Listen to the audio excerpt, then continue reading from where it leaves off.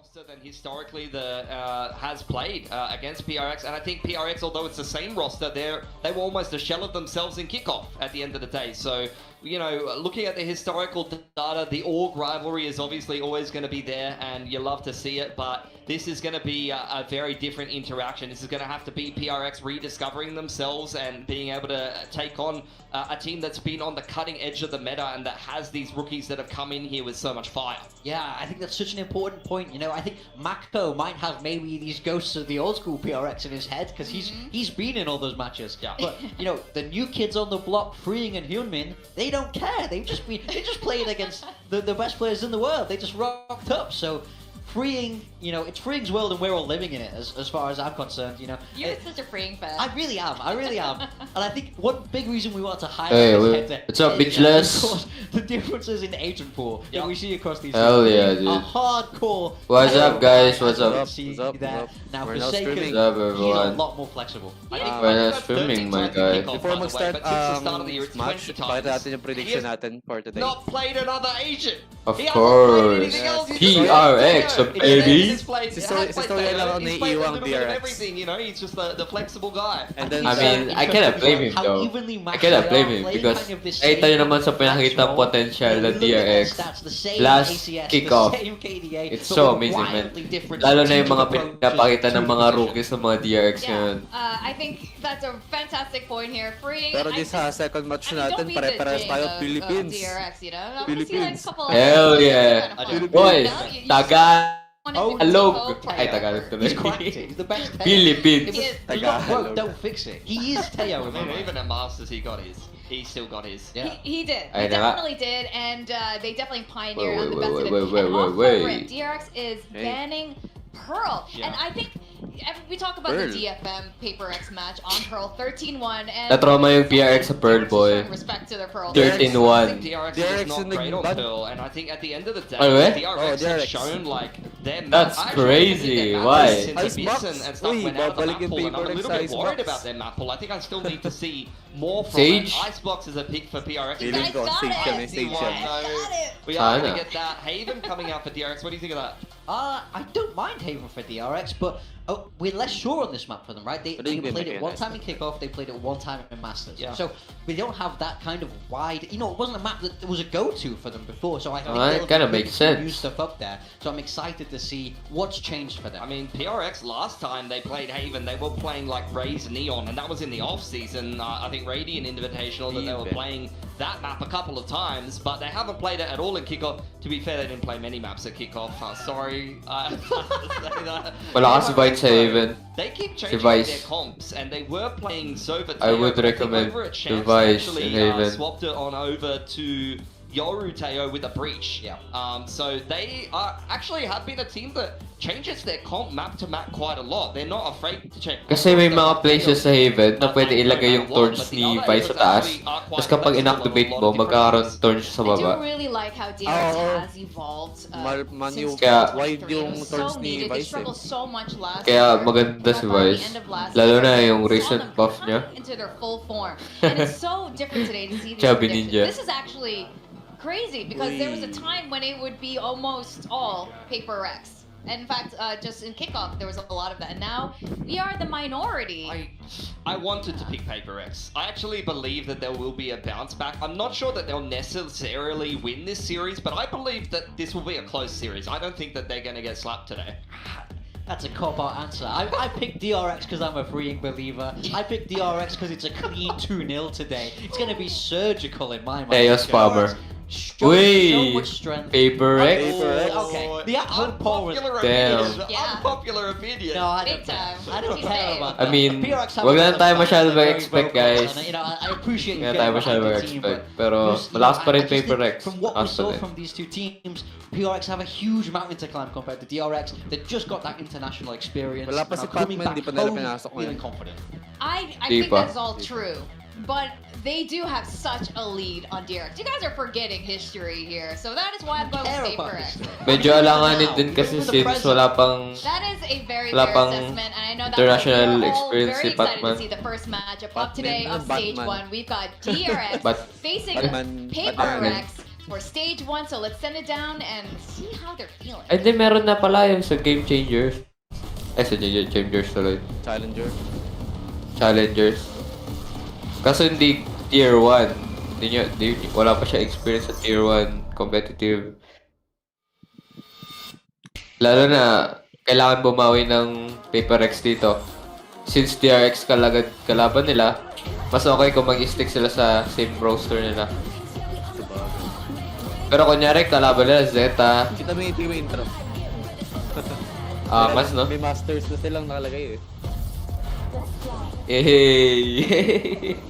Angas, gagi.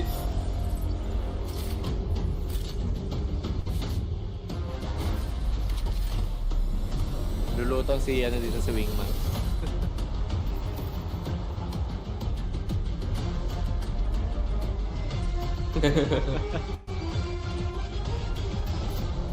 Angas. Tapos naging mapa talaga yun, no? Oh, wow. Nagkaroon ng mapa yung bawat, Region, no? Grabe. Ayan.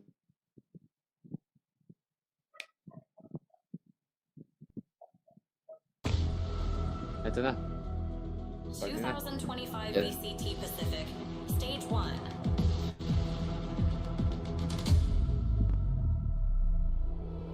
Rise Pacific.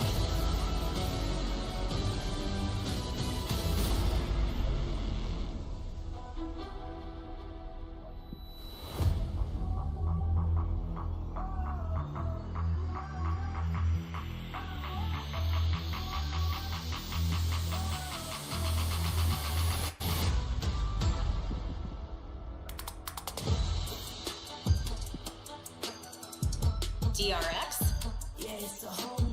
Damn. The Damn. scales of the Pacific region have always tipped between Naka-open PRX cam and ka? DRX. Sa live? One Hindi team pa. Mamaya ascending pasasabihin as si the Kiran. other weighs heavy with Gagi. expectations.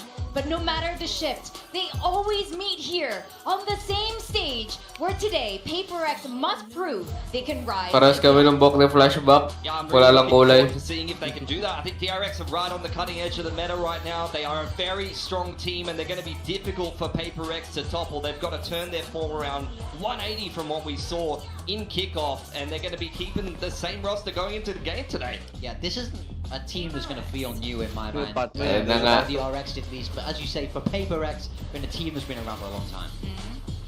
This core squad was so cool. Hell yeah. In 2023. Basically, after lock-in, we were just talking about, they bombed out of lock-in.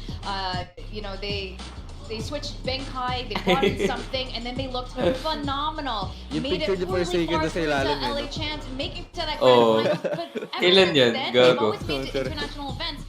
And feels like last year, but now they finally bombed out, didn't make their Ang ina, PRX. Galingan niya, man. Yeah, I mean, I think it can go one of two ways, right? If you don't make that international event, the first way is, it's going to be a big boost to them going, we need to get it fixed, or it can be a crumble Alex. sort of sensation where it's like, oh no, it's all fallen apart. So we'll have to see how it ends up today. Yeah.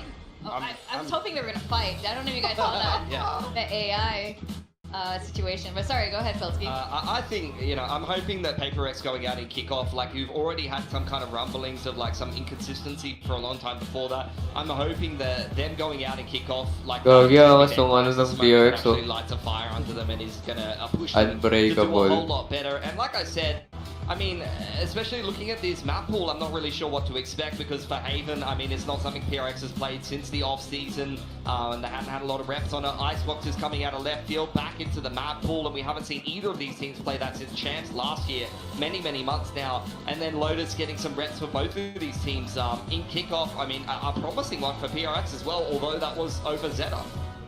I think this is gonna be a really interesting redo of all three of these maps. Now that we know DRX is great with the Tejo, but Waylay is in, and we're already seeing the map that you guys wanted to see, at least one of the two. Yeah. And are we gonna see the agent that we want to see? I think today's a Waylay day.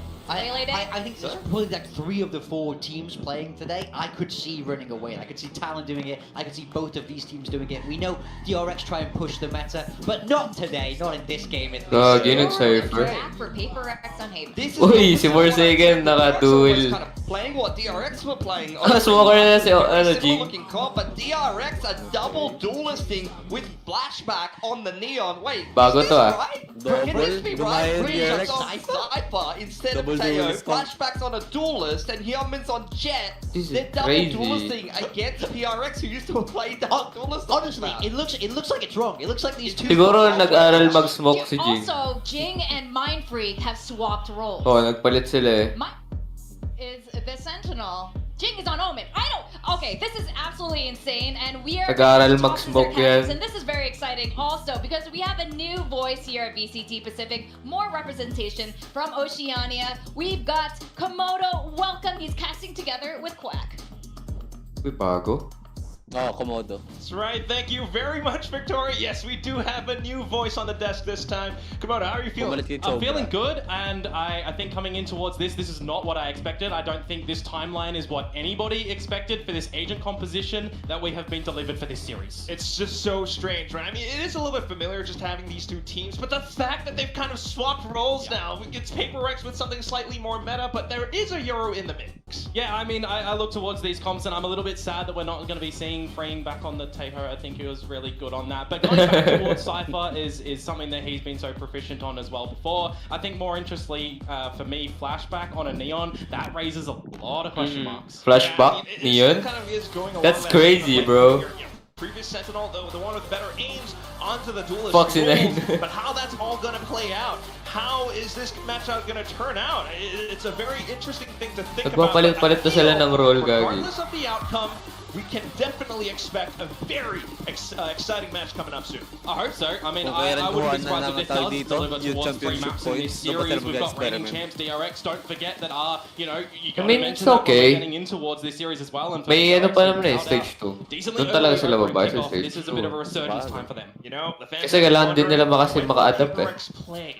When will PRX possibly even win again? Fighting! All of those questions will be answered starting right now as they move on out straight in towards A lobby. Well, it's good to see they're not scared, already taking space over towards A lobby. That you've got to be a little bit careful you don't take it too carefully, but yeah, look, that's what I expect. Quickly flooding through, right? Brack off the smokes, and it's Jing in with the classics as well. They're able to kind of deadfall all the way through now, and that is a very open A site. W Gaming a little bit at its finest, a little bit delayed from the beginning, but you do like to see that they're all holding hands, get that spike plant down, and see what Marco and Free are going to be able to do just in a retake. I mean, it's going to be difficult. Jing, Mindfreak a little bit low. Mali yung camera. Well, Paranoia still in his pocket though for Jing, so he has Oh, a bit of mali an yung camera. Not quite the Inaayos nila yung camera. pocket, Mindfreak possibly holding the angle for information right there. Naka It is Jing. yung nilalabas yung kay dito. Sino yung kanina? Si Flashback, tapos mukha ni Forsaken nakalagay. To the right click, in close range, freeing now. Flawless. Gagi, flawless. Divide to finish it off. PRX starting off clean.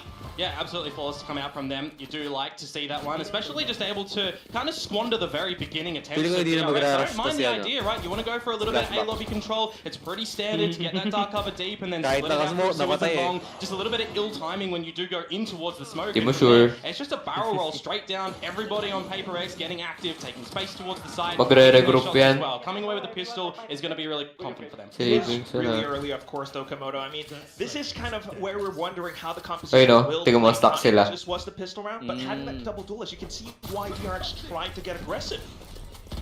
And now you're just going back on towards fundamentals and what to do on an anti-eco round. DRX takes space over at C-Long. Sometimes the gambles don't just work, and now all the information is kind of up for Bane. If you can get away with one, hey, you'd be happy with that. Grabing blind. Clones have already been broken. Forsaken towards the back of the side and clears out everything. Something will be able to get that entry. The rest of the team has arrived nearby, but are those pistols going to be enough? Got to decide if you want to go for this retake at all and give away any more ulti orbs to PRX2, or if you want to just see and go up with the spike at the end, have everything you want towards your next gun round. A little bit of a progression spoken out from Mako, trying to possibly bait PRX into Peeking a little bit further, and they are getting pretty close to it. Yeah, just playing by the numbers at the moment. Fault line as well, but there we go. Freeing will be able to walk away with at least one. Jing hangs back, Forsaken in with the Stinger as well. Close range with two guns next to each other. Mako continues to crouch down with the right click though, but Jing will make Nice. There it is, 3 Wala kills yung in nag-iisang the round DRX for the guy natin eh. on his new role as a controller. But also Wala Papers dito eh. Wala. keeping these weapons May late over on the daw. next rounds. Yeah, taking 3 of them into Yung the dalawa, bonus as tahimik. well is going to be alright for them. You start to build up No, a little mute. bit more on the Yeah, from the man. shadows from Jing. Didn't think I'd ever say from the shadows for Jing. Naglalabay isa eh. Hey. Some good damage all in all to come out from DRX, but most importantly, bonus conversion, right? That's where we want to see them get active in towards the server. Haven was picked for a reason. Wow. And you can start to see those old flavors of the old PRX as well now coming through. I mean, it is the first 2 rounds, but they have been confidently strutting their way Yung down double check ko yung mic this natin. time. Starting things off. Baka may di marinig eh. Yeah, pretty spread default across the Okay board for naman. DRX. Nice one, nice one. Already the normal fundamentals of how you want to go about garage control as well. Just the how do you do from Forsaken before he gets out. I like the attempt as well, just back, leaning on some utility towards the A site. Flashback, I mean, if he gets one, he gets out. Yeah, that's an option, but he has to kind of do something with Bane here because the numbers are already sneaking up for PRX. At least they do have information hearing off of that gate crash audio tell. Mako continuing to push up even further too, so that's even more information. DRX have already rotated over onto this A site. Yeah, Devay is in a position to kind of look after that though if the trap is broken, but never mind, I say that. He is caught looking the wrong way. Bane finds Forsaken as well, and this is going perfect so far for DRX. Are going up against the Omen, of course, so it's Mako just trying to hold down the back lines. PRX has to now watch out for their backs. They're even getting hit by the flash. A secondary smoke coming through, and it forces Mike to push on. He does get one, but Bane makes it a trade. Jing in for another trade as well. The spike's on the ground. PRX wants to pick it up. Something dives right in. It's down to the one-on-one. Something swings! Something nasa That's initiator. awesome for PRX. They've been absolutely happy with converting a Angas, bonus no? round like that. When you think that the beginning is working so good for DRX as well. Great recognition from Mako. Nag-a-adapt na sila sa meta. Devay not looking the right way. You get another kill to come out from Bane, but then you kind of give up your hand just a little bit too much. A 3 versus 5 conversion rate to come here. A little bit unfortunate for DRX as well, but for PRX not being scared when they're in a deficit position, taking these fights, they're going back to what they can rely upon. Their aim, their ambition. It's working nicely. You gotta love it. You love to see those smiles and those fist bumps coming out once again, but here we go back into it, knowing they're up against an anti-eco round. It's just DRX trying to march forward, trying to get at least one weapon away. The spray's coming through, though. Ooh. Yeah, good fault line. It's a little bit awkward for Flashback in that. Again, just to highlight, this is one of these eco rounds to come through from DRX, of course, with that bonus round not going their way. So it's just about having a bit of a conversation. What can you figure out at the moment? What are PRX doing around the map? And this time they do change it up. They don't just look to go towards the A site. It's over towards C. Not seeing too much here for DRX. It's still going to be Hyunmin alone, though, so enemy remaining. easy pickings now. Forsaken swaps over onto the Ghost as well. Finds Mako. PRX, flawless run thus far, and they don't look to be slowing down anytime soon. Yeah. Okay, Absolutely the great, start that great. we do want to see, and now you start to build up a couple of these ultimates as well. I wouldn't be surprised if we get a timeout to come out too soon for DRX. I mean, you don't win the pistol, you don't win the bonus round. If you don't win your next gun round, I mean, you start to question a little bit, are PRX playing our composition better?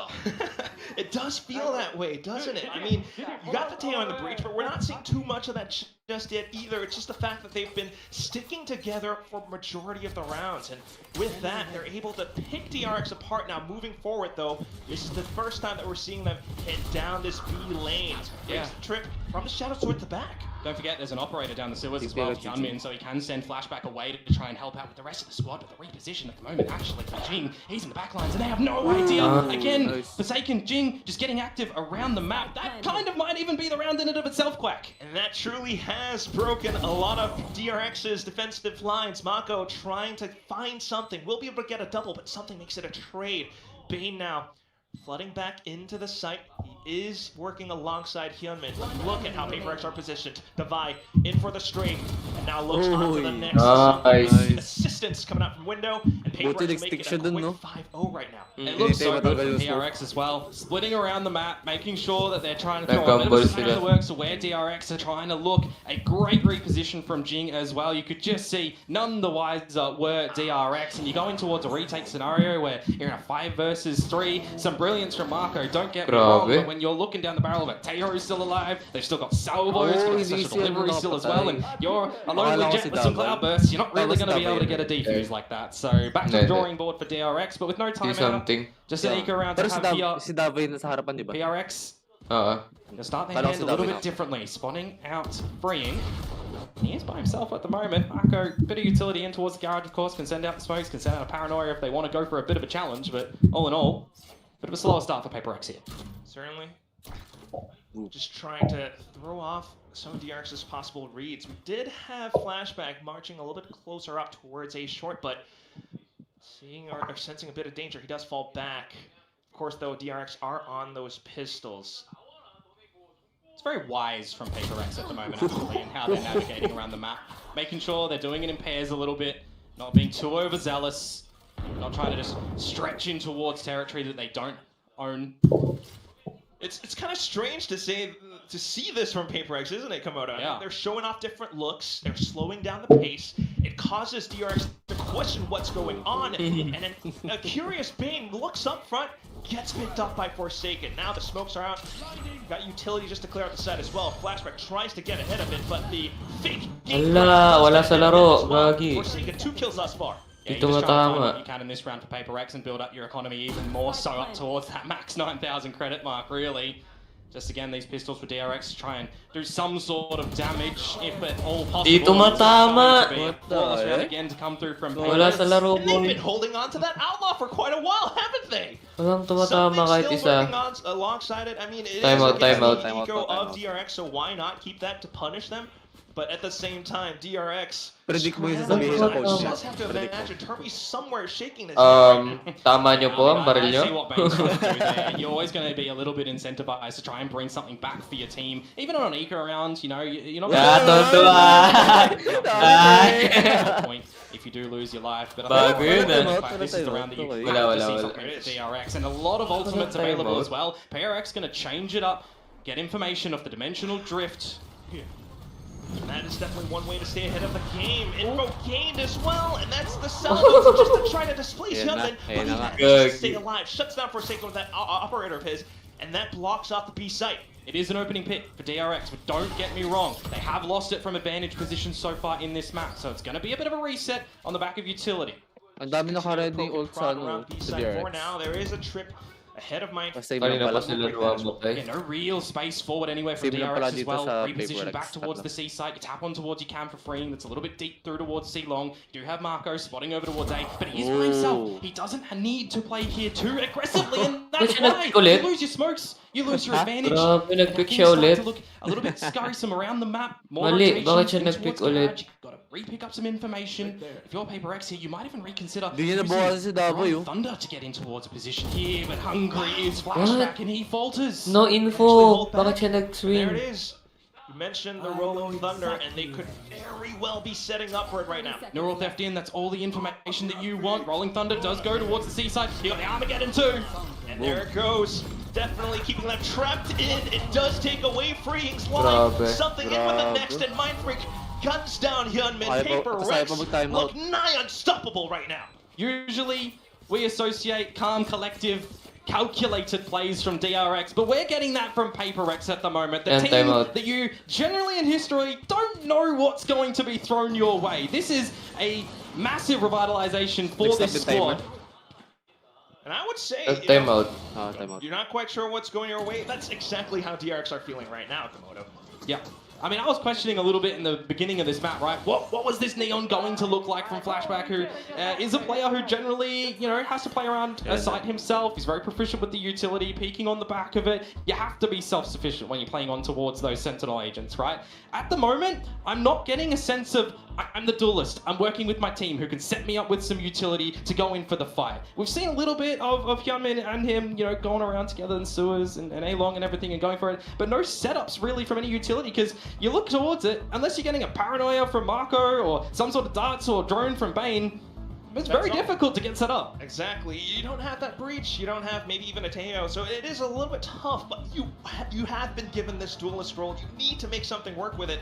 I have to imagine, given how the first few rounds have played out, DRX are feeling some of those like self-doubt moments, and that's why it hasn't been going too well. So hopefully this time out will bring them back into the game, especially considering the fact that they're sitting on 5 ultimates. Yeah, I mean, is 7 rounds enough Tapia in this map for Termi to get a good idea on what they need to do to at least stabilize in this first half, go over towards your own attack? Pinag-usapan siguro nila paano nila gagamitin yung on that ulti. side in recent history.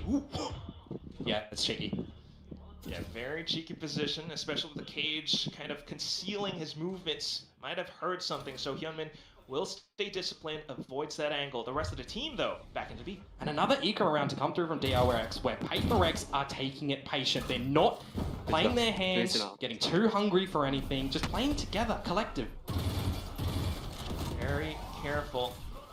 This is a team that has had perfect games before, but here it comes, the quick execute out. DRX trying to get ahead of things, in with the Hunter's Fury as well, but Mindfreak has managed to seal away with one. It's the immediate speed up from PRX though to get in towards the A site. Clear it together in numbers, you know what kind of utility you're up against, you know what weaponry you're up against at the moment. You can set yourselves up for a pretty nice plant, though the neural theft comes in from Freeing, so they know where everyone is. Still though, I mean, ahead of the time, Nice. PRX has gotten themselves into position. A couple of sprays, but a couple of trades from DRX out as well. Jing in with the five. They will manage to block off those sight lines, denying DRX any round win.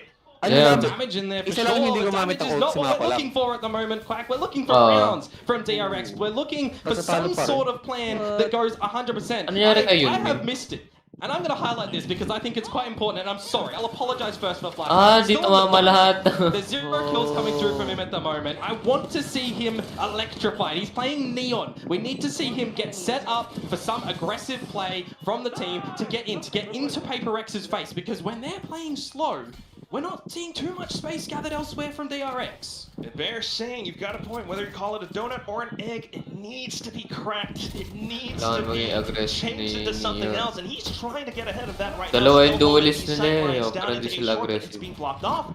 Ring. He's pushing over towards the C side of things, but Flashback, I cursed him. He's been cursed. He's got it on the board.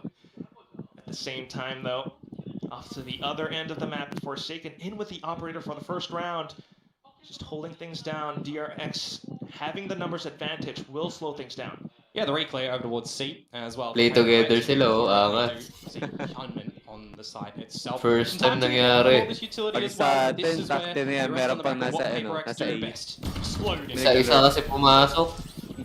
Clone, fault line, paranoia completely blinding Freeing as well. Forsaken all the way towards the back. Kind of marks Hyunmin's angle. Still though, with a bit of a strafe, he takes down Jing. At least to find something will happen to his backs, and with that, the site completely flooded. Flashback, however, tries to get ahead, deny any spike plans. He will get one to fight in for the trade with an op. Bane, alone against 2. And the plan's position a little bit concealed. Plan goes down as well. Delikado Do it as well. Holds it down, finds something. Oh, does he know? And it's a low HP Divine. I think he knows. It's an up in hand though, but there it is! Doctor! You said it! He knows it! He gets the route for DRX! I'm not sure if the gun barrel was just spotted. It's such a tight line on the corner of that wall.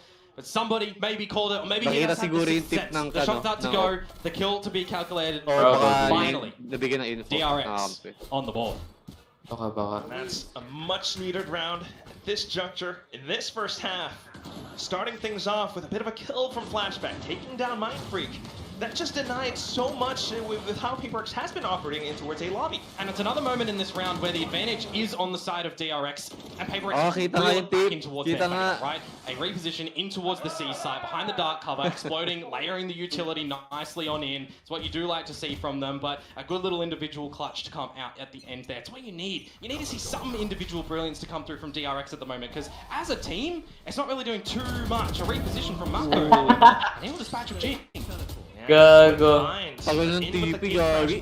Once again, the clone as well from Forsaken, trying to gather more information into the C side, and he confirms that there are quite the number of DRX players on the C side. Another single advantage for DRX, just like last round, but difference in the fact that it's not Mind Freak. Jin going down means no smokes, means you have to try and find a little bit of timing for PRX at the moment, and I thought Mind Freak might have had it, but Marco stepping up when you need a leader to the most. Quick bits of micro movements as well, and that is going to be DRX finding the timing against a Mind Freak, but now into it, off in the hand of Hyunmin, blocks out Garage, the spike's been dropped, Forsaken though, still looking to get aggressive, straight into it, he finds a triple, tries to go for the next spray, but gunned down by Bane, the salvos go out and Defy will turn this into a 1-on-1 from the tap, flashback gets it instead! That was nearly so close for PRX. I think a lot of people would have been yelling, screaming at their monitors. PRX nearly make that work, and for DRX, I mean, you gotta take a breath. Dancing around the side as well. You know, Hyunmin starting to get what he needs to, but I gotta say, Forsaken, he is in the server today. He's got to be happy with that little performance, and individually as well, Divide, right? For a Taeho in that situation, trying to do what you can with what utility you have. Isolate a single position with the salvos, look around, taking the fight. That's what he'll try to do with the scaling over towards A at the moment with the rest of the squad, where Forsaken will lead with the Dimensional Drift. A bit of information as well, but Hyunmin in with the op does deny any potential lurks coming out from Mind Freak, and that is going to be PRX continuing to try and barrel through into this A side combo of ultimates heading in. But can you actually get in towards this at the moment? You're ready for a drop out of toward the heavens, and it looks like it might just be the holding on the side at the moment. Bane flashback getting active, and they found him. That's a couple more down into A short, and that's DRX denying PRX entry despite the ultimate set through. A little bit of a late defensive half resurgence for DRX, but is, you know, an 8-4, a 9-3 going to be enough? I mean, you want to play on the earlier side of that with an 8-4. Of course, but again, you know, PRX, they're still carrying a lot of this momentum. They're figuring out themselves. You know, against the eco rounds, we're playing it slow. Against the well-equipped rounds, DRX, yeah, we're losing a pick, but we're recalculating what we need to do. Grouping up, playing utility, going for a nice little extra entry. So I wouldn't be surprised at the moment here, with this little lesser-equipped party mix of weapons that you have for PRX, that you do play it a little bit slower, that you play on the back of your utilities. And that does give you a lot of confidence as well, moving into the later rounds, even in the second half. It might be an 8-4 if anything, but we'll see how PRX continues to adjust from the previous rounds. They've been, you know, pretty much dedicated to whatever side they pick. You don't want to fall into a trap here, though, as DRX be brought in towards the A lobby, welcomed with open arms, and waltz in towards a trap of PRX. Do see as well that Forsaken is snuck in towards the garage. Hyunmin being quite cautious of that. You also do have freeing over towards the back of the plat too, so if it does turn into a bit of a C play from PRX, it's not going to be too quick of a rotation from the rest of the DRX guys who are at the A site at the moment still. A transition from Bane currently. And at the same time though, Mako also continuing to push out of A for further information. DRX pretty much has an idea of what PRX are trying to do, and with that, the angle's being held, the options fire through. Bane with a final kill, DRX will secure the last round of the first half for DRX. Alrighty, 8-4 at the half. After the timeout, that's 4 successive rounds, so hey, I'm saying coach input verified. Very much so, and it always has been the case for DRX. Meanwhile, though, for PRX, I mean, this is where you start to question things once again. They started out so incredibly hot, but now they've kind of cooled off. Yeah, I mean, you're switching things up. You're going over towards your defensive side. If you're dropping towards the pistol round, you know, you can have a little bit of a waltz around and see how are we going to get back in towards this one, right? I think if it was the other way around at the moment, I'd be way more worried in a scenario than for PRX, where I'm a little bit less worried right now from DRX. Right? Surely. That is the case, of course. Double duelist heading into the attacking side for DRX. And that's where you would expect a little bit more strength to come out, right? If you think about going and diving in towards these sites, there's a lot of options that DRX are going to be able to have in towards, you know, your C explosions, your A explosions, but there's a lot of reliance on making sure that your sober utility will come out from Bane is going to be there. And remember, nasabi, nagkakamali na naman kayo, guys. Not just Bane, you know, it's how they all work alongside each other. Hyunmin and Panay pick kasi ng pick they need to be supported. Conversely, though, Komodo, ayaw mag, ano, ako pa nagsispect sa mga kambi ko. You know, some of our favorite players, different roles, different agents. How does that continue to play out? Mind Freak, you know, kasi ng pick the consistent performance with that. But how does Jing look on this Omen? I mean, I think towards how early they got, knocked out over towards kickoff and how much time they've had to actually practice a new emerging comp and meta like the Breach Takeover. Oo nga, no? Quite a bit of time for sure. Lahat sila gagi. We shall see how it does continue to play forward now. Jing thus Pero yung far changes has been, ng I role. would say quite okay. 10-5. Talaga, Surprise na. Unfortunately for Frank, gonna be the casualty of the bullets. Yeah, just a couple of shots blindly through the cage, and he does find something. A kill, that is, not the player. Kind of passive for PRX at the moment. Don't mind it. Bit of a garage look after for them. Oh, fight dispatched off, however. And that's going to be the B site that you want to start to get aggressive on. Though I'm looking at the other members of DRX. How are you going to get Bane in this? How are you going to get Flashback? If you're trying to tap on towards the plant, you're trying to set Hyunmin in for a bit of a sneak. Nangyari sa akin yan. And now you actually have managed to get in towards this A site. Does Forsaken Sa lahat ng know? pwede humarang sa akin yung kalaban pa. And certainly suspects it. Thus not making too much Pinapasok na lang kasi basta-basta yung smoke eh. Sana magkaroon ng agent na smoker na may damage yung smoke niya. Para hindi pinapasok. Diba? Yung closest doon yung kay Viper eh, no? Viper. Tigil sa kanya man. Dapat may damage talaga. Parang poisonous gas. Looks for the right timing. Senses a bit of a fake. Now slowly creeps up. Bane looks to stick. And then there it is. Flash that through.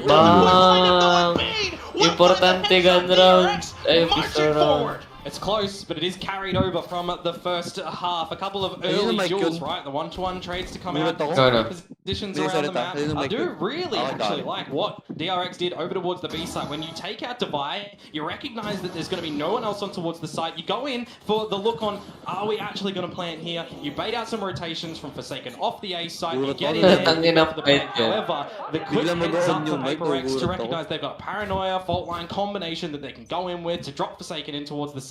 I thought that retake was going to look good for PRX. Bane finds that one. This is the way back in for DRX for this map. Absolutely. It almost definitely feels like DRX are given a lot more options, a lot more freedom with how they've been moving around the map now. You know, a single kill off of B and they don't quite fully commit because they still have more they can work with. Now, on the anti-eco, of course, straight into C. Yeah, got a bit of a lurk as well. A difference as well from PRX. When they lose positions around the map, they recognize it takes place somewhere. Yes, it's on the eco round, but I'd love to see this when they get their rifle rounds happening. Ano? Hindi ba? Be a different story if they had guns to the pistols. Abnormal ta. Wala game agent. Garage. Util back in, so a bit of a progression smoke. Hyunmin tries to two around the dome. Doesn't quite find much. Okay, magaya nga. PRX to march in, boots on the ground, but Flashback still holding the angle, slides forward, and that's gonna be a second kill to his name. Still a couple of trades right back from PRX, and that's enough damage, you would say. Mako trying to hold back true. Everyone ninjas. Everyone up with the spike at the end. When you can't get any more ultis, you don't want to give anything more over towards Hyunmin, to Bane as well, getting closer to that Hunter's Fury too. You know, these key ultimates that could definitely be impactful when you're going in towards the next gun round for PRX, for example. That could pick you off at the very beginning, allow DRX to really start to steamroll back in towards this map. Not too much that you'll take away from a round, such as some damage at the attempt to retake to come out from PRX for sure. Do love a diligent Alex. See, marks down further notes, might have spotted something or two, but at the same time, wondering about how this double duels might work out. Sure, some guns were robbed away, but they will be able to buy or at least trade some weapons off of each other. It's Flashback in with a Bulldog instead of a Bucky. Yeah. Quick up towards mid as well from DRX. If they actually want to attend towards this C side at the moment, they're going to have a quick wrap around on the line freak. He's gone. Do they expect, however, Jing to still be in here? Because it looks a little bit awkward for him. Good for one. Yeah, and that is going to be an effective flood nonetheless. PRX continuing to try to rotate forward. It's going to be a bit of a gate crash for Forsaken as well, or am I seeing a UI bug? Not too sure. Nonetheless, they are still coming in, but then denied out by Mako with the Sheriff. It's just down to Divine. He has to hold on to this gun for the next round. Well, that's attacking-sided bonuses, unless somehow Divide gets from A to C and a defuse here. Going both of those teams' way on the attacking side. So you're playing towards the narrative that 8-0 kanina, continuing here on Haven for this Breach Taeho meta. That's what you would hope for, but certainly isn't the case right now. Yeah, and DRX, I mean, I say Breach Taeho, right? But they're changing it up. Double duelist, you got to be a little bit more proficient and cohesive with what layering of utility that you want to do to get in towards the sites. And I'm looking at it here for poor old Devi. He will go down at the end. Bonus not able to take away a rifle towards this next round as well. We're staring down the barrel of potential equalizer. Yeah. Say Just that 2 rounds and quick enough, DRX are able to kind of suspect Bakit what na-whiff kind ni of defensive Mindfreak positions yun, Paper might be gagi? holding. That was a very deliberate plan, Komodo. Narinig To yung send flashback as well as flash, Hunman in, both in and outside of garage, where they start to launch that assault into the C site.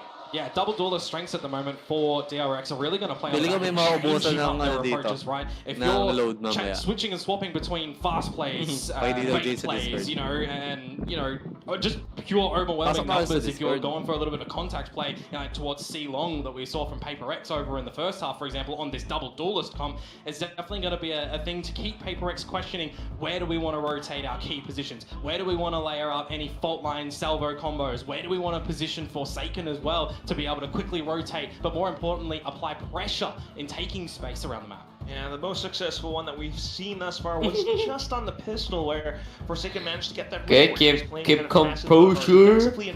Confidence. Is that going to be the case for the upcoming round? Gago. Not quite sure, but one thing we can say for sure is that there are millions of Jing fans. Oh, absolutely. I wonder, though, how many of them actually would have thought Jing and an Omen, right? No. How many of them would have thought that they were having a complete switch up towards PaperX, which, you know, I look at this roster of agents and I think this is not incentivized into a W gaming, but it can have its key moments. Well, we'll see if the final score Ang ina, does lupit. echo as to how PaperX are looking to perform for the rest of this season. Right now, DRX are very close to equalizing the score. It might have been a timeout from Alex, but still, PaperX does not have the guns currently. They are starting off with a bit of a 3-2 split, though. Slow and steady, but for Forsaken, he's baited in towards finding some information for himself to try and steer the ship steady for PaperX, and it's just going to be the upheaval in towards this A site for DRX. Whoa. Okay, no opportunity for Forsaken to gain crash back into safety, and right now, no opportunity for Divide to even find a single frag. Jing, however, marches out of garage with Mindfreak along his back. So nakatingin si something, gago. The site has been given over onto DRX. 4 versus 2, plant down, which means everybody is up for DRX as well. Gonna look at the backlines for Marco. Everyone else focused on towards the site at the moment. A lot of utility as well. Recon. To be able to play off. John. I'll actually spot out mine too, so there's an idea that it might even be a double drop towards Heaven. Smoke G not, force him to reposition. You hear the Vandal echo too. That's just a tough situation to be in. Mindfreak in with the Sheriff trying to look for a single pick, but nothing found. Jing off with the save. Can't blame him. You definitely want all of the pieces going in towards the next round as well. When you looked on the back of what's around the corner for PaperX 2, right? Forsaken with the Dimensional Drift. Devi is one away from the Armageddon. These can be some really key ults for retakes as well. If you want to just recognize that you're losing a site, call the audible. Call for the strong retake. Let Forsaken go in, find you all the information. Get your stuns lined up from something. Get all of that utility ready for a really clean retake that those ultimates can definitely provide. Certainly something that PaperX would be So looking to pull off in nakatingin? rounds. Yeah, you do have that Dimensional Drift. You have the Breach Deo combos as well. But right now, this scoreline, Komodo, it's been 8 straight rounds for DRX to get themselves back into this game. Yeah. Got flashback on the overdrive as well. Hyunmin on the blades. These duelists are certainly looking to pop off. Shock Dart in to break a trip. No trip there at the moment, though. It is just going to be Mindfreak at that C site to bunker down. Jing falls first, overlooking something at the moment, though. So at least a little bit of a later trade in the mids, trying to get on it. It's so awkward. But look at Flashback, he's got in the backlines. Yeah, that's not too bad. 2 for 1. Flashback into the backline, so that's what ultimately cracks open the Walang mapatay si Mindfreak, boy. with a bit of an ult. He's looking for information. He's looking to break and force them to disperse. The Flash might just do that. He sends out a second one, and looks to infiltrate behind enemy lines. Divide and takes initiative off of that scenario and finds a tap from Play together. down to Flashback in a sudden 1-on-2. Goes for the peak, and he will take down Forsaken. Could this be the quality? Damn! Flashback flashes the winning sign against PaperX. Confidence. That's confidence for Flashback in this squad. The first installment of him on this Neon, and he's starting to get in towards this 4-tier team. I'm looking at towards what Forsaken and Divide are trying to do in that retake, right? When I'm seeing plants go down, 2 versus 3, sometimes you might look to question, why is he using that ultimate? He had an operator, he switched into the Vandal. But more importantly, he's using himself as an information position at the moment there for his teammate in Divide to get the salvos right, to try and flush out the opponents. And I'm thinking it's looking gorgeous in how they're, maintaining their stability in the retake. But no, it comes over. DRX for the lead here and quick in towards the new round. And now down to the 2-on-1. Clutch brought to you by Red Bull and Flashback, of course. But then next round coming up, bit of info and Forsaken TPs right the heck out of there. A bit of silence around the server as well. Marco Nahirapan si Mindfreak. A little bit of hesitancy in all the other positions around the map as well. Trade. So bagay, di ba si Mindfreak yung smoker A nila? little bit antsy, spotting out. Hindi ko maalala. Speaking of Garage, that is Smoker nila yan, si Mindfreak. Nahirapan siya. Into another hit. There's a bit of a shift from PRX. Lagi siya namamatay. This is going to be a bit of a wrong call, freeing. If he spotted out the shoulder or something, would have been a brilliant opener. This is a bit of a misread from PRX. Yeah, not enough information outside of the A lines, and that brings them over, but gives up more space around C, and that is where DRX will explode. Pain in with the next kill, and all of a sudden, the spike goes down. Garage under DRX's control. I just can't imagine a scenario where PRX takes this round back. Yeah, that one actually really hurts for PRX too, because you don't mind the starting ideas of that round, right? You drone through mid, you see no presence there, you see nothing on your C utility, you have a spot out through Garage, you see nothing, so you start to calculate, yeah, they're over towards A, they're either sewers or they're long, though we don't really have any idea to confirm that, right? Forsaken's not in a forward line, you don't have, anything else really over there. Divide, well, he was just focused in droning towards mid, so even he can't do anything over towards A, who's the extra closer member, so unfortunately for PRX in this round, they do have to look to try and save the remainder of their guns. Yeah, still though, they are conceding that round, and as we near double digits, well, we just landed on double digits, Komodo. It is going to be a bit of an intense scenario, let's say, for PRX to be in, starting to feel that pressure mount up again, and this is where you can wonder, is the pressure getting to them? Potentially so. You're looking around what some sort of successes, would come out from a comp like this that PRX are playing with, and you're not really seeing, a lot of those normal combos of fault lines Alex. getting Forsaken on the line. Shit. Back to the drawing board to get some information from Alex. What is he recognized at the moment? Because remember, when DRX were in a situation like this on their other side, Termi goes for the timeout, and they come out with a flawless remainder of the half, 4 in a row, and look at this quack. They've continued a flawless run so far. I know. 10 straight rounds for DRX after losing 8 straight ones, but you know what? I love this timeout. I don't mind it. Even if Alex doesn't necessarily have anything too cerebral to call out for his team. Kaya pala chill lang DRX kanina. He is being very active, so I do wonder Kaya alam nilang kaya ikaw up for the next round. They managed to keep their guns, at least. Yeah, surviving with a couple of them over will bolster them up in a round such as this, but you've got a question, right? The momentum going over towards DRX, who you think he might be a bit shaky going on to a double duelist that we've not really seen, some role shifts across the whole server. Oh, still online. Yeah, I was about to say as well, rolling again and again, key pieces that you can take in towards a retake, one from Mindfreak away for that neural theft, so I'm thinking, well, if you're going to be forced in towards a retake, these aren't the worst items to have available. Oh. Well, they do start out with a bit of a creep outside of B. Forsaken for sure. He does have the gate crash towards the back of A as well. Just a bit of a spray, doesn't see anything. So back into the A site where DRX, off the previous round win, they think, we can probably do something around here as well.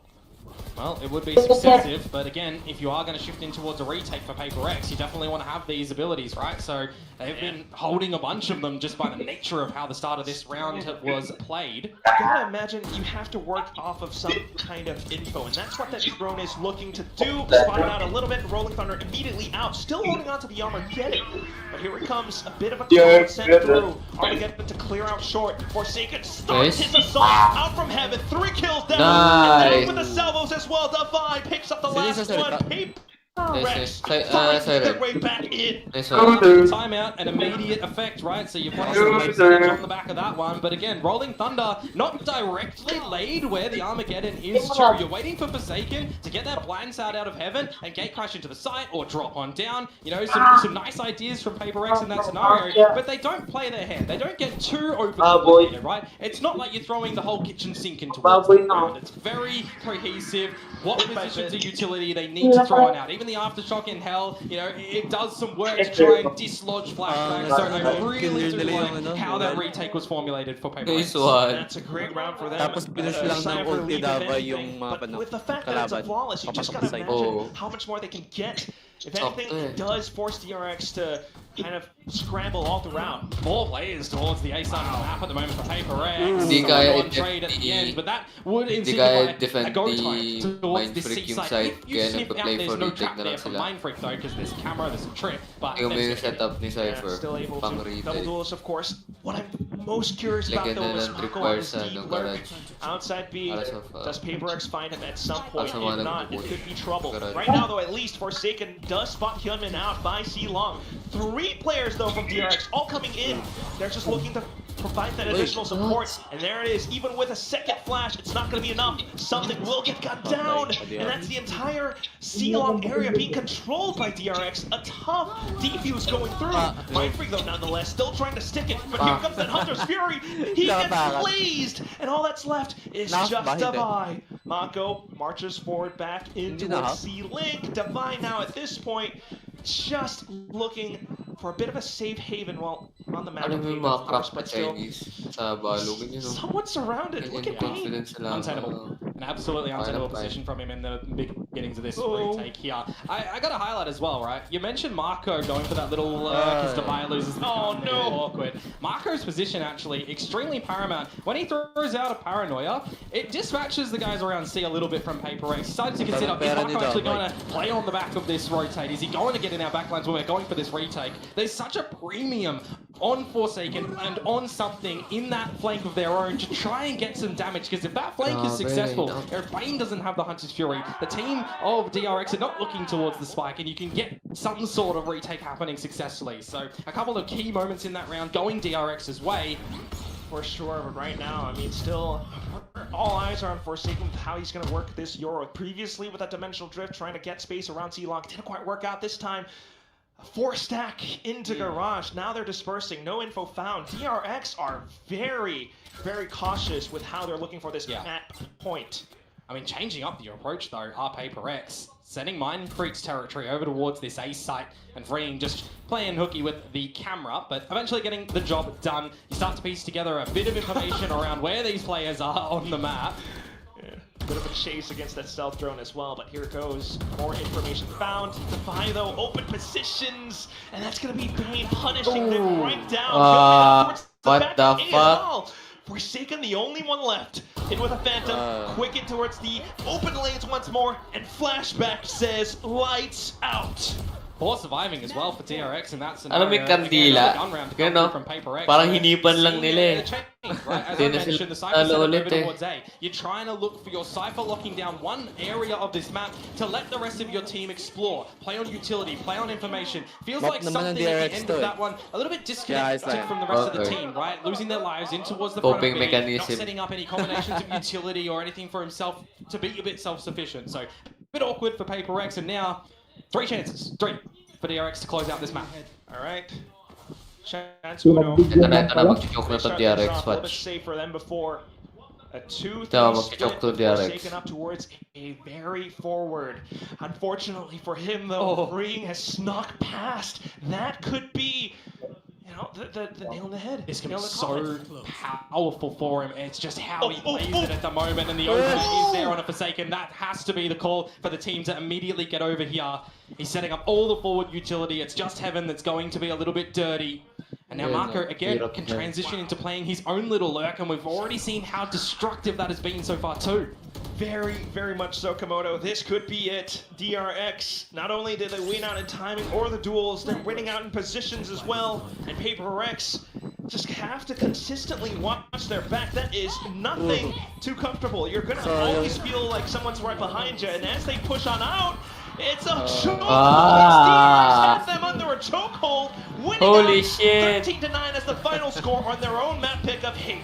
A singular defensive round to come through from there on Paper X's side is going to be a little bit hurting for them, and not even a little bit, really. Wow, You're that's hard. fucking You're thinking all the crazy. momentum's going on your way. What? And then DRX just kind of come out of the gates a little bit firing, continuing towards the second half, and you feel like you really don't have a leg. Crazy.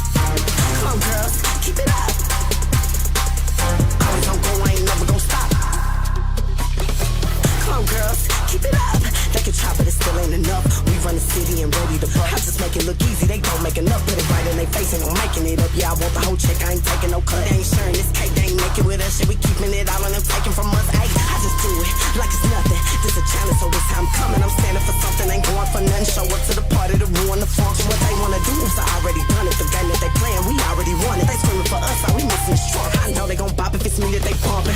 Where you headed? It's straight to the top. Always on go, I ain't never gon' stop.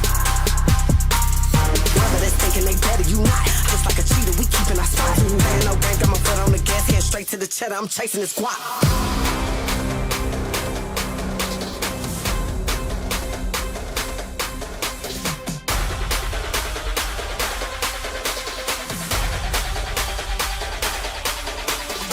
Where you headed? It's straight to the top. Always on go, I ain't never gon' stop. Playing no game, got my foot on the gas, head straight to the cheddar. I'm chasing this guap.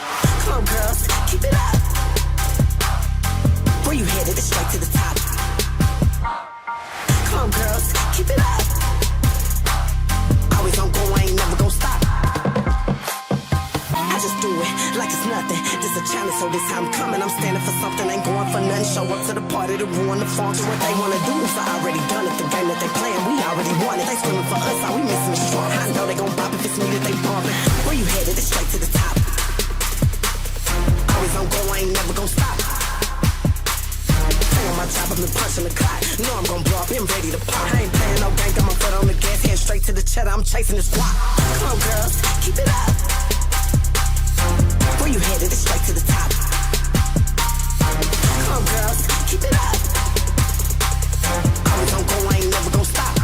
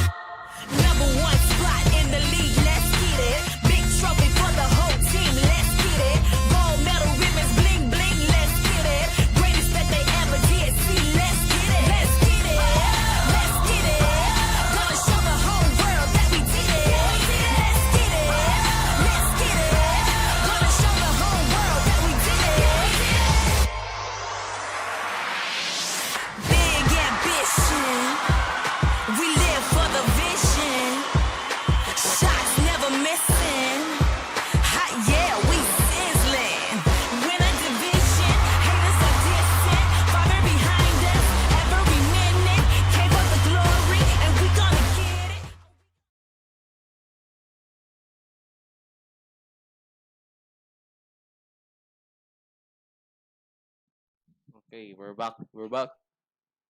Prediction. Hello guys, what's up, what's up?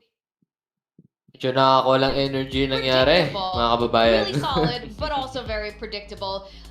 And they Yo. do not disappoint. Let's go! Waylay.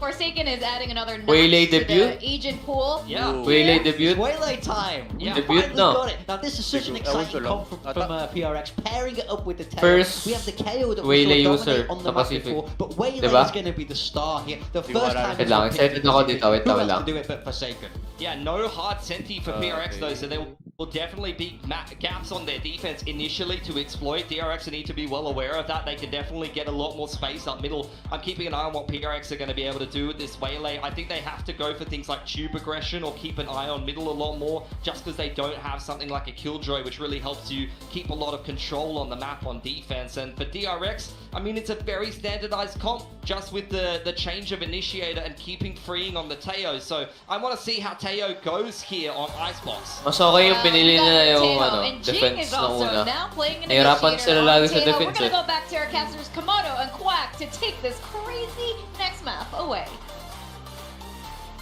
Thank you very much, Victoria, as well as Big Time and Pilsky. I think Pilsky got some really good points, though. I mean, Sentinel's composition is going to be a little bit tricky, especially given how PaperX are starting out on the defense. But you gotta love how they're trying to work alongside the Teo and the meta picks. Waylay already kicking off. It's a bit of An aggressive line with the Viper around 410.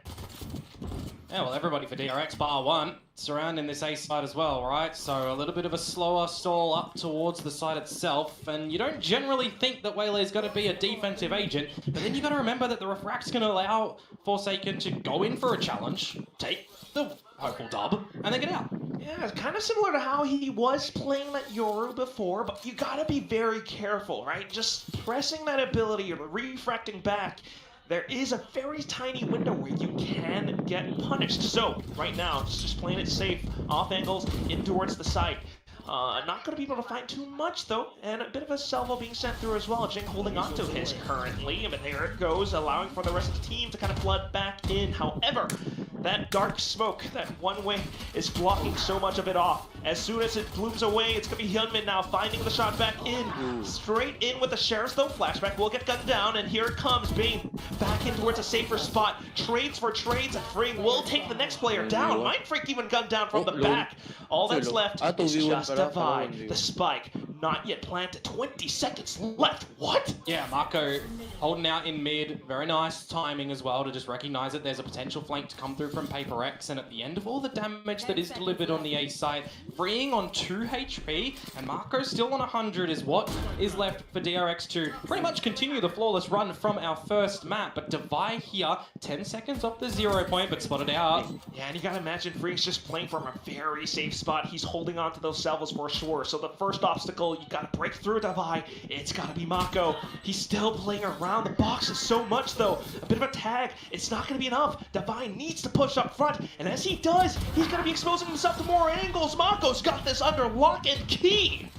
Pissed around over towards DRX, but you got to consider it was very winnable for PRX when they're actually taking their time, dumping a lot of this utility in towards the A site to try and make things a little bit hot and heavy for DRX. And look at all of this utility around the site, and when the dark cover fades, that's when you have to just see these duels be won out by DRX, and that's exactly what happens. Some trades there for sure, yes, but ultimately in the round, it's Marco's kill on towards Mindfreak that I would say was a pivotal moment. If he loses that duel, I mean, you play to the numbers, right? The 1 versus 2 should go the way of PRX there.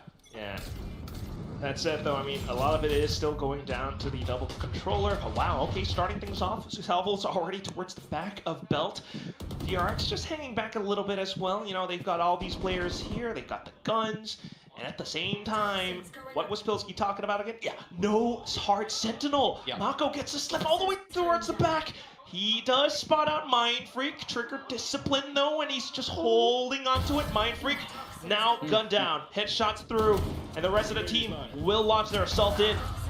He's got another one. He's looking for 3. Oh, that's crazy. What a flank to come out from Marco. A flawless round to come through from DRX, but you just got to remember it is against the weak pistols of PRX, right? You can't take away too much from that round. A nice idea from the first down, for sure. Yeah, a nice idea. But I will say one thing, actually. What does that expose? It exposes the true position. It exposes that because you don't have a sentinel, you have to be way more proactive around the map as PRX. And this agent composition that they've got is technically able to do that. If you've got nice timing on your darts, your 0 point, your recon, you can do something like that. And that's where I get a little bit concerned, Komodo, because PRX, as it is, are already facing so much pressure from the fans, from their team, from each other. And it just can't feel good. You know, you're constantly thinking now, and now you might be worrying about Tube so much so that you're playing way too defensive. Look at what they're doing right now. Hanging back, trying to check for mid. DRX, meanwhile, just continues to hold, slow creeps up back in towards A. Yeah, and if you're DRX at the moment, how do you want to try and get in towards this site too, right? What sniffing abilities do you technically have? You've still got the drone to come out from Freeing, but more importantly, right, do you want to try and just recollect together when you hear some utility going from PRX? Because this gives you the idea that they don't 100% know where you are either, right? They're trying to figure out the information at this point in the round at the same time. Precisely, and that's just what happens. Drone out from drone, one into mid, one from A in from DRX, and with that, they time it perfectly into B as well. So a bit of a toxic screen, and a bit of a jiggle from Mindfreak as well. But I don't know if he spotted out enough. Yeah, there's 2 positions around the map that are of key importance. What damage can Freeing do to keep PRX here? And importantly, what information do PRX find over at the B site? And unfortunately, they started to shift, which meant vulnerability for something. And now look how far forward Freeing is. That is 20 seconds though, 20 seconds. incredible. But yeah, I think they're still good, Komodo. 20 seconds, yes, that might be the case, but Freeing's got all of this locked down. Still though, okay, looking away, 90 degrees, just around screens. It's a little bit scary. The salvos does buy some time, but DRX still looking for a safe spot to plant. Bane gets it just in the nick of time. PRX might have the sights surrounded, but at the same time, Mako still not detected. Davai will look to launch the assault straight in. Takes that one pick off against Flashback.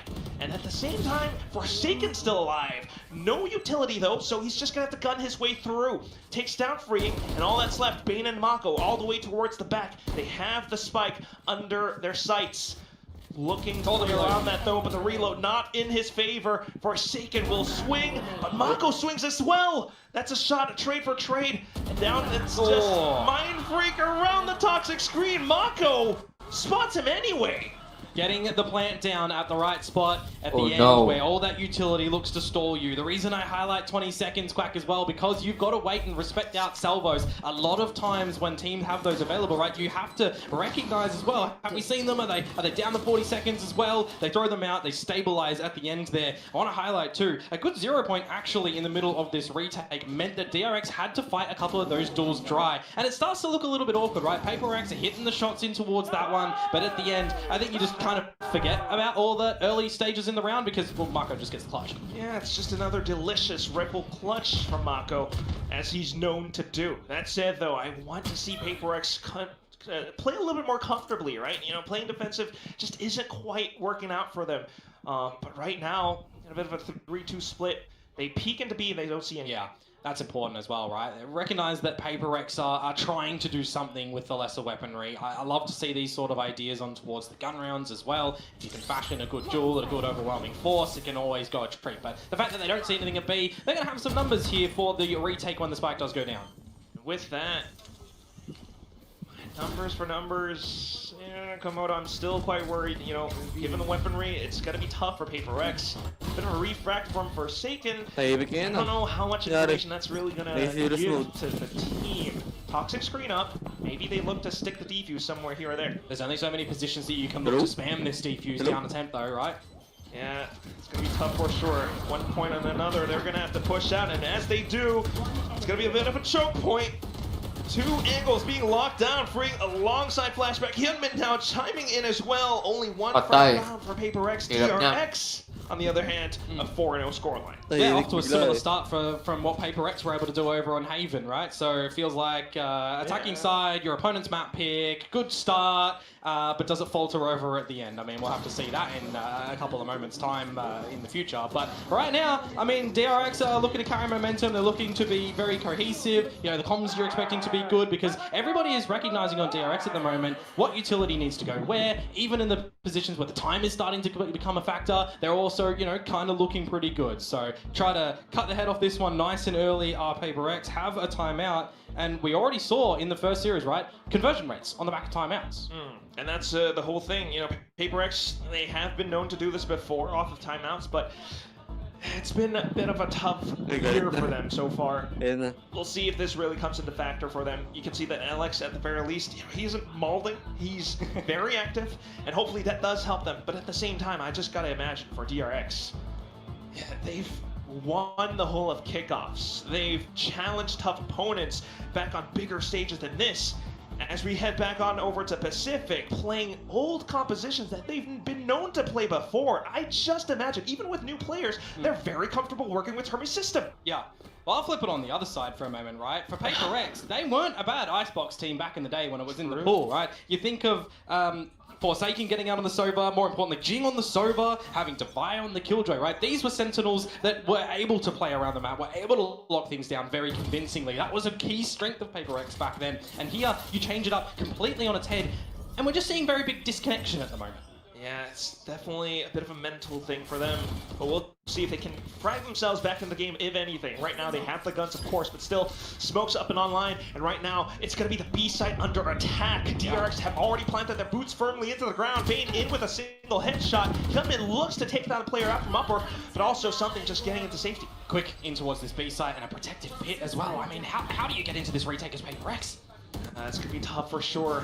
Maybe if Forsaken can do something, but he's on it. On top of all things, the ult as well, and it continues to work against PRX's dismay. At the same time, Flashback coming up from behind. Bane repositioning around as well. The pit might fall, and PRX might be able to push up, but you are absolutely right, Komodo. They are running out of time. Bit of Taeho utility. The Armageddon rings through. They're off of the spike. They might have yellow under control, but do they find the frags? That is the key here. Something tries as he does. He manages to take away 2, but needs a little bit more. Flashback suddenly now up from behind reveals the surprise that PRX does not have any control whatsoever. Yeah, pretty quick explosion in towards the B site from them, and I'm thinking to myself, if they're able to get in here, get a pick or not, but if you get the Viper's pit down, it's going to be so difficult for them to get back in towards a retake. I'm looking at PRX, you mentioned that there's an operator in there, right, for Forsaken. It's a difficult weapon to get in towards it, specifically on this waylay where you're trying to see players that are adopting it, getting in quick, getting the information, maybe a kill, and then refracting back out, right? Already using that ability earlier on, no longer available. Yes, you could try and use your ultimate to get your team in towards it, but you just look at that B side, how disconnected what the DRX fuck are happened, from the bro? actual position. It's awkward, and you switch in towards Bruh, bruh. down. These pistols of PRX not able to find too much. Nah, this is too crazy. Which you gotta imagine doesn't feel too good. At least Jing will be able to get away with one up on pipes, but at the same time, back into B, we got a little bit of Ring around the rosy. Yeah, that's right. Mind Freak spotted up by the alarm bot. Oh, and turns around. Your name. Flashback's there. With that, open B side as well for DRX. Yeah, maybe you can take that gun away that Bane did drop. I mean, Devi's already got that in possession too, right? So we'll see what damage is going to be able to be delivered in this scenario. You're playing towards ultis here as well. You're saying who's going for the plant, freeing, get closer towards an Armageddon. You're never going to mind that with how successive that ultimate can be. Yeah, all of these just point towards even more rounds for DRX. Yeah. Closer ultimates, but at the same time, looking at this, the positioning that they are working with so far, you have to imagine at some point just the fact that you don't have these traps around the map. You know, DRX gets to walk around so much. Mako just into this spot. Okay, gunned down by Devi, but now it's time to Flashback, up by mid. Jing at least marks down the position. So a couple kills. That is still a bit of damage being delivered by PRX. Yeah, there's a lot of credits, however, for DRX, so they're not going to be too phased on the back of this one. I mean, you'll just take away a death orb, right? So you get a little bit closer towards your ultimates to have a massive round later on, which is kind of the position that we're starting to kind of need from PRX, though, right? We need a massive round to come out from them, because they're going for a little bit of this space control, right? We see it over at B earlier on, where there's no DRX members home. We see it in this pistol round, where they attempt the same sort of thing, but over at this A site, there's DRX members, but they get shut down, right? So we're kind of seeing, all right, cut PRX a little bit of slack if they go for something like a stack, right? I wouldn't mind seeing them go for a bit of a stack, go for a full retake if DRX do not go towards their side. But also in a stack scenario, don't get too aggressive. You got a lot of this utility that you can stall DRX out, and if you make them reset, you buy yourself a lot of time. That's exactly what PRX has to do. Here it comes, quick dash in, ooh, but instantly gunned down. The entire Korean squad will deny Forsaken any early space. Spike dropped into safe positions as well. The Armageddon sent through. Mind Freak being able to hold down the entire B by himself. Hello, that's good. And at the same time now, continuing to push out front. Off the null command, unfortunately gunned down. Still kind of ringing through, pulsing away with his ultimate, but his teammate now coming back in for support. Sniffing things out with the drone as well. Feels like you're not going to be able to get Devi back on up. The trade starts coming out. It's all Mind Freak. As his head gets revealed as well. Flashback. Trying to work around it. Still looking to play the objective. The spike will go down. Mind Freak just tries to delay a little bit further with a snake bite. Might be able to cut himself through. He hears the tap at the very least, but not quite finding a position. Still has to watch out for Flashback. There it is, at least the first kill. Nanoswarms instantly popped. And Flashback looks to play around the wall. Steady as ever, will spot him out. An entire ace in the round being picked up. Spark nila, pre. Individual moments. Generally memorable in Valorant, right? For PRX, that is an important one in this series right now to get back in towards this map, hopefully. To start with a foot in front of the other on this map. Mindfreak to do it all. And you got to remember as well, right? I'm saying at the beginning of this round, if you're going for a stack, not to get too aggressive, because we haven't really seen too much success for setting up Forsaken on the back of these waylay positions, right? He gets on in, but there's too many DRX members that look at that position because there's a quick time, right, to get that gun out. But I think more importantly, Mindfreak planted his feet around that B side. He knew where they were coming from. He knew Marco was going to be lurking up towards Kitchen or somewhere in that round, and he found what he needed. And that's what you gotta love. Now, although Forsaken with the waylay instantly dashes onto the top of Tube, doesn't see anything. His refresh gets called out. Mindfreak comes back in just to help out his fallen teammate. At the same time, though, DRX still working all the ways around the map. Flashback takes down the next player, Something. Yeah, but you immediately just turn tail and run over towards the A side because you got the kill here from the back flashback from the shadows to quickly get it. These guys so much time in the rotation. PRX right now. Device low. Mindfreak has a pit. You got to get into the site to even try and use that. I wouldn't be surprised if you just go for a save here. It's going to be tough. DRX having all that time, they've already set themselves up in towards further positions. So you are absolutely right. It's just a little bit too risky, especially at this point in the first half. I do like, again, the idea that PRX have these plans of action for what Waylay is to provide, right? When you're trying to light speed over towards the tube, you're trying to find some timing in combination with a flash, right? So you'll be seeing Divide try and set up a flash drive with right timing to get that peek over to find anybody who's lurking into mid, where Marco has been playing so much this map so far, right? But he just kind of holds W, shifting up, gets in front of that utility. You see generally really timing needed though with the flash drive or with players around the world playing that's the thing, Komodo, because you know, although these combos can work out, they haven't really gotten the right reads to figure out where DRX are. Or timing, right? So those flashes, they have to be timed to perfection, because if that flash drive that'll come out is not timed right, you're either not getting any flash value against your opponents, or you're flashing Forsaken at that moment, and he needs a little bit of time by that flash for his equipment, right? He needs to get that gun up. So a nice idea, execution not really there. What could have been workshopped a little bit further, but at the same time, I mean, right now, just playing for that information game, DRX have been slipping under their noses every single round. You know, whether it's back onto the sites, this time though, Forsaken will be able to sneak up onto Nest and get one for free. Yeah, freeing down. That's a lot of your scaling utility to sniff out what's around the site down as well. Now you just play by the numbers. Doubling up in towards the elbow. When you got a little bit of lesser equipped players, you know, Something only down onto the sheriff, you need to see a little bit of corners be cut, but you're not really seeing too much from PRX. An opening kill, and then everyone's just covering the base. Setup. Just trying to mark for it as well. Off angles all being held. Swaps up. Nice! Pipes, that's Mako down. The next player as well. Forsaken just throwing off crosshair placements with a hello guys. Pain. Matapos ko lang maliko. Nice! To bomb away at his position. Forsaken in with a quad. Really quick DRX as well. I love that satchel. Alam ko, nakita ko. Kaya pakinggan ko nga eh. Sabi na nga ng caster, classic PRX. Cook things in that round as PRX. Pretty volatile. Sending in Forsaken to find the opening kill, resetting yourselves as a team. If DRX, you're naging 8-0 tapos naging 9-12. Because you haven't bit the bullet and rotated early diba? as well. Really good resilience. 8-0 kanina yun. Oo nga, 8-0 nga, tapos naging 9-12. Scoreline might be a little bit Iniisip ko kanina, magiging 8-12 to. DRX syempre. Keep it simple, smarty pants, and that's what they're looking to do. Still though, a 2-2-1 split with a Viper's pit around the A site. Oh, but look at this, quick, wow. Up through mid, Bane on towards Something. That's immediately going to send the guys back over towards the B side as well, because generally at this A side, if you can try and get over it, and you're not detected, you can crunch on towards Mindfreak in a potential split. So the onus really is on PRX here to get some information in the next couple of moments to try and bring a little bit more stability back in towards this round. They haven't quite been able to do so though. Instead, in fact, it is DRX getting the information in with the stealth drone out. Still though, wow, look at this setup.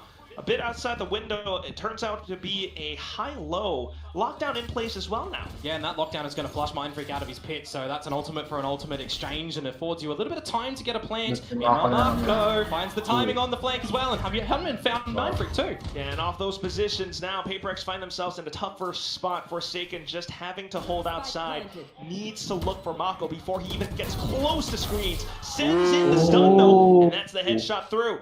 Off to the other end. It's just Jing trying to work alongside his brother, basically. In with the ult, but it doesn't quite find anyone. Might just give him a bit of space, but is it going to be enough? A frag through, Jing goes for the tap, Forsaken onto the other side, but no! Free spots him out instead! A double kill to close out the round, and DRX find yet another one on the board. If DRX members were playing on the side itself, that convergent pass would have been great, right? Remove their ability to essentially shoot back and reposition around that A site, and then maybe you get a really good retake happening on here. But the fact that DRX just get themselves out of the site, start to play a little bit more post-planty-like, right? They kind of recognize that that ultimate is available, and generally you would either see one or two positions where that might go. Cutting off the side of elbow in towards jail or towards the side itself, and unfortunately for PRX it was the latter. And didn't really catch anyone. Into a new gun round, however, and it's again an immediate control of wanting to attempt pipes. Yeah, we do have 0 point from Devi already clearing out B main though, so straight back into our day. Everyone's kind of flooding back through. Guns in hand for no shot found exactly, but still, at least he confirms that where DRX is heading towards. Back into it. That's a bit of a snake bite, but Jing holds true. Pino, what is this? All the way towards the back of Raptors, and he finds a couple. Now down to it, something and Mindfreak trying to reclaim space, but timing's already been lost and afforded. Walang nag-care mid, boy. Pit up and online. Timing now. It's timing for something. How far forward can he get to try and offset this deficit? Trying at the very least, but around pipes is too much to clear. Mako slips out of the Viper's pit and takes down his counterpart. Mindfreak goes down. And there it is, last round of the first half, Komodo.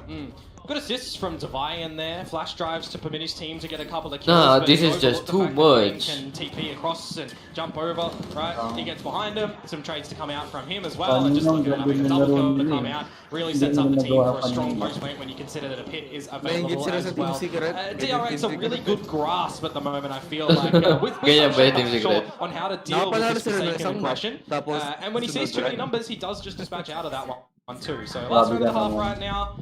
Kind of similar story. And I think that's one of those weaknesses that we start to see as well alongside this refract, right? It takes time for you to travel all the way back to the position. And with that, DRX gets the flood in.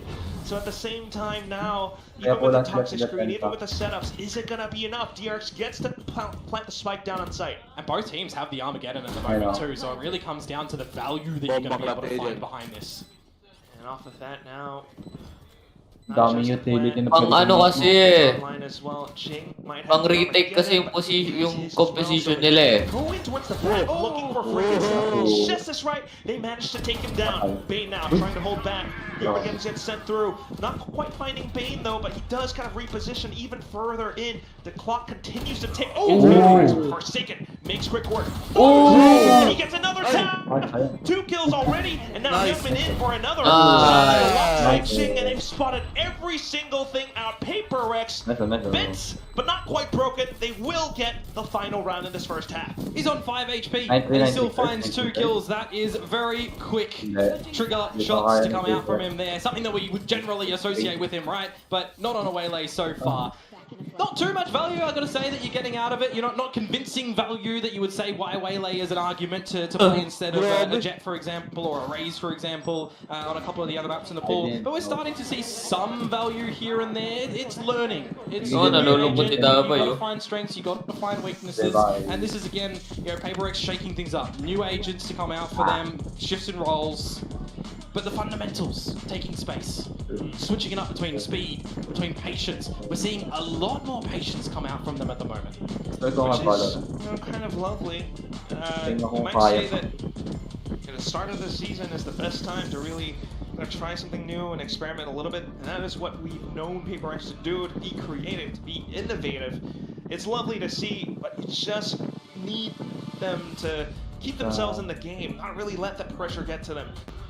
That's why I really want to think that as fans, if you were a true fan, you wouldn't want to call them a fraud. You just want to keep on supporting them no matter what they do. And just hope that one day they truly come back in their true form. At the same time, though, as you mentioned, fundamentals, my oh my, DRX.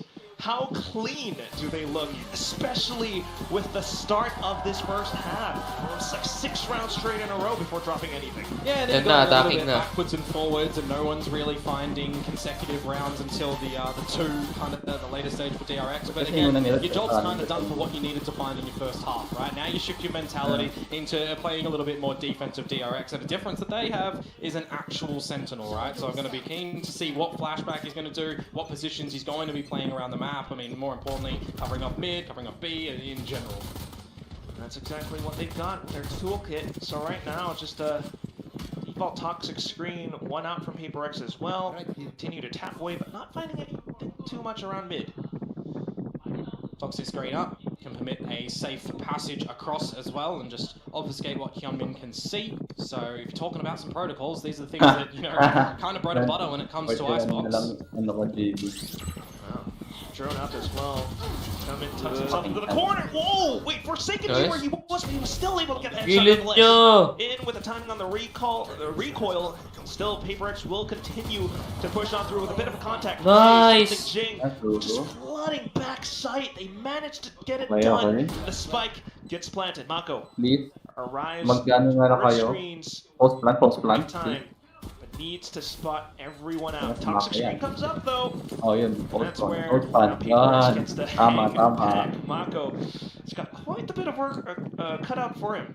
Absolutely. I mean, you'll take some decay going through that as well, so you really want to try and not do that if you're in a 1 versus 3. Now position being spotted, I mean, this is going to be extremely difficult for Marco.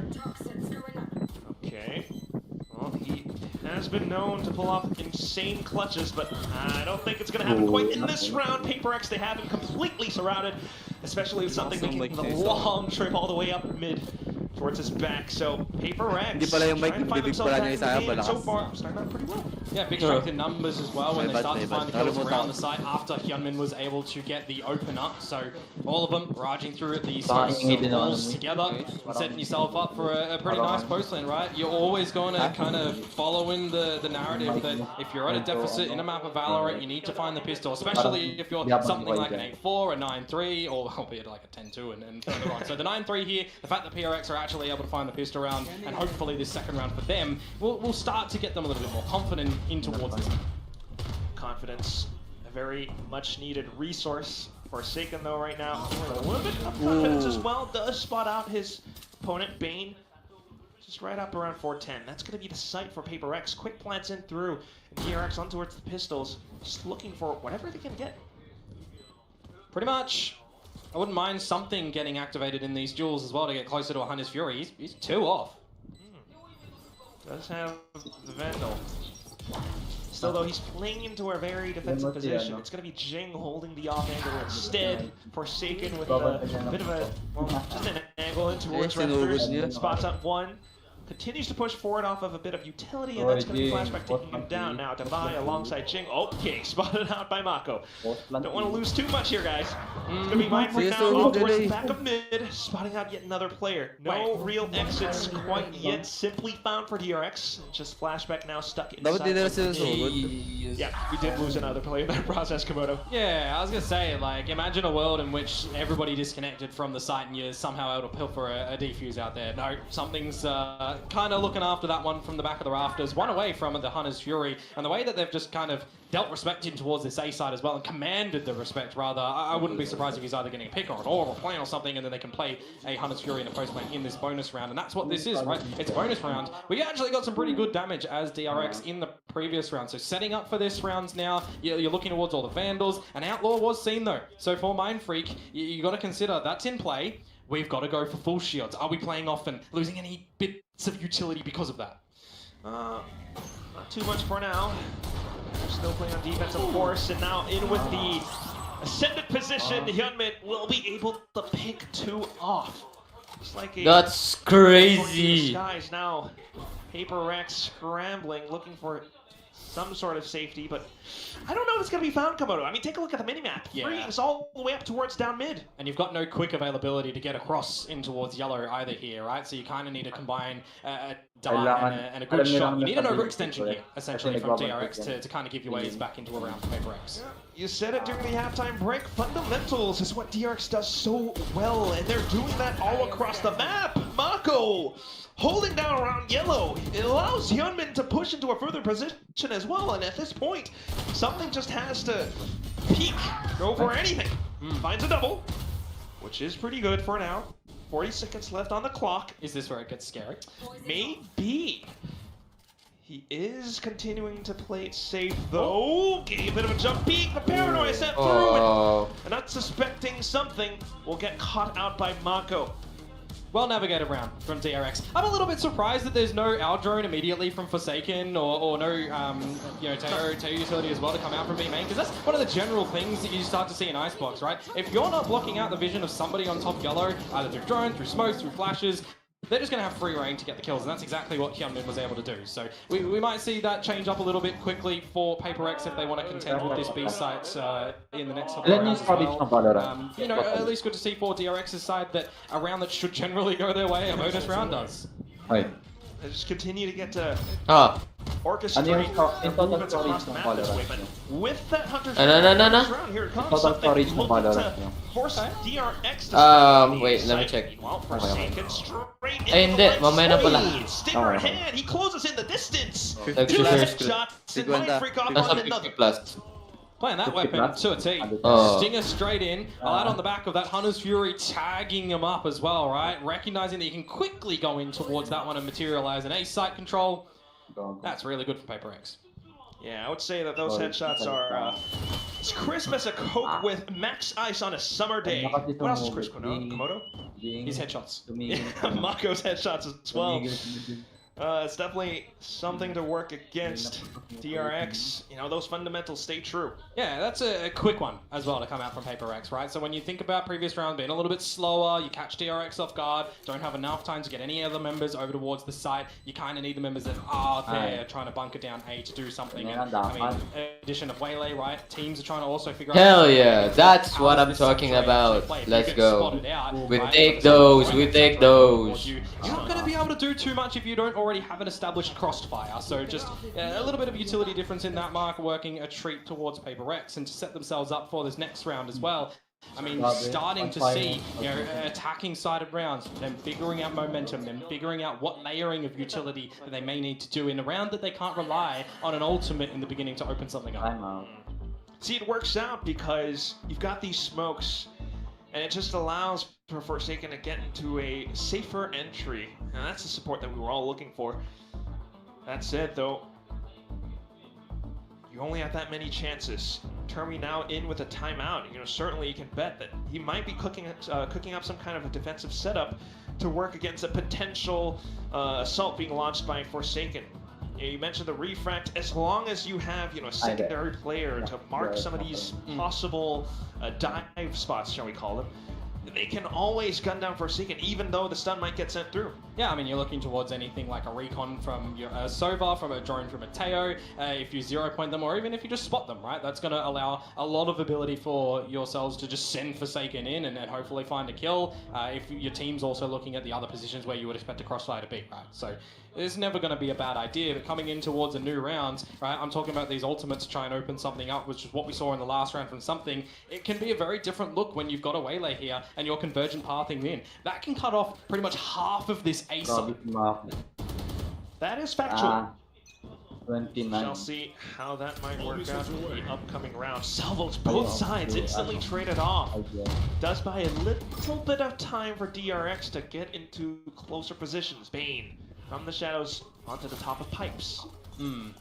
Starting to get a little bit of your scaling utility in towards the site, and you are just going to Waylay ult right on in. As I said, cuts off half of the site. Behind you.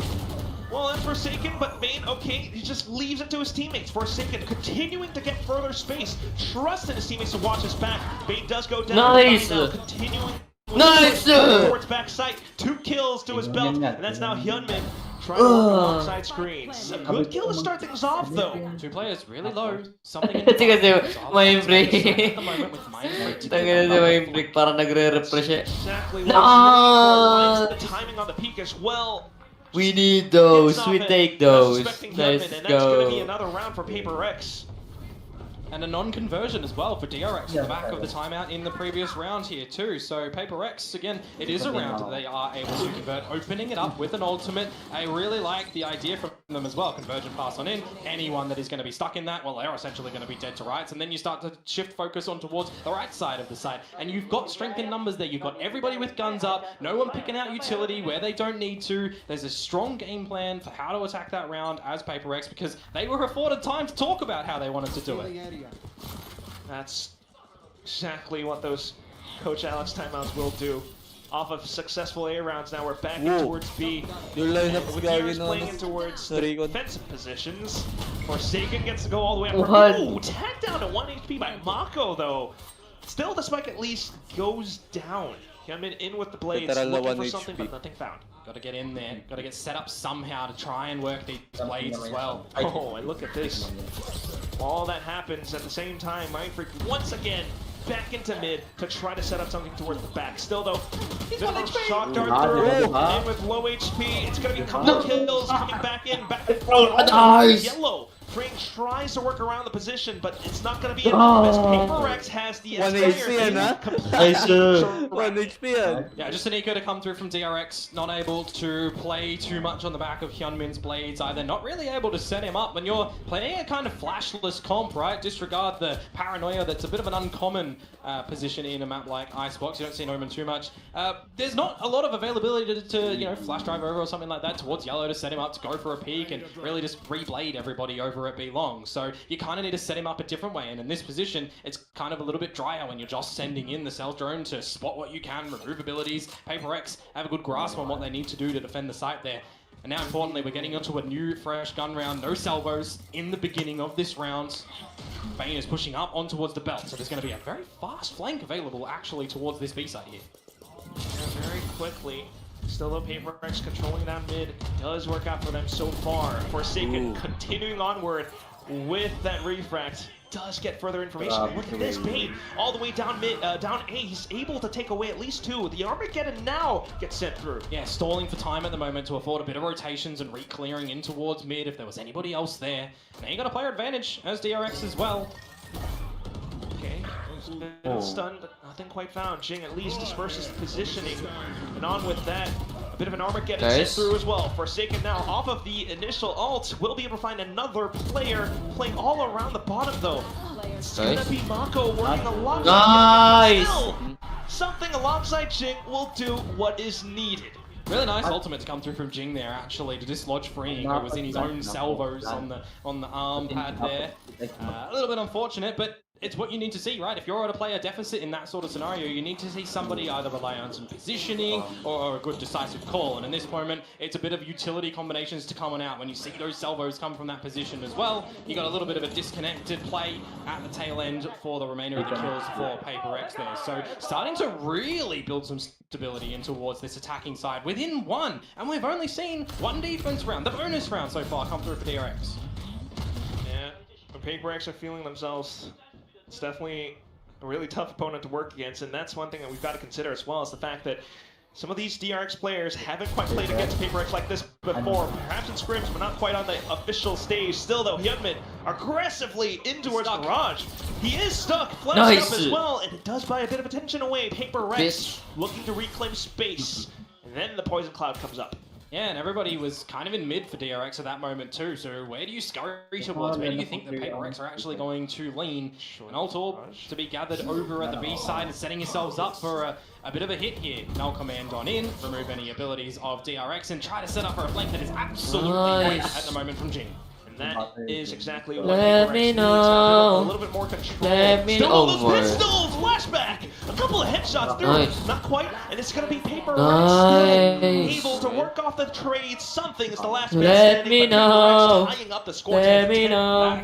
It's quite close, doesn't it there? All of the trades starting to come in. A couple of loose shots out of those sheriffs as well. Working a treat for DRX there. But, yep, at the end, PRX, as you mentioned, will tie things up 10 apiece. And they are definitely in this map on Icebox right now. They have brought the momentum in their favor. And they're transitioning into a round where you kind of feel like for DRX, they have to command something themselves with their rifles, with their ultimates. They have to try and find some early space, some early reads. And that's what they're going to try and and do over to the A site nice and early. Salvo's definitely going to aid them in that cause, but at the same time, PRX not allowing for them to set up. It's the Hunter's Fury. Still though, for Forsaken. Di marunong magsoba si something, gago.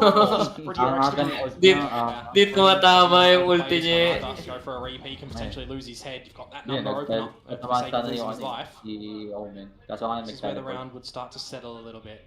Maybe let DRX think that you're going to go for a little bit of a rotation, but he hasn't spotted Devi leave the belt at the moment. Hindi ko nga napansin eh. Consider the footsteps with the abilities, but they are hanging around this A side for the moment. Nice. Very much so, especially with that Nice. 0 point, but all of a sudden now Nice. continues with the aggression. Mindfreak Devi, they've managed to push up through. The Viper Spit gets deployed. Nice. And as though Flashback tries, it's not going to be quite enough. Teka, si Mako yan. Si Mako yan. The spike now planted. Mako The Clutch King. just looking for the sprays.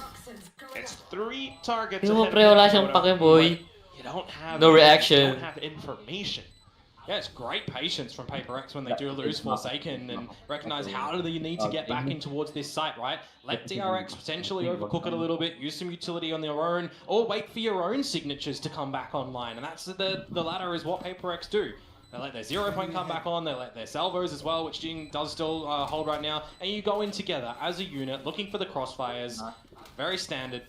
Overwhelmed DRX, who get a little bit antsy when Flashback is losing his teammates. He wants to try and go something and a loose spray through the pit. Vandals are traced. PRX in this map now, their own map pick. Well, they take lead.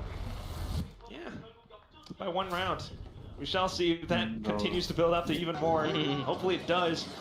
DRX have been looking for a couple of solutions. They are still sitting on a timeout, so that hasn't quite been used yet. But as you mentioned from before, trying to get ahead of PRX.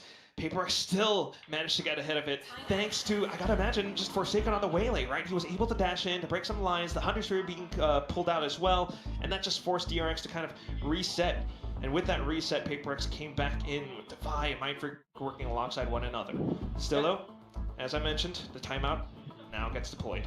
Yeah, from DRX as well. So you definitely want to see this one converted in the nets. It didn't get to last time, right? So on the Waylay point, right? You generally want to see the Waylay go in, get a kill, you're refract out, and you've provided enough space and info for your team to follow you in and then trade roles, right? Essentially, you get your initiators or your sentinels or your controller to go on in.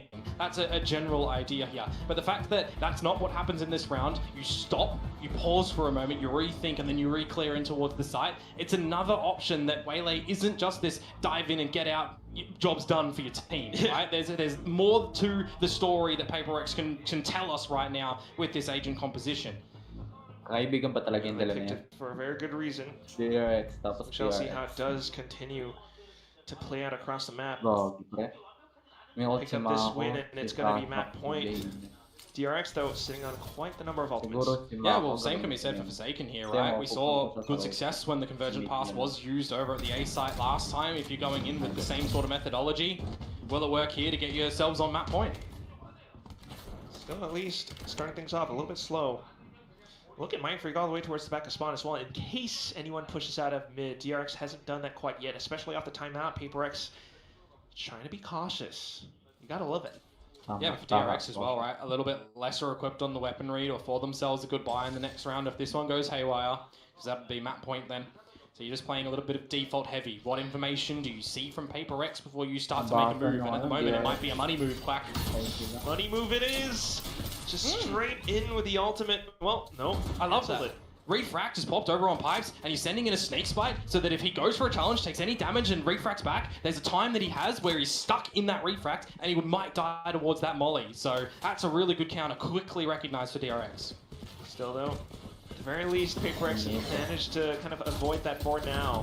Looking for that mid-round play down well mid lane. They do spot a player out though, and Forsaken looking for the opportunity to possibly set the ultimate, but not quite yet, as DRX have all of these positions locked down, especially up by Upper, especially up by Kitchen now. Forsaken looking to push on through.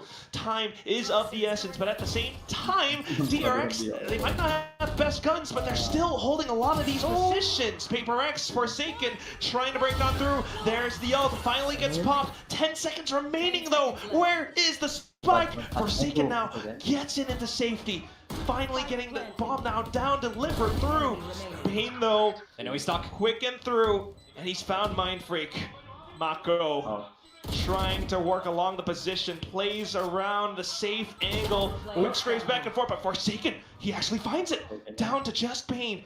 But where could he be? Oh! A little bit wider than before! And Forsaken finds the headshot, a quad kill in the round. Holy! Clutch brought to you by the bull with the horns. Red Bull clutch to come out from Forsaken. I mean, what? He got 2 kills earlier on in the map with 5 HP. This time it's 6, but it's the clutch to come from him at the end there. I was thinking to myself in this scenario, it's a 2 versus 2, right? You can't really get a good crossfire at the moment there for DRX. When you get it into a 1 versus 2. And Forsaken just rips your heads off. That is absolutely pivotal for PRX here. 7 rounds in a row, now sitting at map point. Still though, that was an eco round from DRX. Now they're trying back another cheeky position up on top of yellow. Hyunmin has done it before, but now spotted out. Safer play coming out from PRX. All that utility just dumped on towards him and he hasn't been able to get it. But somehow he's able to find it whilst hindered. He needs assistance from his teammate, but he's just going to do it all himself. Traded eventually in a 3 versus 3. He pulled out the blades, but yeah, unfortunately gunned down. Still though, up around yellow. Can PRX find enough footing, enough space to get the spike down? Not quite, because they gotta imagine DRX already have rotated over. Marco's been holding on to this fight. He's hit quite a while as well. So you might look to see him use it this round if they do need. Nice! Possibly trying to bait it out, but still off the tap. Jing up around yellow does spot out one of these players. That's gonna be Bane. At the same time, given how the map is playing out, it's gonna be Mindfreak slowly creeping up all the way out tube. DRX has no earthly idea. Nice! But it's not going to be enough. What a comeback around yellow. by It's going to be the kill. PRX. It's going to be the final score. 13-10. Isn't Lots of quality aggression yung on that Siren. attacking side to come through from PRX, but I think I was way more impressed in how they're managing the aggression with the stopping power as well from them, right? Both in terms of Forsaken getting active, the rest of the team getting active there as well.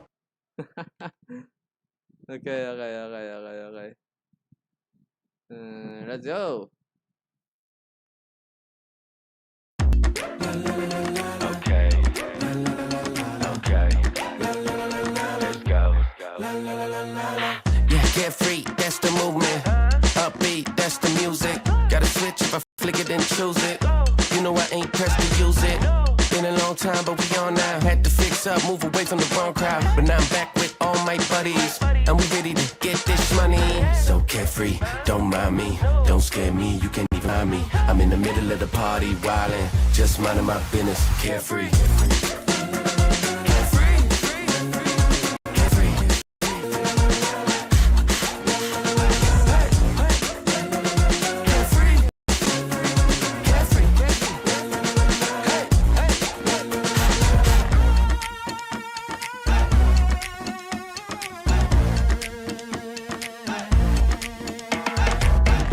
Guess who's back in the disco? Moving so cool, so slick like Crisco.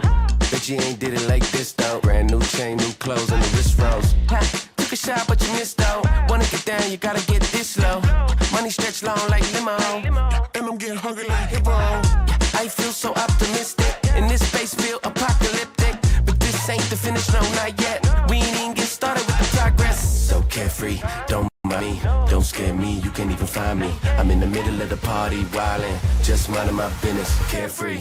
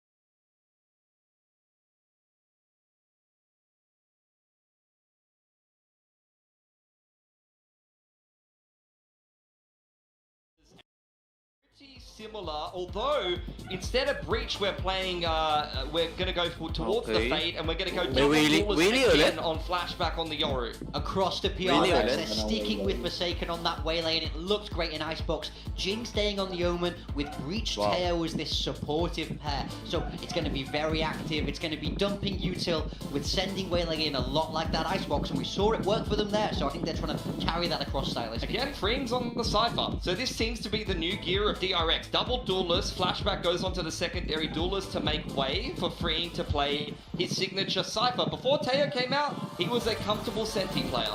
This is really interesting for both sides. Jing is not on that raise, he is on the Omen, just like you were talking about. We're going to send this back to our casters to finish off this series, Komodo and Quest. That is right. We do love Jing now on the Omen. A little bit more supportive for his brother Forsaken, but at the same time, you know what? There's another king that we all love on Pacific. Oh shit! Oh, that is true. Tana. With Raise Jing. Omen Jing is my best friend. Ito na pala. Sorry. Already quick into the game with DRX on the attack. A little bit of rubble, also a little bit of pillars as well. Yeah, well, one thing right now is just the jewels at the front of the B site, and there's a lot of PRX members here at the moment, and they are going to successfully win that one. I know, a big old flash as well, Komodo, and that's going to be now Freeing trying to hang back. Yeah, but look at what Flashback's able to do. Find some space over at the side of rubble. Meanwhile, Freeing is going to dodge out that drone too, so does that give you a false sense of security? Repositions around the map currently for PRX, more towards the C side of things, and with that damage done in towards the breakable door, that's gotta let you know that you gotta get away from this A side, or rather get over towards it. All quick and heavy-handed as well, you know. Trade Natututo na sila sa Amerika, pre. Talon isa babaril. Numbers disadvantage for DRX, even though Flashback has gotten in towards the back of A side, especially towards drop. Actually, into a deep position like that, do you reckon that they might be able to do something against PRX? It's a 2 versus 4. You've got to get a little bit aggressive in this one to try and find some advantage or equalization, which is why Flashback goes up there to try and find the kills. Good pa din yan. On the rest means that for Marco, this has to be a big clutch. Has done it before. Starts out a bit of a paranoia to flush them into his own smoke. Look at that! Right click through. Now just 2 players on the other end. Ooh, good little flip, but Jing gets his own as well onto his new role. You know, maybe not quite the utility, but the sharpshooting definitely still true and sound on Jing. Oh, one in the end for PRX. They started off well with a lot of those jewels as well, and DRX just dodging a bit of that key utility. Maybe if they doubled down over towards the C site little endeavor that we do see there from Bane, it could have gone a little different way. But all the information spotted on out, Devi getting active nice and earlier on this Teho role as well. We're talking about these players, we're talking about new roles coming into stage 1. Are we going to see these sort of agents align with these players? Look, maybe 3 different agents to the A4 flashback. I'm looking towards him on the Yoru to really try and find on this map to be a pivotal member to Forsaken IGL of PRX. Such as this one where Hyunmin has gone for a buy up on towards an outlaw. You have to see him do something. Di naman siya duelist lagi. Ano siya, flex. The most flexible player in the world. Might have light shields, but you're absolutely right as well. You know, Flash. Kaya kaya niya mag-IGL kahit duelist siya. Same composition, but some of the players onto different roles. We'll see how that all settles in as they kind of jiggle on towards rubble. There you go. Shut out from Hyunmin on towards Forsaken. So Bane's money so far working a treat. But you've got this time to be bought from the toxic screen, and that's just going to block out operator shots as well, right? This is going to be one of the powerful things that PRX can try and play with. When that toxic screen is up, when it's down, they can sneak operators behind the line. Fair and true enough, but at the same time, you know, even with that little bit of a fall, PRX continues to drone outwards. So I was thinking maybe something continues to push out through propellers, but yes, C is completely open now. Yeah, but they're going to still try and go towards A, and that is where the majority of these members of PRX are. 30 seconds to go. That's a marathon to go over towards this C side, but they're going to start to do that. At least get enough time to try and get the plant and establish it. They've picked up the weapons that are on the floor. Yeah, you're absolutely right, Komodo. Might be a marathon, but even as you just trigger that door a little bit. It keeps PRX on the A site. PRX are thinking, we've got the guns, we need to work around this. So they are still trying to stack towards this A site, but unbeknownst to them, now it's a 3-on-4. Now it's weapons in the hands of DRX. And this is one of those weird scenarios as well, as PRX due This to is save at the moment, because it's lesser, numbers to go for this retake, where 3 guns are now in possession that have been noted over at DRX's side, and you've got really no big entryway in towards the retake too. No drones. You got what? Something with a judge. Yeah, you could try and set you up with a stun or a flash, and Jin can maybe try and get in, or Devi can, but it just is really difficult. So really well done from DRX to get this this lighter eco round come out from them. And on the flip side, for PRX in this scenario, the anti-eco, yeah, a little bit lopsided. Not the way you want to start. It sucks. Yeah, no, absolutely. Nothing else that I can say. It sucks for PRX, but just a masterclass in how DRX was able to work this around, right? Using Forsaken don't play against him. The Outlaw. Sudden angle and he takes the player down, and also for, was it Mako around C mount, like slow creeped up with that right click? That was nasty. Free gun, by the way. But finding the right timing, right? I gotta say, Marco's lurks on Icebox as well as Haven have been absolutely impeccable. So it's great to see that he's still carrying that around on this map, where if you're playing towards the C site, right, you're not having a proper sentinel as for PRX. So you kind of do want to go for a little bit of these peaks here and there. And unfortunately, you're going to have to maybe reel that in a little bit now for Mindfreak. Yeah. A little bit tough. Maybe just don't hug the wall too much. There's all these things to think about, but at the same time, we've mentioned some of these plays. You do have the Waylay on the hands of Forsaken, and he's gonna dive all the way through. Doesn't spot anything out. Does have the smoke to support him, but at the same time, DRX reads that, and it's a quick flood into the B site. That was a mouthful. Now, on the other side of the smoke, the Prowler sent through. Baines completely reads it, and he's able to spray and gun down every single player from PRX. The only one left. Mindfreak spotted out by the Moonbot. Oh, it's gonna be the spray from him in this time, and DRX will make quick work of the round. Yep, what the hell? I like the little cheeky bait and switch over at that dark cover in the break room though. Right, when the Prowler goes over towards it and it bites the player towards the right, player towards the left is the one to swing out immediately to catch him off guard. Well done from Bane, however, though, to just get some individual shots to come out here as well to get towards that Nightfall too. So that's going to be available for round number 4 after a bit of a topsy-turvy start for the guys over on PRX. But now you're going to go into the standard 1-1-3 for them, that they've got the weaponry.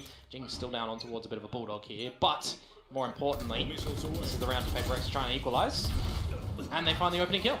Yeah, quick in with the Outlaw and taken away from Flashback. So just a bit of information. The smoke's out to control A as well, but with that, DRX are keeping some of the PRX players closer towards the A site. Now they start to extend their legs closer towards C. Information secured as well, but there's still players lurking around rubble, and you kind of have to give this maybe a little bit of respect. Freeing using both of these cages too. You still have Jing playing on top of rubble. Generally it'll be cleared out from some utility from Bane, but they're looking to renegotiate the situation here at the moment. Spreading around towards front of pillars. Forsaken's just playing with fire at the moment, willing his head to fall off. Or at least just helping to conceal Jing's positioning. So in with that, forcing DRX to trade util for util. The Paranoia gets sent through as well. Refrect recalled by Forsaken in towards a safer spot. But here we go, a Nightfall out from Bane. And at the same time, he'll be just lurking, hovering around the B site. He does stop the player, and that's going to be the Devi that falls. And then they try to regress in towards the B position, but that's where they get gunned down. The PRX defensive setup is sound. Yeah, the Nightfall as well actually hits Jing, so a little bit of a misread on the positions of the PRX members there, I feel like, for DRX. Marco just stepping straight in towards his death at the moment. No one else was able to really get a great trade to find any sort of sense of a round opportunity there. So, well done for PRX at the end. These are the sort of rounds that you want to see from them on these defensive sides if you're looking to see some good Valorant in this composition at the moment, and how a Waylay will be incorporated as well. You see the early aggression towards rubble. Usually you see these Breach Taeho combos currently in the meta, but for a Waylay, you can get the Saturate out as well, or just individually go for the shots. This time, however, Quack, by himself, it's not going to work out. Yeah, you do need a little bit more support. Fortunately, the timing on the refract not quite in hand. PRX, though, with a bit of a what is this, 3-1-1 split, they're pushing all the way out C. Sure, that could work out, but they're relegating A over onto DRX. Yeah, they're going to have a quick retake here towards the A side if they want to run a quick flank, and now the Duke is up, they know, freeing it down for the count. Something here, though, has gone unnoted for the time. Bob. Hey. Still just to try to keep himself in and out towards stairs. His team will regroup. That's cheeky. That actually allowed something to get in towards the dark cover and buy some more time for the rest of the team to start to get over here for the retake. Oh, okay. Flashback does get back in towards Tree. Him, though, still holding the position. Armageddon sent through by Divide, but it's not going to help out all too much. Not quite, as DRX continues to hold just the choke points out around Heaven. The shots out from DRX still being able to push PRX back where they come from. Yeah, everybody knew what angle they needed to hold there when the plant was down for DRX too. You know, no one faltering at that moment too. So really heads-up play from them. Not going too aggressive when they realize the priority is just going to be protecting that spike, right? They know where the retakes are going to be coming from, essentially stairs or from Heaven, and they just act accordingly. Really well done. On a round that actually could have been quite damaging for them. Had something found some right timing in towards a cutoff from the tree explosion. Now in towards the eco rounds come out from PRX, and they're going to go for a potential dual fight up through C, up through mid. Doing a thing. Off with just the pistols. I mean, trying to surprise DRX at the very least. Something will be able to find something with the sheriff that he has. Still though, DRX instantly recognize that and flood the A site. Yeah, this is where things could get problematic if we see some individual heroics come out from Forsaken. Don't know if that's gonna come in hand though. He does have the Vandal, one away from the privileged paths. Break will be able to push on through, and that's going to be instant sheriff shot being found.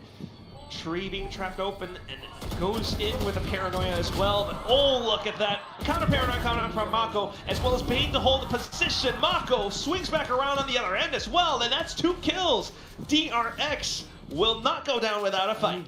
Yeah, Bane's been pretty good in how he's navigating a couple of these multi-frags here as well, and just helping out with this standard utility at the beginning of the round. It's exactly what you want from a fade on this map, where you've opted for that instead of the breach, which is starting to become more common of a pick as well.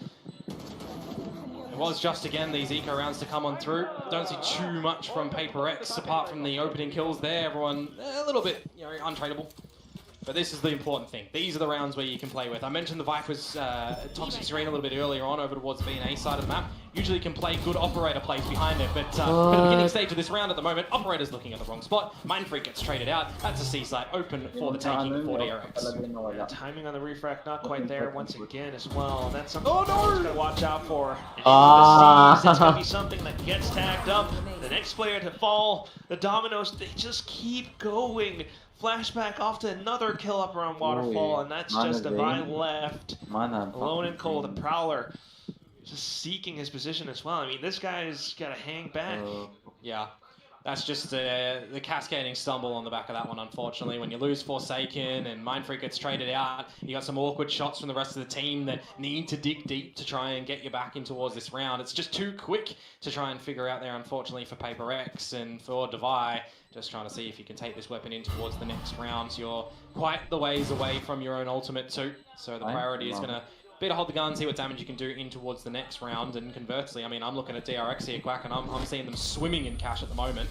So they are really good for a couple of gun rounds, and that poses a bit of a problem for PRX if they're not able to figure out the beginning stages of these rounds to get themselves an opening frag and reset, like what they were doing over on Icebox, for example. I am quite fond of Scrooge McDuck, so that's exactly what DRX are looking like right now. Another moment of multi-fragging to come out from some DRX members as well. And yeah, not liking what you're going to be seeing. You'd expect this one to come through from Alex, and that it is. So a conversation to be had for PRX. What's been working for them so far, right? Having this Waylay, again, it plays very differently to the common meta that we're starting to see. And even then, DRX aren't playing the common meta, technically, that we're seeing, right? They do have options where they can go for, like, Cs and nade combos, but we're not really seeing that too much from them at the moment because there's been not enough pressure from PRX at the chokes to do that. Yeah, they've been trying to work off some early Waylay plays, but so far just getting punished straight up by DRX, especially with how they've been spreading all across, whether it's C or A, just continuing to keep PRX at bay. Well, let's see if this timeout is going to be very impactful for the side of PRX, or if DRX are just finding some really good momentum on this attacking side and exactly what they need to do in their layering and their progressions around the map. Big old stack from PRX over towards this A side of things. Bit of a 1-4. Mindfreak can drop the Viper's Pit if he gets a little bit sweaty. It's a 1-4 on the other side as well, though, Komodo, so Mindfreak gonna need to get good sensing for what's on the other side of C really quickly. Instead, he's just gonna use the Poison Cloud for now. As he heads on right back in, Flashback just clearing everything out, so it definitely is going to be heading towards a bit more of a retake setup from PRX. Yep. And it should as well. You've got the Convergent Pass, but I'm really liking this from Flashback. Getting up and dirty with a Judge as well is going to be a scary thing. Yeah, it forces you to just spend a bit of utility or something, anything possible, just to reclaim a bit more space. So PRX, that's what they're looking for right now. Hence, a couple players up around Mount. DRX knows that though, and Freak just marks their backs. DRX continues to hold them further off, and now it's going to be Mako blocking off Waterfall as well. Even with the ultimates, PRX can't quite get in position until Forsaken finds this one frag off the other side of the doors. However, Flashback has snuck on through as well. A bit of a shot with the Sheriff. Showstopper in at the hands of Hyunmin, and now Jing comes back in. Time not on PRX's side, and Flashback just plays it safe, hangs away from the shadows just to hold on to that rifle. PRX kind of in dire straits, Komodo. Yeah, quite late on that rotation through towards the A site and the flank as well, and unfortunately the fact that the kill goes over towards the freeing and he's able to just use the hat to get all the information, things go from bad to worse. A 5 versus 3, looking a little bit sticky towards the tailor end of that, but again, you got to just think that the spike is ticking away way too far at the end of it, and the investment of those ults at the end there, kind of for naught, bar saving the gun, as you mentioned, for Jing. And you look at what they're going in towards this new round with. Lots of light shields, a Guardian in the mix as well. They need to cut a couple of corners to be able to get in towards a round such as this, and that is a great haunt to come on out to provide Flashback the opener. Yeah, quick sprays all the way. Now a flash instantly in towards the other end of tree. Something just trying to refill that space, but at the same time, there's just so much being done by DRX so far. Yeah, and I mean, this is only going to be a 1v3 setup for PRX, where you've got the pit over towards C, and you're just going to forget about that as DRX. You're just going to sniff around the A site and what you can do. Flashback does get taken out, though, by Jing, so we do equalize for the moment. Oh, straight back into the door. That smoke just blocks off so much and allows for Hyunmin to walk away with the kill. If that pit falls, that's going to be trouble for the C side as well, so Mindfreak just still trying to hover around it. But as soon as that kill goes off, PRX starts to get a read that DRX is rotating off to the only other part of the map, and that's going to be the B site. As that happens, Mako into a bit of an off angle, does force a bit of a trade. Jing might be able to find it, but instantly, Free finds the positioning right back against PRX. And another lone member forced to capitulate for PRX now. See if you can take another weapon in towards the next round. It really stumbles in the beginning, doesn't it? When Forsaken loses his life first, it's just really quick to come out for the rest of DRX in how they get the rest of that round. A couple of trades to come on through, overwhelming force in towards A, you have freeing, sleuth in towards the B site, recognize no one's there, and that's a quick call to just say, hey guys, come over here, we got a free site, let's just play the round to the numbers, and well now they'll be winning out this half no matter what. And that's just been the pattern for like the past 3 or 4 rounds. Constantly see Forsaken trying to initiate something, possibly, you know, alongside ARC, but he keeps getting gunned down. And by himself as well is a really interesting thing too, because a lot of the successes when you look towards a map like Lotus is combining a lot of your utility for challenges, right? If you're going to the bread and butter, you're looking for utils over towards rubble, right? Where you're getting stuns, you're getting mollies, you're looking for the contest, you're generally getting a Shrouded Step Omen or even a raise to get towards top of rubble. And we've seen that toyed with like once. DRX are kind of given a little bit of free reign over towards the A side, and as I actually say that, this actually looks like PRX are going to do what we're hoping for. Okay, stack back in, still 1-4 splits on both ends, but once again, DRX find the opening pick. And even a little how do you do on towards another per member, pinged on out, position revealed. Okay, Mindfreak just hovering up towards Mound. You do have something ready with well, maybe the Rolling Thunder on the other end of B, but not too much at work for information on the ends of PRX. The clone instantly sent out, and that throws something off. Forsaken though, trying to work around Baby Door, but he gets cut down as well. 2 players remaining. That's Mindfreak and Jing trying to work along opposite ends of the map. Yeah. Individually, I mean, Ah, if they're able fuck to find you. another kill or 2 apiece, that would give them the shift to the rounds. Fucking Yun Min, bro. And that will be extra information for DRX as well. I mean, this is what they get to do. I think the spike this early on. Bakit ang lakas ni Yun Min? Snuck in towards the back. Dati na si Genji Instantly yun eh. alerts 2 players from DRX. A bit of a high-low, and it's too much for him to handle. All that's left is just Jing. Again, not enough time. He's got to seal the deal in this one, unfortunately, and head for the hills to take the gun in towards the next round. We're really seeing that be occurred a lot here for PRX. Yeah, the second time that he's done this so far in the map. Walking towards Marco's crosshairs as well, though. He's not even going to be able to hold that gun for the next round. Oh, not great for PRX, Komodo. No, not at all. And now you're finally going to be forced into a little bit of an eco round too, right? Or you force and try and hope for a win here, and you're 8-4 in the half is best effort. I'm looking towards the util again over at this A rubble, and it just feels like they're trying to do the util to command respect, and they're not doing anything on the back of it. You're caught in no man's land, trying to reposition yourself, and Flashback is just getting ahead of it. He's been really sensational for a couple of these opening frags set up as well by Bane's utility, for example, or you're getting Freeing's util in there, the camera and the cages to provide a little bit of forward momentum too. It really is looking good for DRX, and just seeing what weaknesses mid-round and early round in the map itself right now that PRX are exposing. I hear what you're saying. You know, it really is kind of that show of force to try to keep DRX away, but DRX, recognizing what PRX are trying to do, they are able to just walk in and disrespect whatever PRX is trying to set up, and with that, you know, it's often DRX finding that opening pick. So that's a problem that needs to be solved, hence the timeout now being called. Both timeouts being used, being spent in this first half. What do you reckon PRX are going to try to fix this time? Well, they have to do it on the back of whatever has just been discussed here, and then what they can find in a switch-up, really, because you're taking the time out here, you really are playing on the back of, we're winning these next 2 rounds, we're getting the pistol round and maybe a bonus, and then we're back in towards the map. We've done it before, technically already in the series, right? But this feels a little bit different now to the last few maps. Okay. Different in terms of the rounds as well, a 1-1-3 split instead of 1-4. And maybe safer positions being held this time. So Forsaken alongside Jing.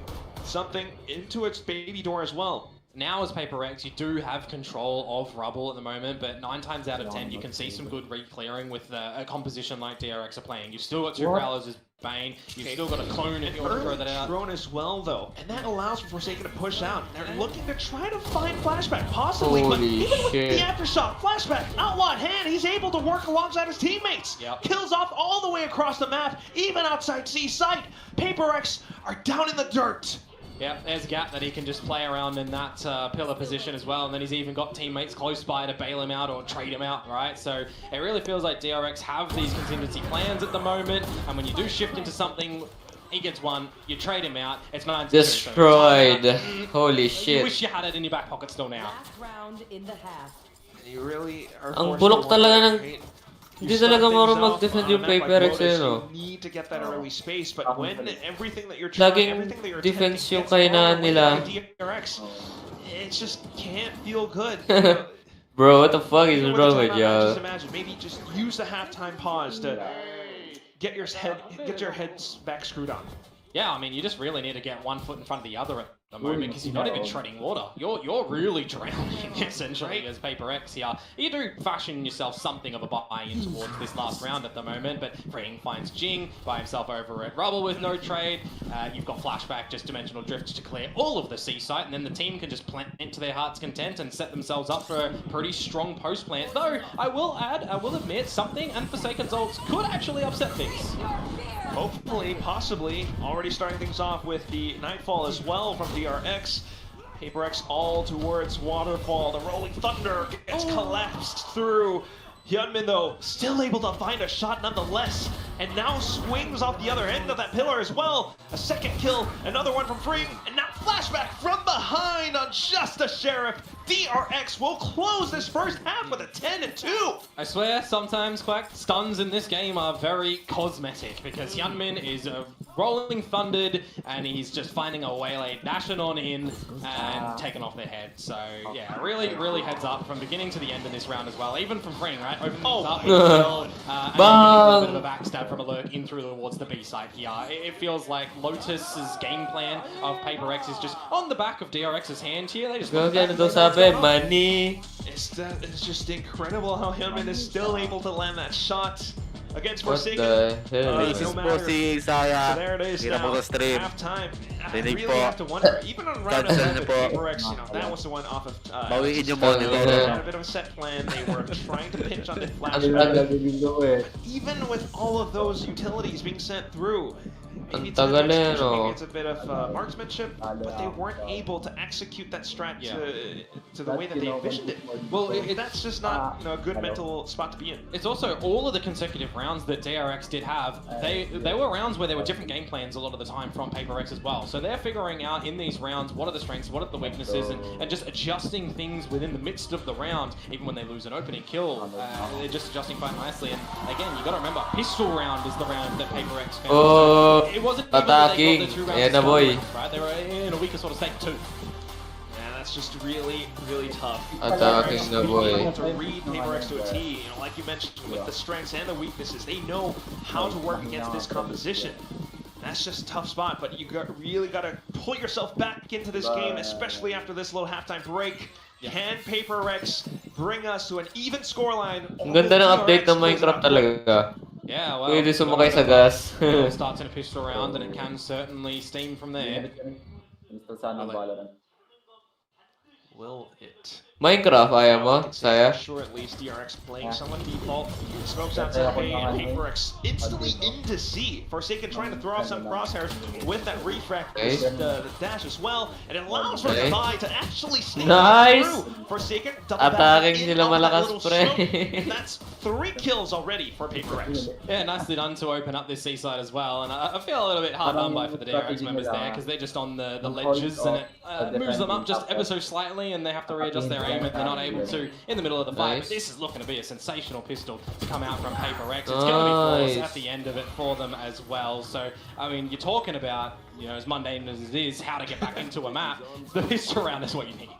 It really is. I mean, mundane or not, that is the very situation that we have in our hands, especially for all the Paper X fans out there. And we know for sure that there are quite the number of Paper X fans as well. You know, 60-40 were the predicted odds earlier on, as mentioned on the desk.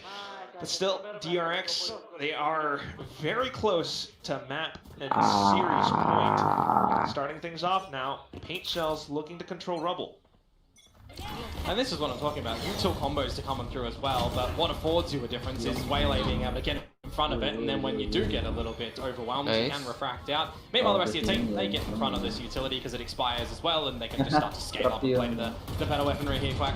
Yeah, a bit of positions being spotted out as well, thanks to the earlier utility being what? Oh my goodness, the classics! They're still finding the shots! Nice. Paper X at least getting to stabilize with own marking the back as well.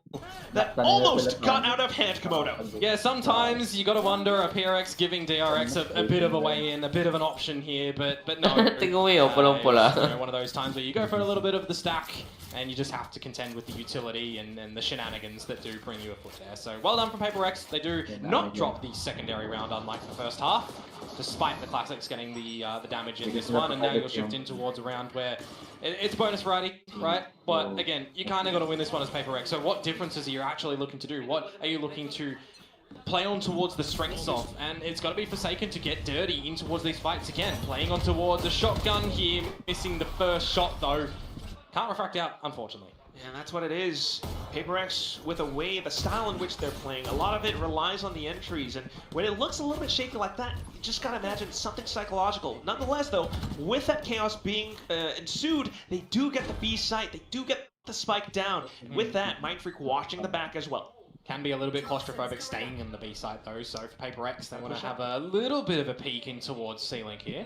Okay, they might be able to find that stack up towards Nice. Freak. Mind Freak, as I mentioned, has control over pillars, and with that as well, a possible angle into the spike. He does have a bit of yeah.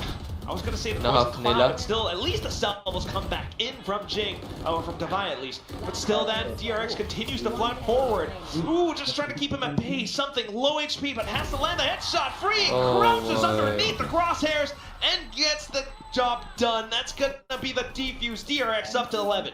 Yeah, good work on at least getting it defused halfway when you see that snake spike come on in and it misses its mark a little bit. I start to get a little bit worried, but Device sending in the salvos brings a little bit of time. Unfortunate at the end there for PRX, because the game plan actually, despite losing the first kill, it goes nicely, right? They got the space in towards the B, they get the plant, they take a little bit more forward space. The Haunt though, again, Bane, I keep saying, his utility has been so impactful with that Haunt and with the Prowlers as well in this map so far. There have been some really great for openings and for closings here. Utterly effective, especially with how the entire team has been playing it even as well. Now the 1-4 split for DRX, just a bit of rebel control, quick back through the doors into the B side, Prowler into its pillars as well, and they do retrieve the information that they need against PRX. Even though DRX as well here, Quack, win the previous rounds, not afforded enough to go in with a full buy, so it's the Hyunmin show potentially here, getting a showstopper online. You can shuffle weaponry up as well and maybe steal away a gun from PRX if they do decide to do anything here in this B side. Okay, fault line in along with light speed dashes, and it just baits that showstopper out from Hyunmin, so it's not going to be able to fire that off into anything effective, possibly, and that's the effectiveness of the Waylay. Still, though, does it open a door up for PRX into a site? Information on the little shoulder spot. Got to call for your teammates to start to get some rotations over, because these pistols, I mean, you need to be in close proximity with crossfires to do damage. Oh, and with that, the flash and the execute now falling through. Forsaken, though, up alongside the smokes. He's able to find 3, but Hyunmin finds his own as well. The Phantom picked up. Nice. It's going to be Mind Freak and Devi to stabilize for PRX, bringing the score up to an even 5. Yeah, keeping DRX off of map point and series point for the opening. Ang ina, 21 kills yun, min, pre. And continue to go in with that. You're kind of ripe and ready for some good damage in this next round, especially, right, Quack? You got the Armageddon online, you've got the Converted Pass as well. These are going to be good laneable items to get in towards the site or to hold off a potential retake. But it really does begin at the very beginning of a round as well. These early controls that we're starting to see attempted over at Rubble. And it's looking like DRX want to do the exact same thing. So for some pressure now over towards Flashback, it's a bit too much too. Recognizing the drone would leave him isolated. Nice. Unfortunately for Free, first casualty. Free side. It's going to be PRX getting him towards this C site. For the first time in a long while, but very welcome one indeed. So possibly Spike planted now. Meanwhile, for DRX to reclaim a bit more space. They do have to watch out for B though, because something is lurking in the shadows. Now you might say these ultimates used if there's a retake starting to look a bit successful for DRX. A kill quickly might have been good for them, but just denied for now. And that might actually be it. Yeah, you can't get back in towards this one, unfortunately, with the time and recognizing all of the bodies here. If you were able to bait out an Armageddon or a Convergent Pass, I think you'd be quite happy with the turnout. That's crazy. The round, but the fact that PRX are kind of finding one kill and the space in towards it, and that's all to get the 6th round, you'd be a little bit worried for DRX if these are the sort of turnouts for the next couple. It's little with a capital L though. Correct, yeah. Yeah. Just a little slightly. I know. Even then, you know, as long as DRX gets to build up towards some ultimates, they can be looking at a very effective... Yeah, there could definitely just be one explosive round to come out from DRX, and if you're a PRX where you're losing a couple of members in the next couple of rounds here and there, and you're not managing your economy nicely, it could get the 12th and then the 13th map is done. So you're going to try and call this a little bit early as DRX here. You've saved 4 weapons as well, right? You lose one member, you call it. All right, we're going for a timeout. We're going to stop any momentum start to be built up by PRX. As well as to keep the guys locked in. DRX needing to stay focused all the way towards the end of the map. It is one away from that series point. But at the same time, you know, if they start to lose focus, that's where PRX gets to build it back up. And as we have seen, that previous round was instantly done when Fring fell outside of C. So tiny things like that. Yeah, it's quite the important one here as well. So it's good to see that there's a lot of engagement in these cameras at the moment too. As I say that, it switches to what's looking like a little bit of silence. Well, that's not true, Yeah. The camera's a little bit clipped. We can't see Termi, wagging his tongue a little bit. So, a little unfortunate, but nonetheless, you can definitely bet there is quite a bit of coach intervention. And we're just wondering what the changeup is going to be. Still very much is a little setup with Freeing controlling the C site. I mean, that's what the Cypher does. As well as A and B, though. Yeah, maybe you're looking to go back towards some Viper fundamentals to PRX and around such as this as well, and up and down in that wall over towards A. You're not seeing anything too forward from DRX there, but speaking of forward, PRX straight up through pillars in towards the front of B, so they've got some options to go for a bit of a C split if they want to quite nicely. They can always pivot back towards A if they want because of the lurk that will come in from Mindfreak, but you're ulting in towards this C side at the moment, spotting some information if you can. Oh, Refract's timing is actually out, so Forsaken is stuck here, has to hold it. Cool. Cool. Yeah, he did throw out Nice. does find Freeing, and there it is into the B side as well, as the ult does its job of throwing right to the plans of how DRX wanted to operate across the round. It's just Mako now. Spots out towards the back though, and that's Forsaken gone. Smoke back in. He goes onto a bit of a tap. Lays around the edge. The snakebite not quite burning at his feet. Yeah. Goes for the reload though. Ultima. Second ultimate being baited out from PRX. Mako, I think he's done his job. Whether or not he wins the round, he's got effective utility away from PRX. Oh, you're not just looking for a possible kill or two. And there it is, the first one. Salvo on, and he walks right into it. Yeah, unfortunately, there's a lot of stalling power to Do come it, out from Nima, PRX with gago. those two members in Devi and Mindfreak staying alive. Snake's Bite firstly, Armageddon as well to afford time for the salvos, so it becomes really difficult in a situation like that. Forsaken though, find a C opener, and it's all a bit of a bait as well to remove the members over at the B site to get a plant in there. You do like that idea that there's still enough cooking for PRX to make a good meal here. And we very much could be 4 rounds away from equalizing the score, as well as something back onto the Rolling Thunder. But as I say that, DRX has some ultimates of their own as well. Granted, not the most effective ones. 4 members, though, to take this rubble control at the moment. And Mindfreak, if he does lose his life, that's a Vandal that's going to be pilferable at the moment. So, yeah, they're going to steal that one away, but maybe not, actually, because there's an immediate presence back for PRX. So, now they have to try and win a round out of 4 versus 5 conversion. And if we look towards the previous maps in this series, how many times have they actually managed to do this over on Icebox, Quack? Yeah, quite a bit, especially with DRX up on 16 first kills. Yeah. That said, though, it is a very different map. Similar composition possibly, but DRX pretty much have a lot of it under control now. Forsaken looks to pull the attention away. Got it. Unfortunately, instantly tapped down by Mako. 3 players remaining, Komodo, and they look to flood into the B site. They might get the spike down, but look at Flashback in with the dimensional drift, holding on to possibly the clone. He doesn't have any more flashes. He got all the information on the positions. And that's exactly what he was looking for with his team. Rolling Thunder from something, though, just kind of luring them into the site, but unfortunately, they don't quite get stunned up by it. And with that, now Devi has to pull something out of the hat. Doesn't have utility anymore as well. Just sprays on through, but reloads to be damned. It's going to be Freeing, sticking the defuse all the way in. DRX have found series point. And that's the problem for PRX now, that they don't have any more breathing room to make mistakes. And that's on the back of such a sensational first half that comes out from DRX. All it takes is these opening kills and then an idea of how to remain, present in this B side at the tail end of this round. That's why I got to give so much credit and recognition to Flashback.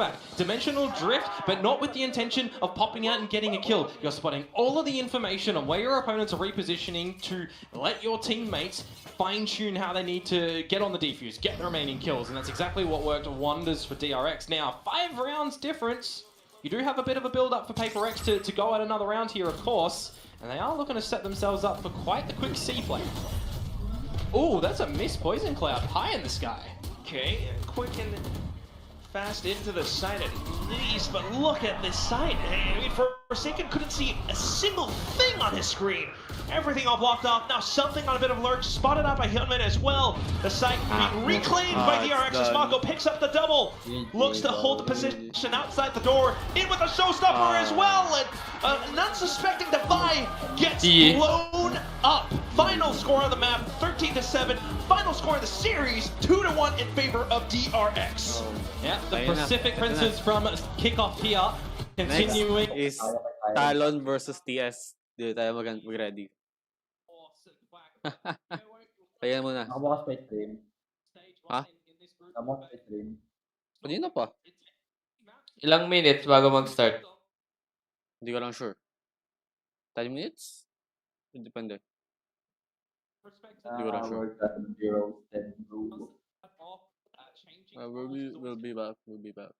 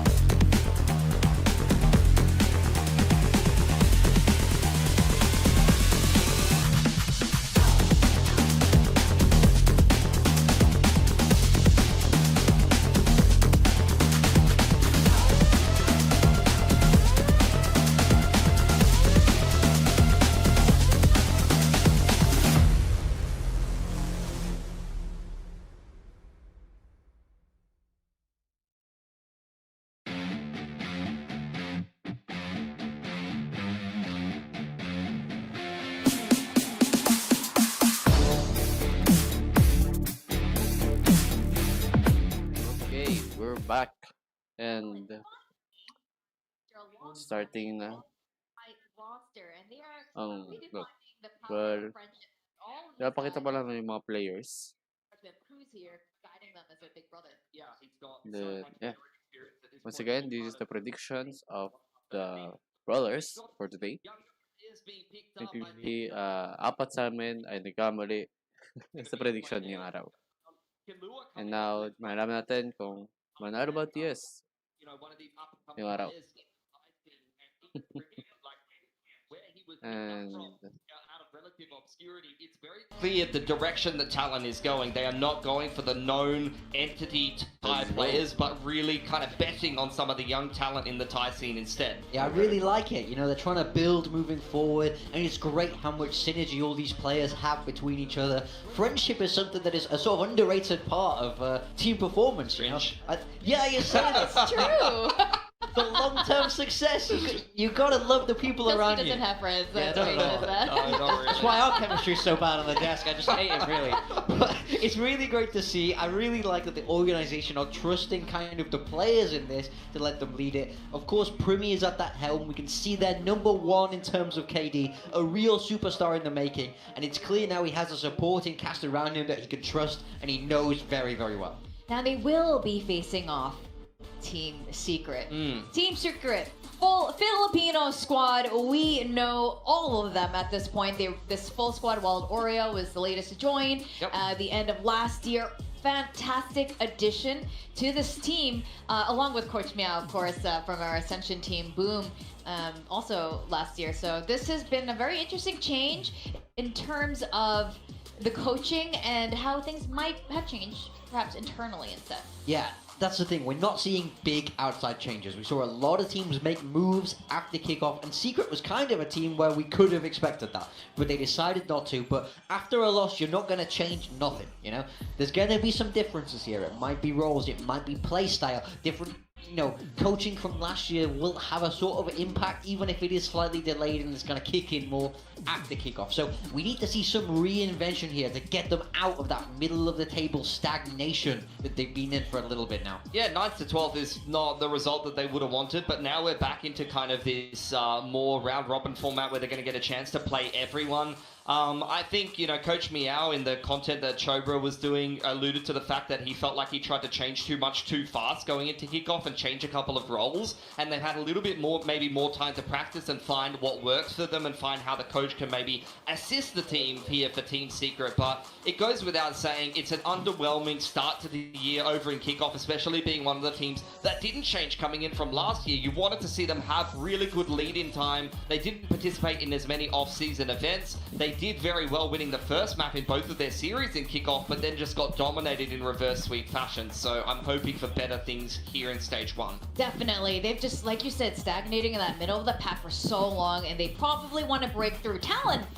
was also in that position for a while and have finally broken through, and it looks like they're going to hopefully upgrade even more. I don't want to say anything about Ben or Governor, but obviously they made these changes for a reason. A large part were the comms on the team. Yeah. Cruz had to do the craziest thing and had to translate in the middle of games whenever there's a timeout. That just eats into precious time when you're playing attack FPS. That's so critical. So with the addition here, we were talking about Killua coming from Myth, absolute firepower there, then joining Full Sense, very consistent across the board. And Thai, Frost has spoken very highly of him during interviews, so I think this might be the complete set.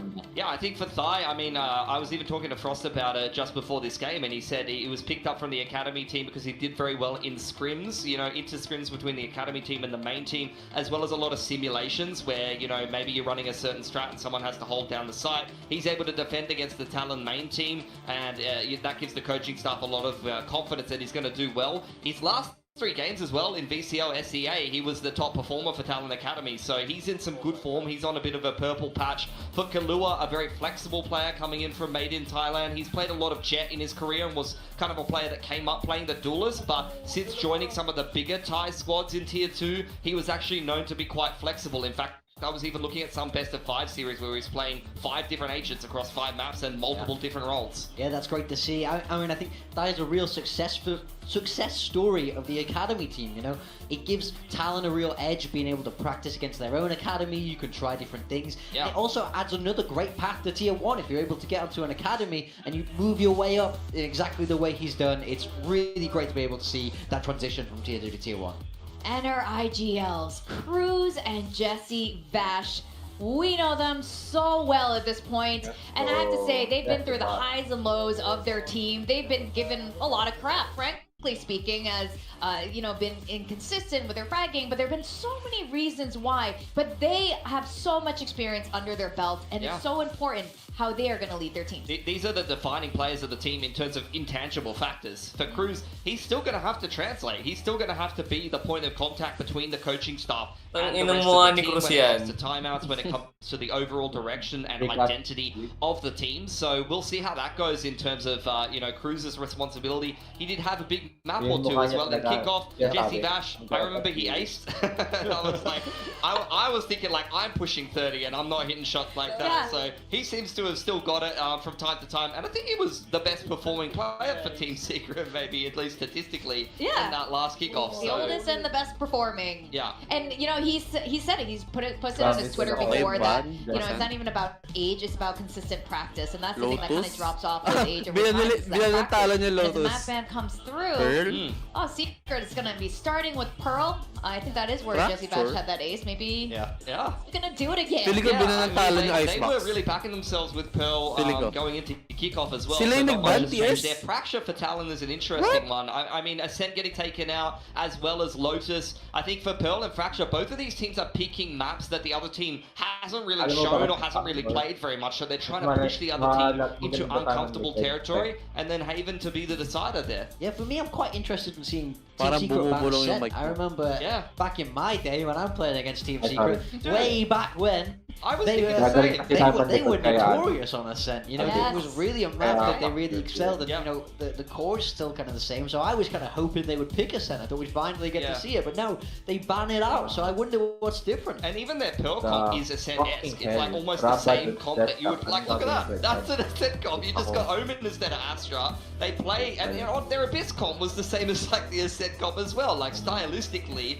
that is a map that should fit their team, and that is a map that I remember them being known for. I mean, I tried to dive back into the stats going back through the majority of last year, and I don't really think that I saw the numbers that convinced me of that, but I remember them having that reputation as well.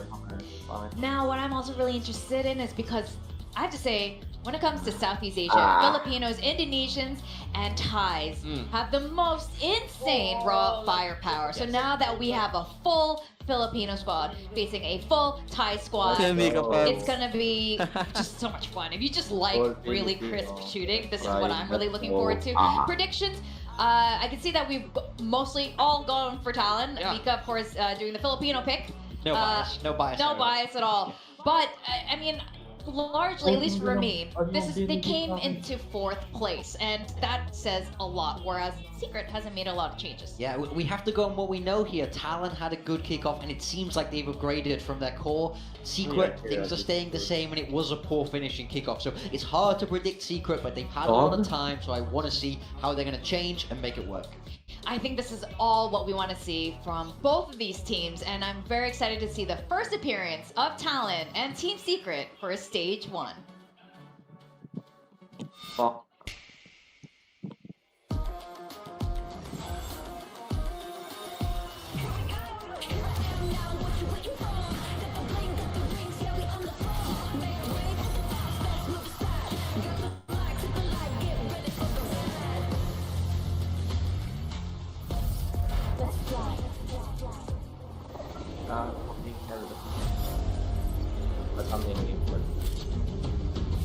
Naka-live pa rin sa'yo, no, Leo? Hindi siya yung delay. Leo?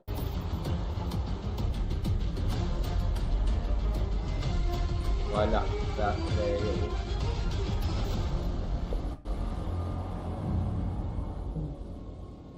Yeah, super epic sa wakas.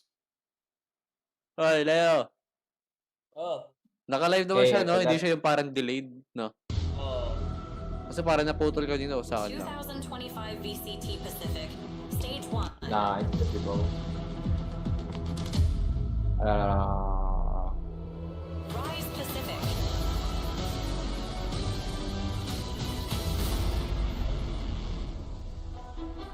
Pacific.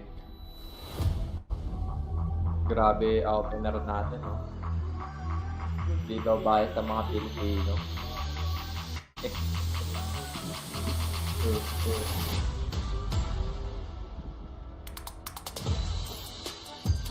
Ay, Pilipino. Talon. Yes, can barang. This team, Talon Esports, has been steadily climbing, each change bringing them closer to victory, qualifying for Champions 2024 and securing a top 4 finish twice in Pacific. But meanwhile, on the other side, Team Secret has always had that potential, yet they have yet to take that same leap to break out of the middle of the pack. Is today gonna be the day? It's really hard to say. Talon looks more confident than ever. They do, and I'm really excited about their new changes. I think a lot of people have been waiting for Talon to have this full Thai identity. I'm really interested to see what the roles are going to be. I mean, they picked up a controller player. That, to me, signals that you're going to see a lot more of Jit Boys in a hard Sentinel role. For Primi, he was playing a little bit of everything. I think you're probably going to see him more on Duelist in this current roster, unless Kalua's going to play a little bit more Duelist like he did when he was on the come-up. So the roles are very interesting to keep an eye on me for Talon, for me. Yeah, we've got to wait and see. Team Secret, the roles are not going to be a mystery here. I wonder what Jesse Vash is going to play on this map, guys. Duelist! Duelist, I hope so. I think the key thing with both these teams is They want more out of their time in Pacific. 4th is good for Talon, but it's not on the podium. 9th to 12th, terrible for Secret, for a team and an organization that's been to champions. So their resurgence starts here, map 1 of stage 1. And despite the predictions, it is not unwinnable for Secret. Absolutely. Talon have changed a lot. Secret have changed very little. They're going to go onto a map that they've been backing themselves on, even going back to kickoff. This is a very winnable series for Secret. Absolutely. While we are really excited for a full tie squad right now, 2 of those guys are rookies when it comes to this Pacific stage.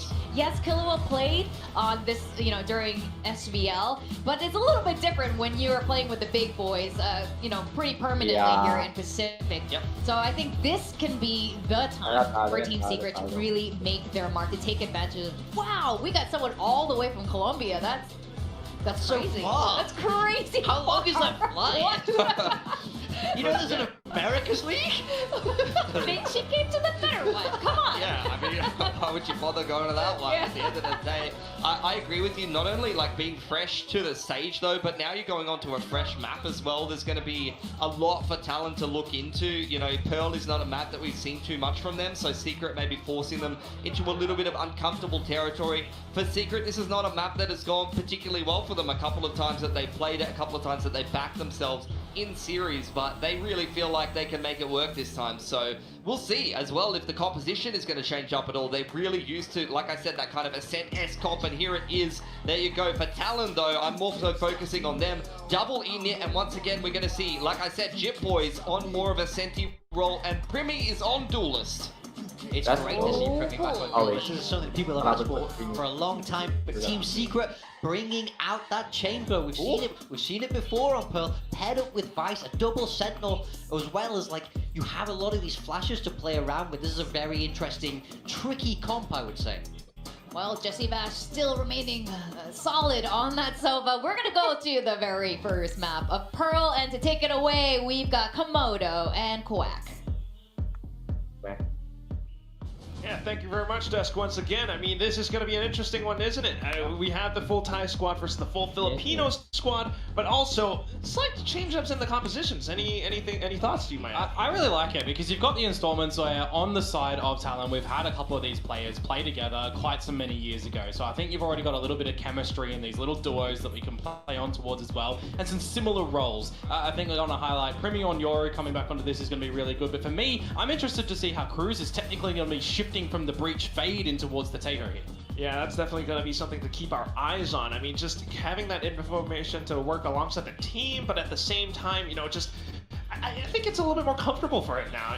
Being able to lead the whole, full Thai squad, calming in Thai as well, might be a little bit tricky given the timeouts, but of course he's going to be able to translate things very effectively. Meanwhile, for Team Secret, Des touched on it. We are all thinking about it. Different coach, they've had some time to retool things, at least internally. How's that all gonna play out today? We're seeing the changes in the composition, but is it sound? Well, I think more importantly as well, what we saw yesterday in the games as well was a little bit of weaknesses for a composition that Team Secret are going to be running, the G2S style, right? So you're going to have some strengths in the mid to late rounds, and that was a weakness yesterday. So if you're looking at Team Secret, I think you got to go into this game with a little bit of that plan, because Pearl, I don't think this is a map that they would have expected Talon to be picking. At least for now, they'll be looking heads on, heads up, in towards B Lake. Nothing too much found just yet, though. And also, Sheerwall being instantly tripped. Just for information, at least for now. Meanwhile, on the other end, Cruz continuing to jiggle back and forth. Nothing found just yet either. It's a lot of control out from Talon on towards this B-long area. Excuse me, as well as Team Secret that actually picked this one, so there is the game plan for them. So that would further induce what they kind of expect to do, which right now is waltz in towards the A site, see that no one's home, and your wall isn't tripped. So do you have an idea that they've actually gone in towards main? Maybe, maybe not. They will be taking the initiative, Komodo, to push all the way into spawn? A little bit too much, though. Look how far they're going. They really want to clear this one out. The wall will be eventually tripped and it'll bring them back, but no one on Talon has actually got towards the site yet. I wouldn't mind this too much, though. If they are able to find Cruz with that many players, that's, you know, you're taking those salvos away. But Cruz now tucks himself neatly into a corner, so he keeps those salvos online. Meanwhile, the rest of the team from Talon has to march back in from main. They managed to do just that, but still, in towards Secret and Dugout, there is a bit of contention. Jesse Vash still pretty much alive, at least until Jeremy comes back in to support him, and that's going to be a pistol round being picked up by Team Secret. Strange one, not gonna lie. No duels really into all the way the A site. You get a full plant, you kind of waltz in towards your opponent's spawn, and then eventually you focus on back. And you gotta admit too, the plant is a nice idea for that position, right? You've got a lot of exposure towards that one. It's not like you're planning it for main and then pushing in towards Dugout, in towards Secret, in towards Flowers. So it was a nice little pistol round idea to come out, but it gets a little bit awkward at the end there when Jesse Vash is going for those right clicks with the classic too. So an eventual crossfire in towards your now any eco round. So you'll play towards the depths at the moment. You'll play towards just numbers towards this B side. Sure, range as well, given the weaponry. So Team Secret working alongside B main. They do spot a player or two, forcing Primi to gate crash back into safety as well. That's a lot of space now that Team Secret can work with, but at the same time, maybe some slight footsteps in towards A main. Still, at the very least, nothing too much from either side. Yeah, and just in this eco round as well, Killer are still holding both prowlers. Generally, you would see them, you know, thrown in towards A main if you are going to challenge over towards that area. Or haunts and seas that have already been used. So just in numbers at the moment. Pistols Quack to find a little bit of damage. Yeah, at least working together. Team Secret at the same time, they're the ones, you know, not fully committing to either side. Despite the information that they've gained. So just kind of challenging the pistols, trying to take as much as away as possible. Yeah, and it's just utilizing the time quite nicely as well to see if there's going to be any shenanigans, let Talon overthink things a little bit potentially, which for right now, I mean, a 3 versus 3 when you've gone into this round with classics, you're starting to feel okay in terms of damage. Yeah, just a bit. Not too bad. Kai, though, does pick up the Bulldog, and that is a little bit of damage against Jeremy. 3 guns already around the way. Jesse Vash will clean things up at the end, but you still have to wonder how this, you know, echoes throughout the other rounds on this map. Yeah, when you're going in towards your gun round now as Talon and your bonus is looking like a Vandal and an Outlaw to be carried on over, how much are you putting behind that, right? Are you getting another rifle? Are you just saying, okay, we lost a little bit too much in that previous round. We'll just play with some pistols and maybe go for a little bit more of a mundane push together as a unit of 5. That's something to definitely wonder about for the upcoming round, but at least right now, he can celebrate with that little round win.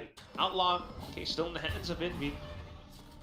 Potential right shield on the other side, but not quite. Talon are indeed reinforcing everything with heavy shields. A quick default setup all across the map. Well, Thai has to be really careful here if he oversteps because there's a lot of bodies and he wouldn't have had a bailout strategy, really. Quick shoulder peek, though, so he's okay for now, and instantly puts up that smoke, the Nebula, to block things off. At the same time, look at this, Primi, all the way up B. Yeah, getting information across both sides of the map and still having a bit of a spot in towards mid-doors as well. Just as we mentioned mid-doors, the Prowler coming out from Killua. Bit of an arc row setup as well, but it's going to be Jeremy in with the round 3 dimensional drift to gather further information. Bit of a flash coming out, and he's trying to catch Jit Boys. Clone kind of ignored, but still, damage found. Killua in with the trade, just to try to hold a round connector. Yeah, it's nicely done, but what do you look to do now? You've got 2 players still coming up from the sewers in towards an arc crunch, and you do also have Thai playing in the back of Dugout. Some smokes towards the site start to happen, though. Okay, at least the salvos will get sent through. Ooh, and as soon as the salvo gets sent out, TUG thinks that that's where the tail might be positioned. Lo and behold, it's just going to be Killua watching the angle. So a good kill being picked up, as well as the Prowler just to check closer back towards Art. Talon trying to do their due diligence, but at the same time, Envy has his sights trained in to the site. Still though, okay, Thai kind of sneaking past, but Jesse Vash has snuck up right behind him as well. Good little flash out, and that's going to be another pick.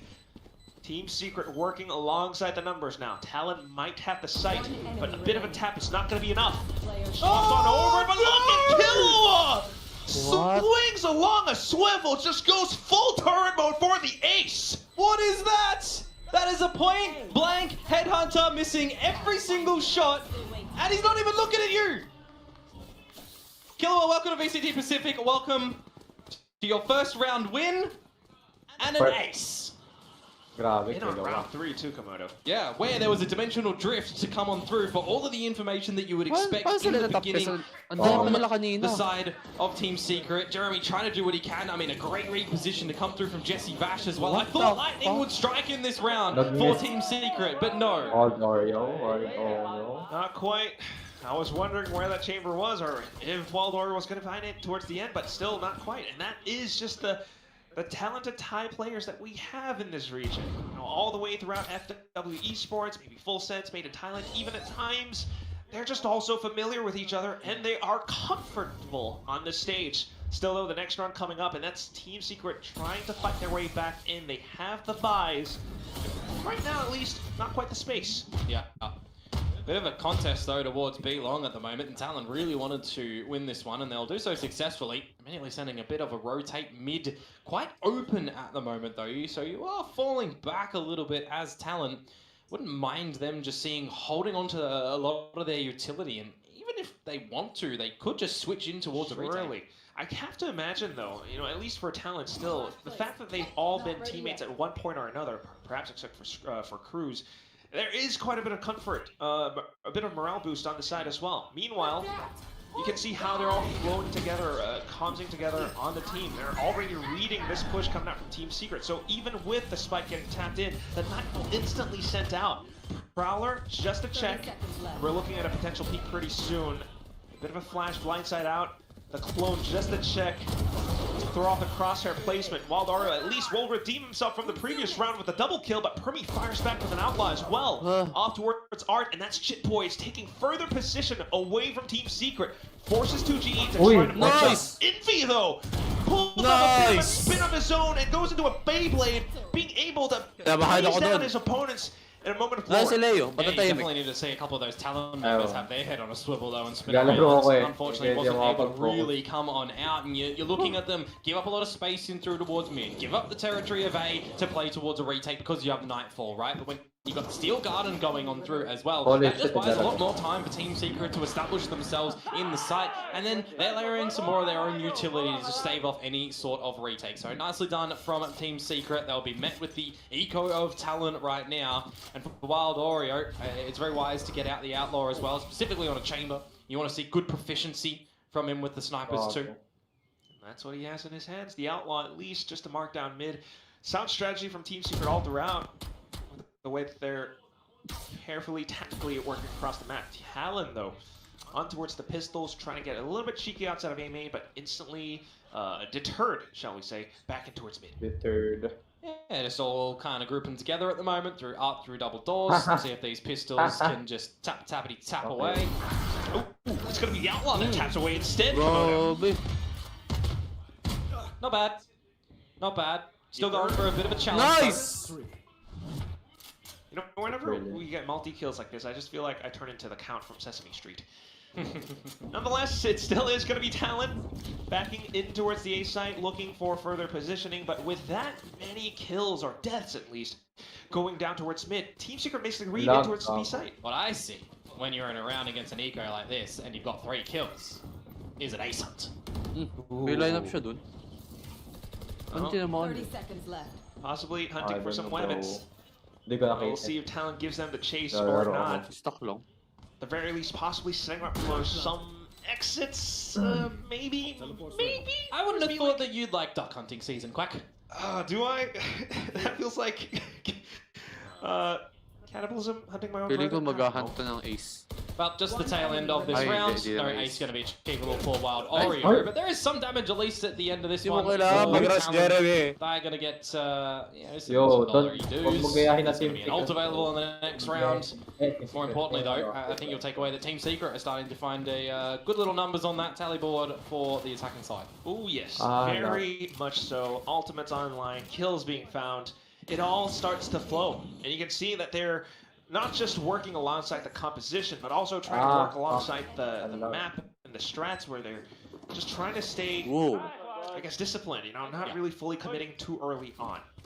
Yeah, well, one of the strengths from this comp that Team Secret are going to be running is just making sure that utility is right to try and set up Jeremy for a lot of success, and then having the initiative to make sure that there's a bit of a backup plan if that goes a little bit haywire.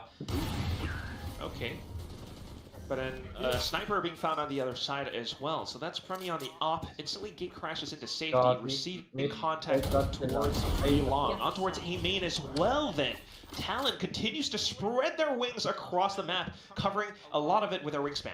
Yeah, new recruits getting the job done over towards A. Your second put in a bit of utility as well, just after the fact, to clear out the full position. Prowler gets its job done, you reset with the 2-player advantage, and now you really need to see Team Secret dig deep individually to get back in towards this round, and it's one of these positions where you kind of need to give your opponents in Team Secret the jewels to win, and that's exactly what happens. Thai gives them the jewel, he loses it. Now it might be achievable for Team Secret. Possibly, you know, if you're talking about individual greatness, you would gamble that it's down to these two players. Jeremy as well as Jesse Vash, the one who, the Unk, who got almost, well, or practically an ace back from kickoffs. Still in the same spot, he does find that kill. But off of that, thinking that that one kill might have pulled some rotations over, Team Secret head back into the B site where Primi has his crosshairs zeroed in. Yeah. Headshot through, but then a crouch peek out from Jeremy to find the headshot right back. Down to Jit Boys, Cruz arriving on scene as well. Can they do it? And it's all down to Jeremy. He has to find the frags, and he does find the opener. On to the next, and Armageddon sent through as well, but he gets the spike down just in the nick of time. Dimensional drift away to find Killua.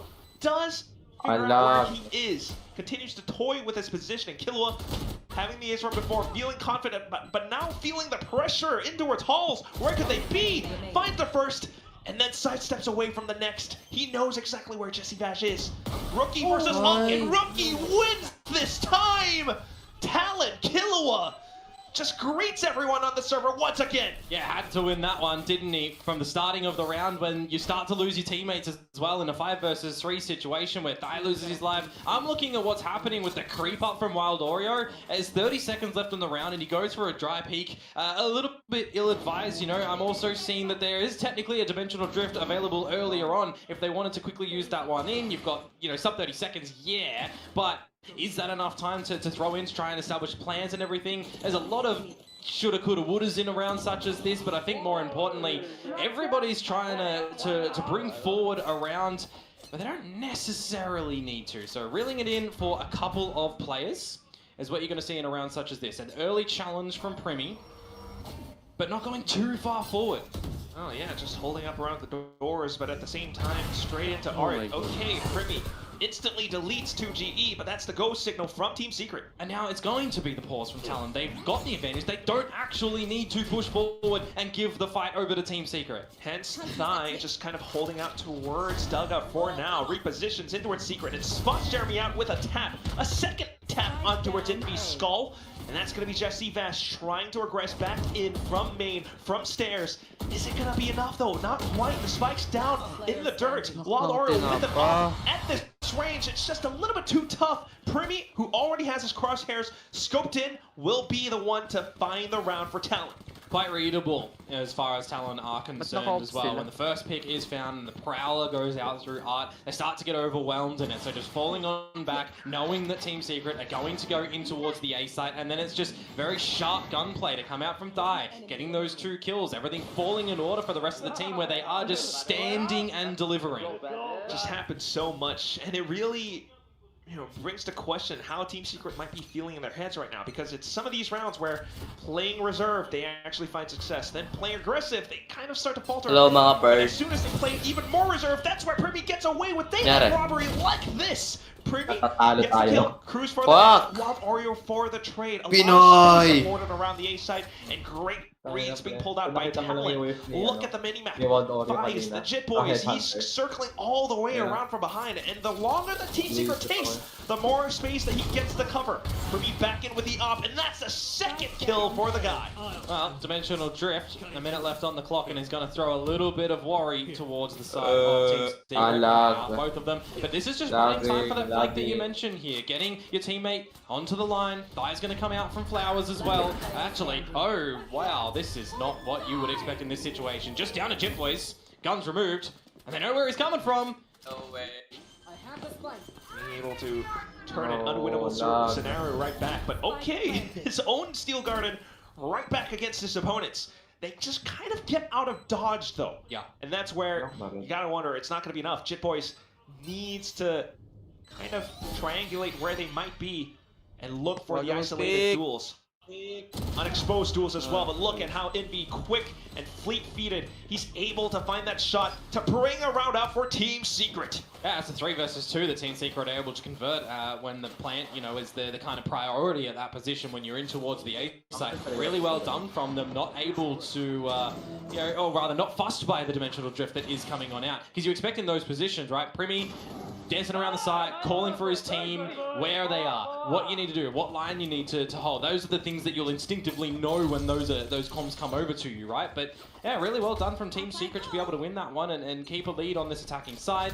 They'll counter out on towards an eco that round here, and you're just trying to, you know, build up a couple more ultimates that you're starting to get towards again. You kind of like it. Yeah. Slowly course correcting. You know, not too aggressive and back in towards mid. And it is the mid to late rounds that this composition really needs to kind of find its footing in and showcase its strengths towards. Whoa. Okay, well, mid to late round or not. At least the opening pick. Oh, wow. Goes the way of Wild Oreo at that range as well. Good little right click hooked in. Take flight. And it forces Talon to rethink, refill that space around Art as well as mid doors. As that happens, Team Secret back into A. Thai has always been playing that position, and they're looking to challenge him. Expecting the peek out from mid doors as well. Envy finds another.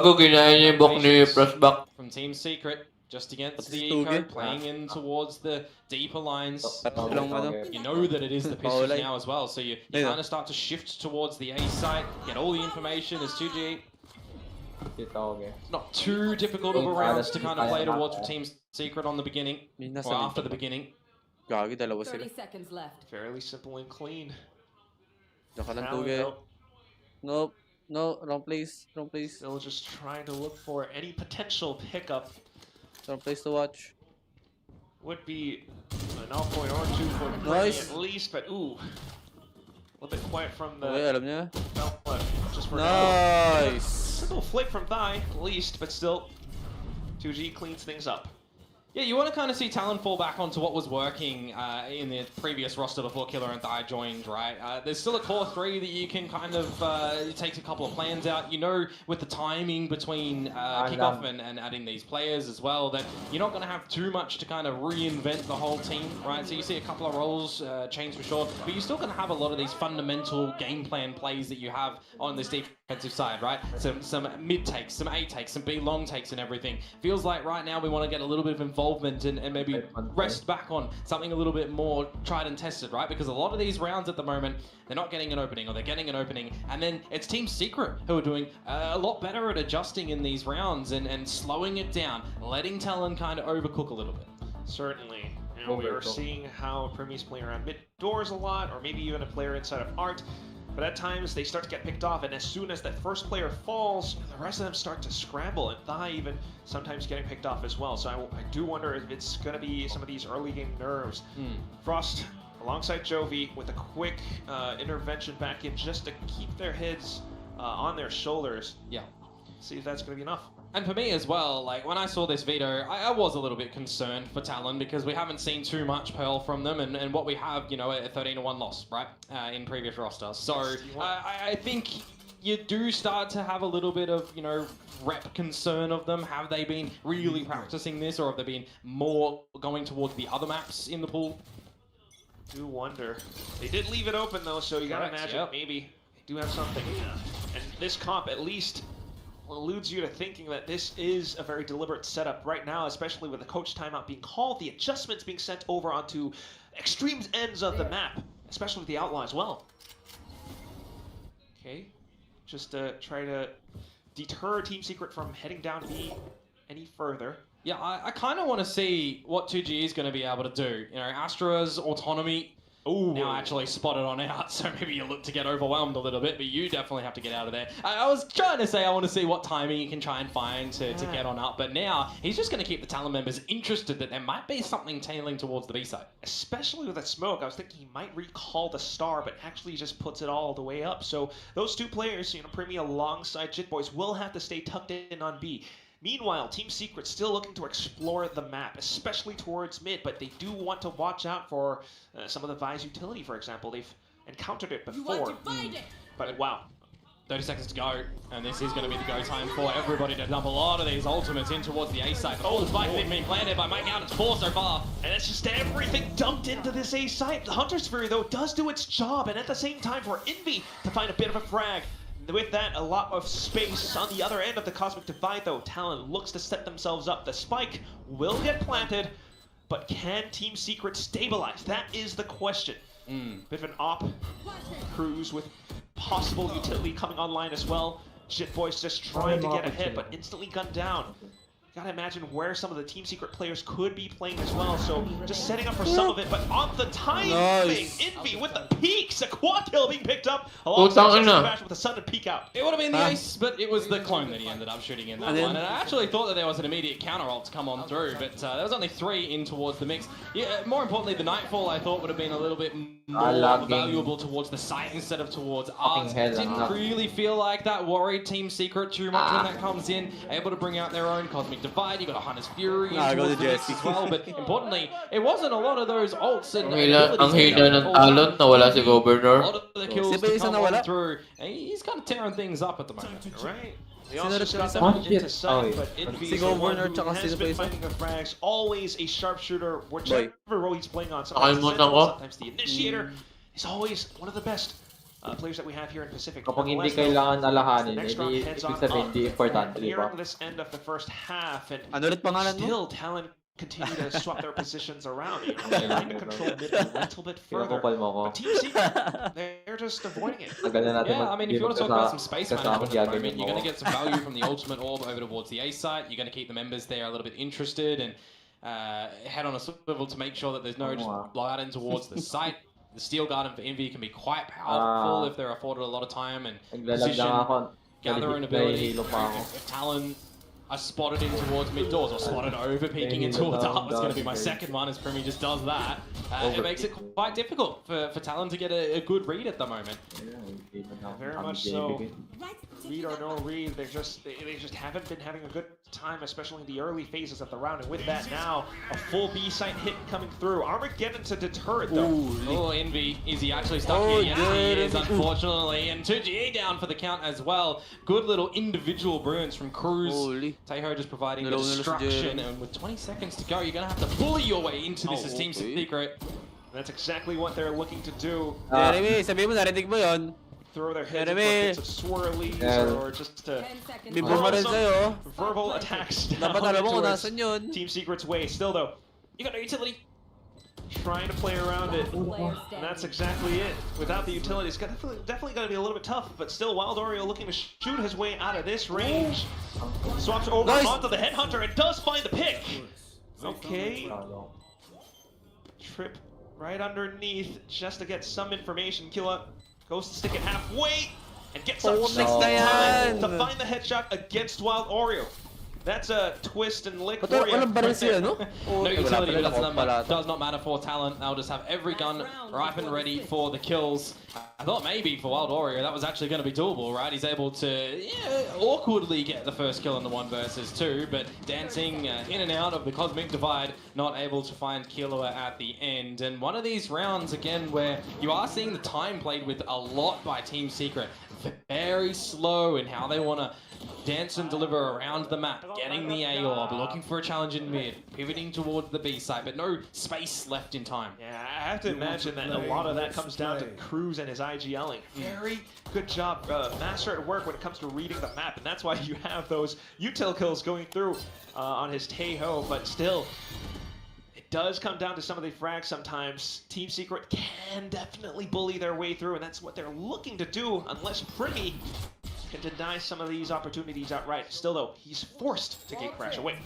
Yeah, you're going to see the force back of B and the tapping of the shear wall as well over towards A. So trying to bait it out. I really like the idea from Envy, however, though. You change it up, you bait them on in, you try and see if you can pick them out when they go for that wall, or if it's an individual lurking and you can try and catch them off guard. Always a fan of that deeper wall. You know, we saw good trap play off that yesterday. Still, though, at least for now, Talon have managed to deny several alt orbs and whatnot. So at this point, just forces for Team Secret to go in for a bit of a trick play. Yeah.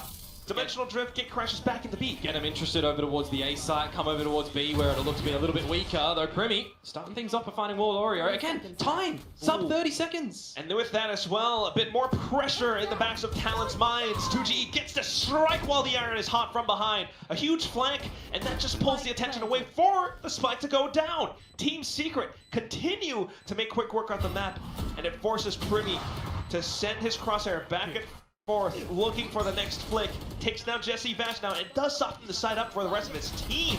Jeremy tries to keep them away with the flash, but it's not going to be enough. Primi with his own blindside, his own dimensional drift now, and he pushes all of Team Secret further back and away. 2G, try as he might, it's not going to be enough. Jit Boys will find him down, and that brings us to a 5-7 at the end of the first half. Yeah, pretty good recovery in a couple of moments of both of these teams as well, right? Some pivotal moments, some swing round abilities to take control of this map, but at the tail end there, those last 2 rounds to come out from the side of Talon, well navigated. I'm thinking to myself, you've got a lot of information in that scenario up through street. You don't need to go for a lot of these peaks. You know that you've got Talon locked in there, but they somehow managed to get back out of there, taking the full challenge, and Primi, operator shots, shorty shots, turning in towards then the human drone to get all the rest of the information. He's ticking like all of the roles essentially there. It's crazy with how much Primi can provide to this team. You know, whichever role he's playing on, of course we love to see him back on the Duelist, but with the op, with different ranges, he's just able to do so much. And again, with the Euro, it just gives him a little bit more flexibility with how he's able to hang back with the gate crash. Yeah, I mean, back in the day when him and Dai were playing together, right? Dai primarily going on towards the jet, and Primi's like flexing between smokes and sentis, and even, you know, getting out a double duelist there. So I wouldn't be surprised if maybe we even do get something like that towards this roster a little bit later on, really change it on up. But the fact that, you know, now they're finding, you know, some teething issues. This is, you know, it's a new idea. It's a new identity for Talon here. So you're going to have to try and figure out what is going to work with this roster. And so far, so good. I mean, Ayun ang first pa it is a nila. very small sample size, don't get me wrong. Like 5 successful rounds and 7 not so successful rounds. But if they're able to now convert the success that they did have on their defensive side over to this attacking side, and they're able to really shut down Team Secret, well, you know, I mean, it'll be map 1. But it's too early to tell. Yes, it definitely is early. I do wonder how this chamber is going to play out on the defensive side. But, you know, we do have a lovely little Team Secret plant in the audience there. Just encouraging people to buy the bundles. But yes, back into it. And that's going to be Team Secret now on the defense. The sort of double sentinel at play. And just a single cruise with a drone that gets denied, and his health looking a little bit bleeding.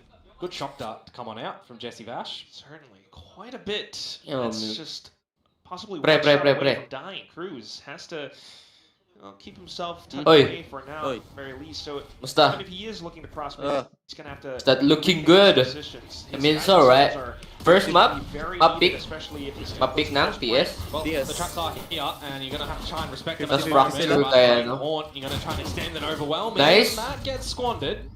Okay. Nung attacking sila, na ano sila, nag-choke sila kapag One of post-plant. the primary Nahirapan sentinel talaga sila. right now for Team Secret being able to deny Pero kaya the nila opportunities pumasok, from Talon. pumasok. Doon sa Still post. keeps the team Hindi nila kayang kind i-hold. of tucked in towards this A site. A quiet repush in towards A. How far is he actually going to get in towards it before he is spotted out? Arcos for nothing. Ooh.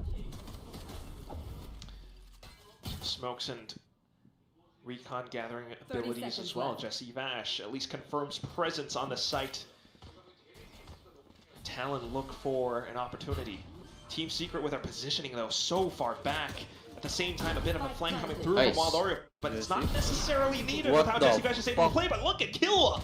A bit of a skewer as he finds 2. Straight on in with a straight line. Envy now trying to get himself out of dugout. Still spotted by Killua. You've not seen the chamber. Killua. You've got to expect a flank. Yeah, at least thinking about it, they're sitting comfortably with that spike down, Komodo. And Killua just continues to play around the positions, and there it is! Flank instantly spotted and found, but a bit of a swing too wild from Cruz, and Wild Oreo with the Headhunter will find the damage that is needed. And that's better fashion because the damage that Jesse Vash found earlier on with the shock dart as well. Wow. Only one shot to finish off Cruz. You're telling me we've come full circle? We've come full circle. The man has started off the round that he didn't know he found, and then they finished off. That is just kind of poetic, and what a way to start off the pistol round on the second half. A good attempt from Talon, getting in the plant. Killua getting a lot of kills in towards the end there. Not able to finalize 2G either, even with the dink through the corner of the wall, though. A little bit unfortunate. For Team Secret, however, they're going to be able to find both pistols in this map, which is just going to further extend a good lead for them. Wow, but as you say that, a bit of a force coming out from Talon. Still instantly disrespected by Jeremy. A shot found through, and he gate crashes back into safety. Still though, Talon looking to commit into the site, or at least to force some reactions out. They send that little fake out clone all the way through in towards stairs, where Envy will be met with a lot of contact. Jit Boys in with the stinger, will be able to find it instead. But they're going to call away. They're going to peel and see if they can find anybody in through towards connector first. As Jesse Vash is on the drone, he'll spot nothing out towards the A site, and there's a little bit of a overextension from Wild Oreo here that you do actually have to consider that they can path very quietly up through towards street, go towards the B site quickly. And he's going to be there, but if you are playing towards the numbers here as Team Secret, you are going to be playing in towards a retake here. Wild Oreo with the Outlaw too, though. So, retake definitely sound, but we'll see if Wild Oreo can at least soften up some of these blows. Not going to see too much, so just playing for the numbers. Yeah, you'll eventually get a dart back online for Jesse Vash. That's going to come in, well, 30 seconds actually, so never mind that one right there. You do need to try and see what these Stingers and what this Spectre can do, because they actually can make this work. Especially when Primi is watching the back positions, crouches underneath, and that's 2GD deleted away from the roster. Jit Boys now with the Spectre. Deleted from the roster, puta. Going in for the full tap though, Jesse Vash gets it down halfway, gets off just in time. Spectre, Bulldog, the shots all found by Team Secret to still stabilize and find the subsequent round win. Yeah, the plant not going down where you can actually protect it from where you came from in the street, right? You've got a bit of a play from Primi looking for the later lurk out there, and I mean, at some point in that round there, when that plant goes down, it transitions into a really winnable scenario. When you do disconnect yourself a little bit too much, it makes it a little bit awkward. You know, you're just looking for damage then, which, to be honest, is not that bad considering that was on the second round, right? Those are the rounds that you're never generally going to be winning. Similar scenario to what we saw from the start of the map. But as I say that, we are definitely slowly running out of chances for Talon to find a way back into the game. Yeah. We'll see if this one can support them, if anything. But given the force spike from before, yeah, it's still going to be Stingers for the entire squad. Jeremy, once again, that's really good positioning and knowledge from Jeremy to know that if there's going to be an A play, they're going to have to play respectful for the sheer, and you just tuck yourself in towards the mid window. Ooh, and in with that as well. So Primi able to execute into the side, especially with the blind side, takes down Jesse Vash, but here comes Wild Oreo. And with that, instantly Talon recognizes what they need to do, trying to hold stairs and force Team Secret to get into exposed positions for the retake. Wild Oreo having tank back now, but look at Jeremy perched up on top, and that's just going to be enough. A bonus round, well, somewhat being found for Team Secret, even against the Stingers of Talon. I mean, you throw an asterisk on towards this quote bonus round, right? Because there's over-investments in the previous. You don't come in towards this round with your full rifles. Though, what you do show as Talon at the moment is that you're proficient enough to get a plant on down, but you're just not able to keep it contained and win out the rest of the round. The retakes so far have been quite flawless to come through from Team Secret, and Jeremy has had a really big helping hand in a lot of those. Nice. Absolutely. Starting off with the opening pick, even down Team Secret. last few kills that he picks up on the Bulldog. Finding the right positioning, working alongside his team, and right now the kill leader for Team Secret, Envy, finding his value as well on the sheer walls and that. Stealth drone now for Talon, though, just to gather a little bit of information outside B-Long.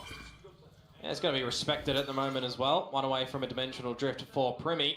You're only seeing a bit of spotting out from 2G over towards the A site. You are covering your bases as well. Pretty standard default to come out from Team Secret here and act accordingly. Again, highlighting that their retakes have been pretty good. So if they need to concede any positions around the map, they can rely on that.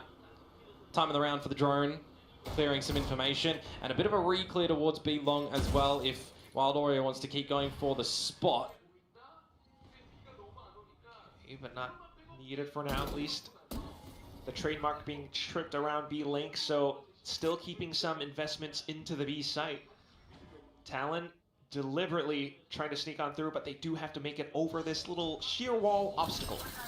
Ooh. Yeah, Thorns immediately popped as well. So two members just going to sit pretty in towards that one at the moment, and 2GE is in a bit of a spot of bother. He can get crunched upon. Okay, still though, keeps himself tucked away inside of that smoke and stays alive. The second one coming up. Peeks at the right time, and ooh! Taking down the spike planter. Envy out from the back as well. Flowers being secured. Nice! Aid with the classic. Support from Jeremy there. It's just high. 4 HP. Spike on the ground in no time. And he's gonna have to go in for the full save. As Team Secret looks to double up on double digits. It's down to 11 and 5. Hindi kasi really well flex played lang out ni from Team Tito Secret as Vash well. yung ano niya, yung smite Tricky niya. position from 2G.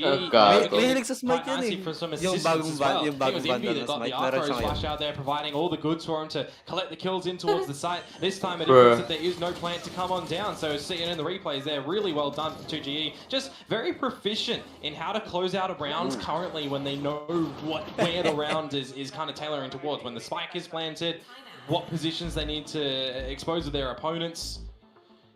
And yeah, this timeout is going to be sorely needed. I'm a little bit surprised that we didn't have it earlier on, but you know, you're kind of playing on the back of for Talon. You get the pistol, you get the second round, where you're not going to need a timeout. You're playing towards your delayed bonus round. That's what that round just was. You lose that, all right, now you need a timeout. Yeah, do wonder what it's going to be for, though. I mean, it is Jovi, the assistant coach, really making the calls now for Talon. And at the same time, we could see the effects of how the internal restructuring of Team Secret has worked out for them. At least for this map, you know, they bank themselves on it, they follow through on it off kickoffs, and they make it just work to a treat. At the same time, you do have to kind of imagine, you know, a little bit of rivalries between these two teams. I do remember from the previous year where there were some little scuffles, and Talon found that win from back then. And now it's Team Secret leading the charge. Yeah, back towards an opening round, and we have to verse these guys again? Yeah. Always trying to break away from the middle of the pack. Talon managed to get a little bit further, but now Team Secret showing a bit more dominance. Waldorf back in with the Outlaw, reading the shields on the other end. Yeah, if you can get away with one here, you can rendezvous. You have to do that before the drone, so just standard Teho protocol to come out there from Cruz. This time, not going to be met with the shock dart either. At least a little bit more information. Also, good job with 2GE controlling the opposite end of the map. He has been seen shoulder peeking like this time and time again. So there's going to be a bit of an element, potentially, if they could spot him and find him as Jit Boys, but not going to be afforded it. Yeah, I think he's found what he wants. So, at least reading for a potential ace split coming out from Talon. Team Secret will look to control these spots. Okay, the fake out does bait out some utility. And that's Talon, possibly with the intervention of Coach Jovi, trying to work along the map now. Yeah.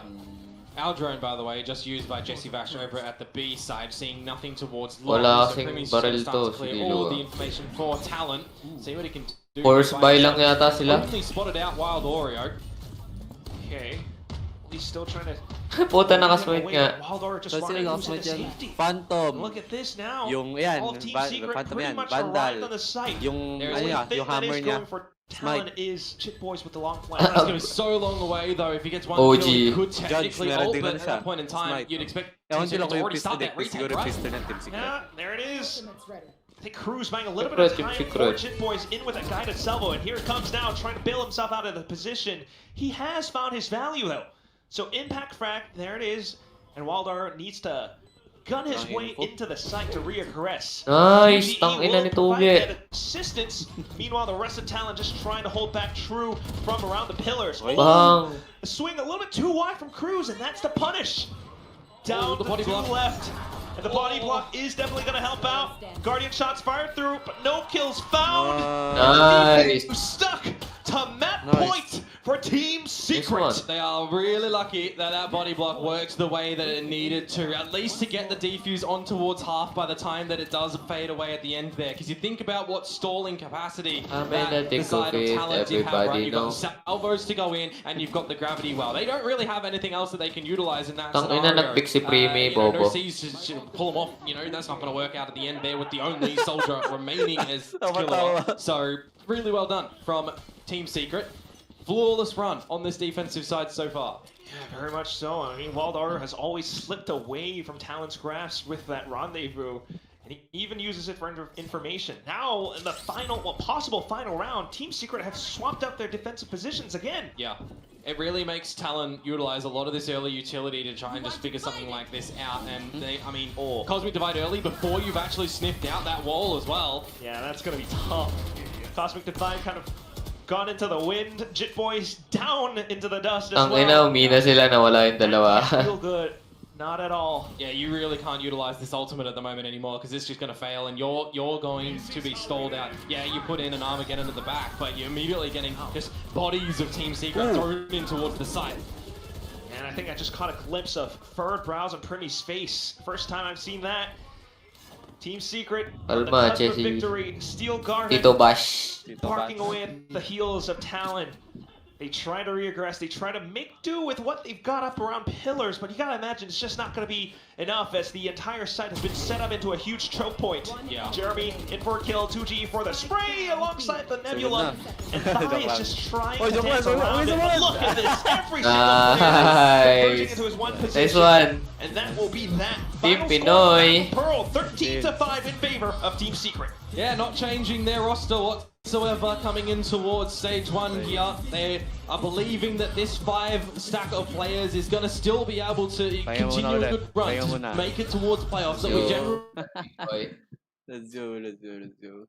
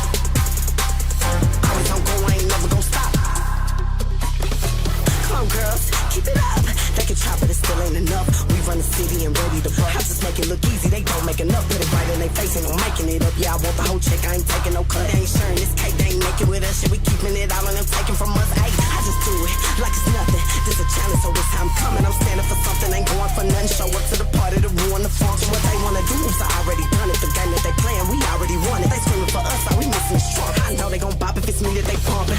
Where you headed? It's straight to the top. Always on go, I ain't never gon' stop. Whether they thinking they better, you not. Just like a cheater, we keeping our spot. Playing no game, got my foot on the gas, head straight to the cheddar. I'm chasing this guap.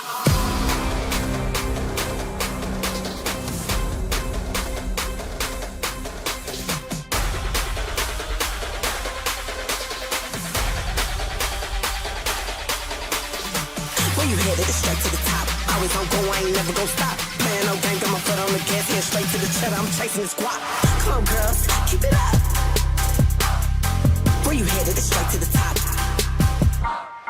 Come on, girls, keep it up. Always on go, I ain't never gon' stop. I just do it like it's nothing. This a challenge, so this time coming. I'm standing for something, ain't going for nothing. Show up to the party to ruin the function. What they wanna do is I already done it. The game that they playing, we already won it. They screaming for us, all we missing is strong. I know they gon' bop if it's me that they bumping. Where you headed? It's straight to the top. Always on go, I ain't never gon' stop. Stay on my job, I've been punching the clock. Know I'm gon' blow up, been ready to pop. I ain't playing no game, got my foot on the gas, head straight to the cheddar. I'm chasing this guap. Come on, girls, keep it up. Where you headed? It's straight to the top. Come on, girls, keep it up. Always on go, I ain't never gon' stop.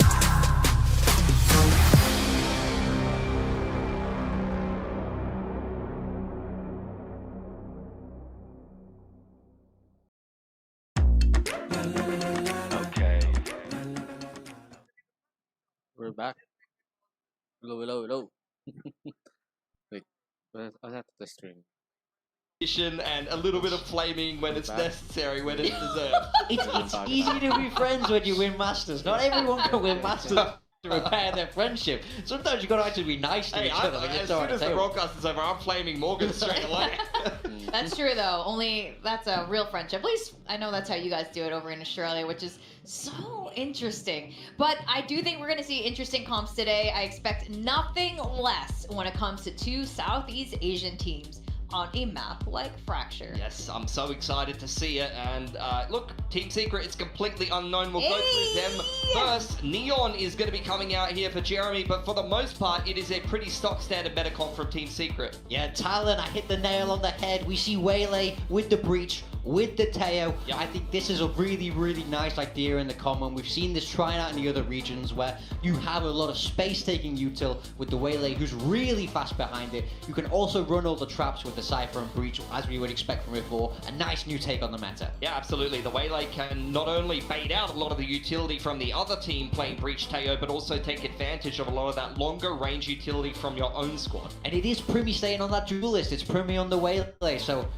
that's definitely exciting to watch. We've all been calling for him to go back on a duelist. It's Christmas for you, Morgan. Oh, you get everything that you want here. It's a good day. Well, you know what's crazy? We still can't predict how this is going to end, if it's going to end here, or if it's going to be a full series. We're going to send it back to our casters, Komodo and Quack.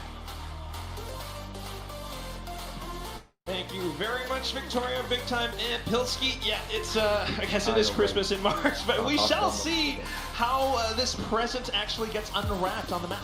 Yeah, I mean, I'll agree with Big Time, right? Having Waylay come in towards this, because we've seen it in another region, alright, you look to get excited. Who did we see it from, Quack? We saw it from EDG. We saw Kang on Waylay. We saw them lose in a 2-0 series using this to Nova the other day. Oy, pre. It was not impactful in the slightest. Alep tayo. Yes. So maybe we'll see Talon do something better.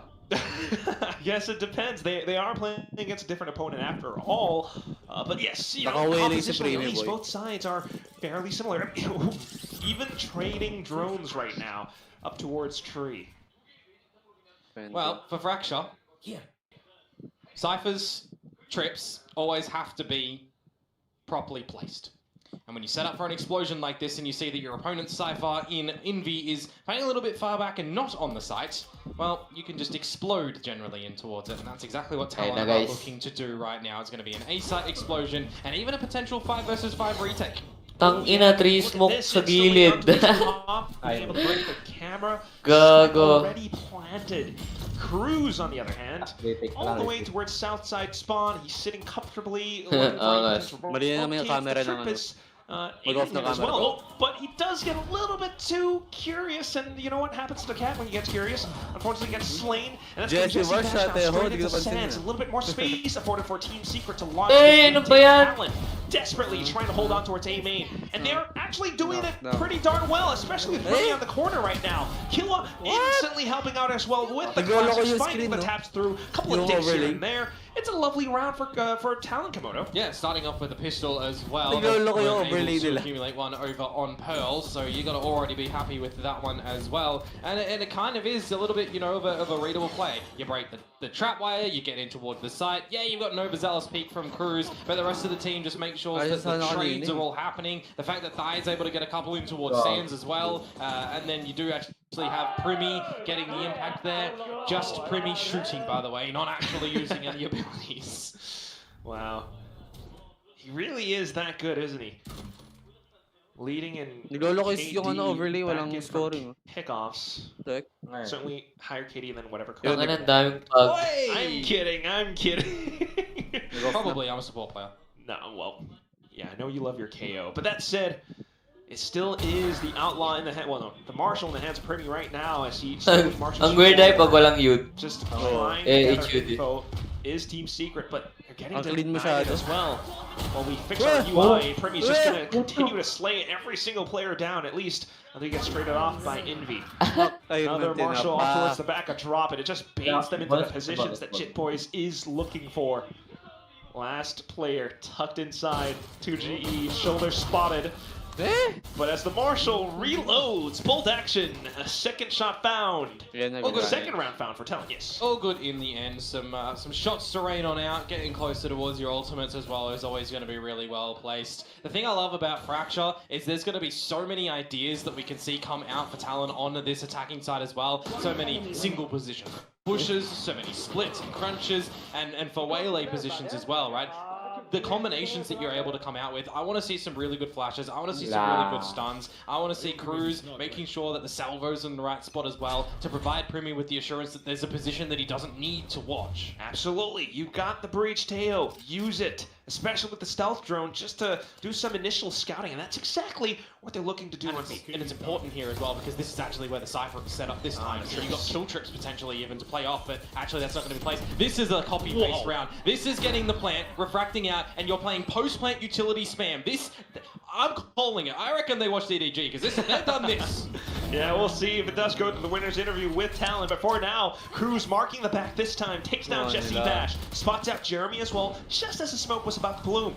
Off towards the other end, though, Team Secret will still be able to break through, in from Arcade, in from Canteen perhaps even. Well, no, actually Canteen is where Team Talon are looking to play around, up around the bottom. But here we go, in with the utility that we're looking for. But yeah, it's kind of gone, taking too long while they're stuck it all the way through. And Team Secret picks up the round, along with some kills at the end. If you're going to be actually playing the post plant there, you need to make sure that you actually afford yourself some time and protection on the actual spike itself. You can't all just completely hands off towards the site. The intention is to get the spike plant down in the beginning, but you still sort of need some eyes on Nice one, Pinoy!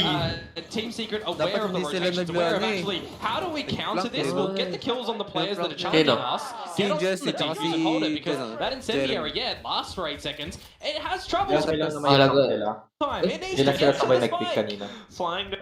Talaga kasi yung flank sa Fracture. Uy. Oh. Wala signal. Dapat sabay lang. Flying down from the lineup. I think... Gagoy. Technical difficulty. Technical difficulty. Ano ba sa'yo? Ano ba yung internet nyo? Converge.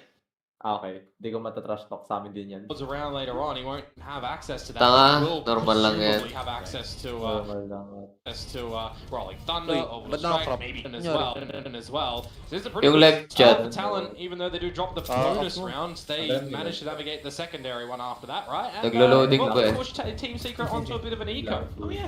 quite efficient. Yeah, absolutely. Wait lang natin. And after the eco, it's definitely going to be tough, especially with the Bucky on Jesse Vash. I would imagine it would be on Jeremy, but we'll see how they play this out. Well, I mean, when you're picking into a map that you've not really played for yourselves in Talon, right? Just that one rep that Pilsky was highlighting to previously, and we haven't seen this for Team Secret since 2023, midway through the year. Previous Team Secret roster. Actually. Yeah, it is very unknowing what Team Secret are actually going to be coming out as well, right? So it's kind of questionable on both sides, and it really does. This is by the way. It really does mean that there's a lot of Nakasmite, lupet. making sure you're mid-rounding. Lahat ng baril na ito nakasmite eh. True that. And speaking of that, a bit of the mid-round play, Jesse Vash trying to greed for a little bit more, but unfortunately does get gunned down. His teammates now trying to go in and collapse even further through. Unfortunately, we'll get hit by a fault line. 2GE getting gunned down. Now Primi off towards the with the Outlaw, taking down E-Main. That's going to be the site open. Yeah. How's Envy going to play this? Well, I wonder if they actually heard the camera pop open as well over there to know that he would be over towards that B site. But, I mean, with this layering utility that we're starting to see out, I'm assuming they didn't 100% know. And again, a Cypher never needs to actually be near their utility, so they're just making sure they don't crossing T's at the moment that wouldn't be on the site. And it is just a classic, by the way. So there shouldn't be a world in which Envy's able to do this. I was gathering that maybe he would have gone through south side spawn to pick up some weapons anyway, and I guess, Ty would be marking those positions as well, so it is tough for Envy nonetheless. Yeah. It's not the worst thing for him to kind of jump on down and try to get a tail end kill on this round. Ty and Killer already both have their ultimates. Sure. If he does lose his life towards Primi, I mean, you're giving him one orb. Okay, at least looking for the exits. Yeah, now he's just going to go up with Spike. Yeah. Not much else to do. Just trying to time it at least. But nonetheless, a very successful round from Talon. Yeah, really well done. Besides, losing Cruz and Jetways to the Eco, to the Bucky, and the Vandal that gets pilfered over. But yeah, I mean, it's a pretty good start for them. Really want to start to see this defensive side from Team Secret work a treat. When you're playing on towards the Cypher on one of these sites, you still need some sort of involvement from the rest of your team. Perhaps it's not a map that you can kind of just stand still on this defensive side. You generally want to see some contest around one of the 4 choke points around the map. Very much so. But I do love that, this is the discipline that we're seeing from Talon. It's a bit of an eager round, but they're not just too chaotically across. I mean, this is a map where things can be sometimes. Yeah. And Talon are doing, so far so good. Si Primi kamukha niya si Waylay. There's respect that they can get out through the tree. If they want to try and get out, normally they'll have to try and break the tripwire.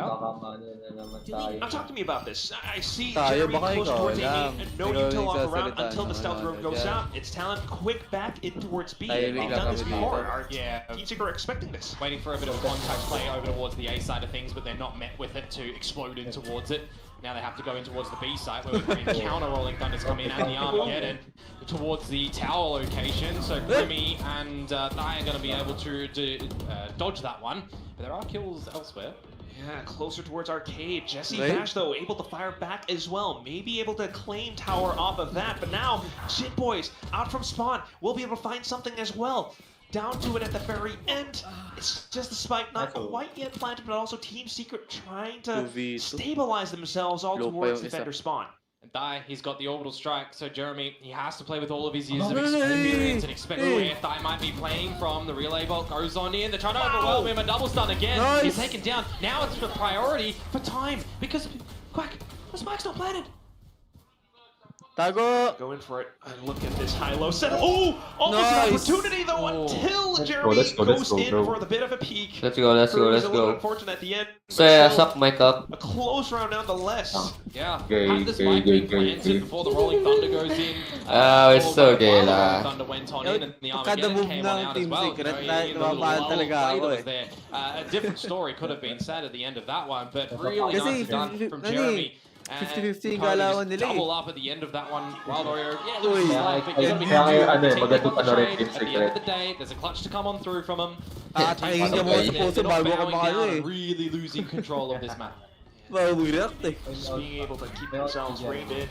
Now, though, letting those reins loose, it's going to be Jeremy in with the overdrive, going for a bit of a pitch play on towards north side spawn. Chip Boys will be answer back. Nah, boy, Jeremy is trolling. So far, so good. Meanwhile, on the other end, reading that pitch play, it's going to be Talon looking for the aggression into the B side to get that spike down early on. The Team Secret wait here for 2G's flank to come on out. I don't think you're really afforded the ability when you've got an orbital strike and an Armageddon faced in this round. So just looking for low C Cruz. potential pick, perhaps? He is smoked off, though, 2GE. The thing is, Dying Cruz, they can play really deep. They don't have to be anywhere near the site.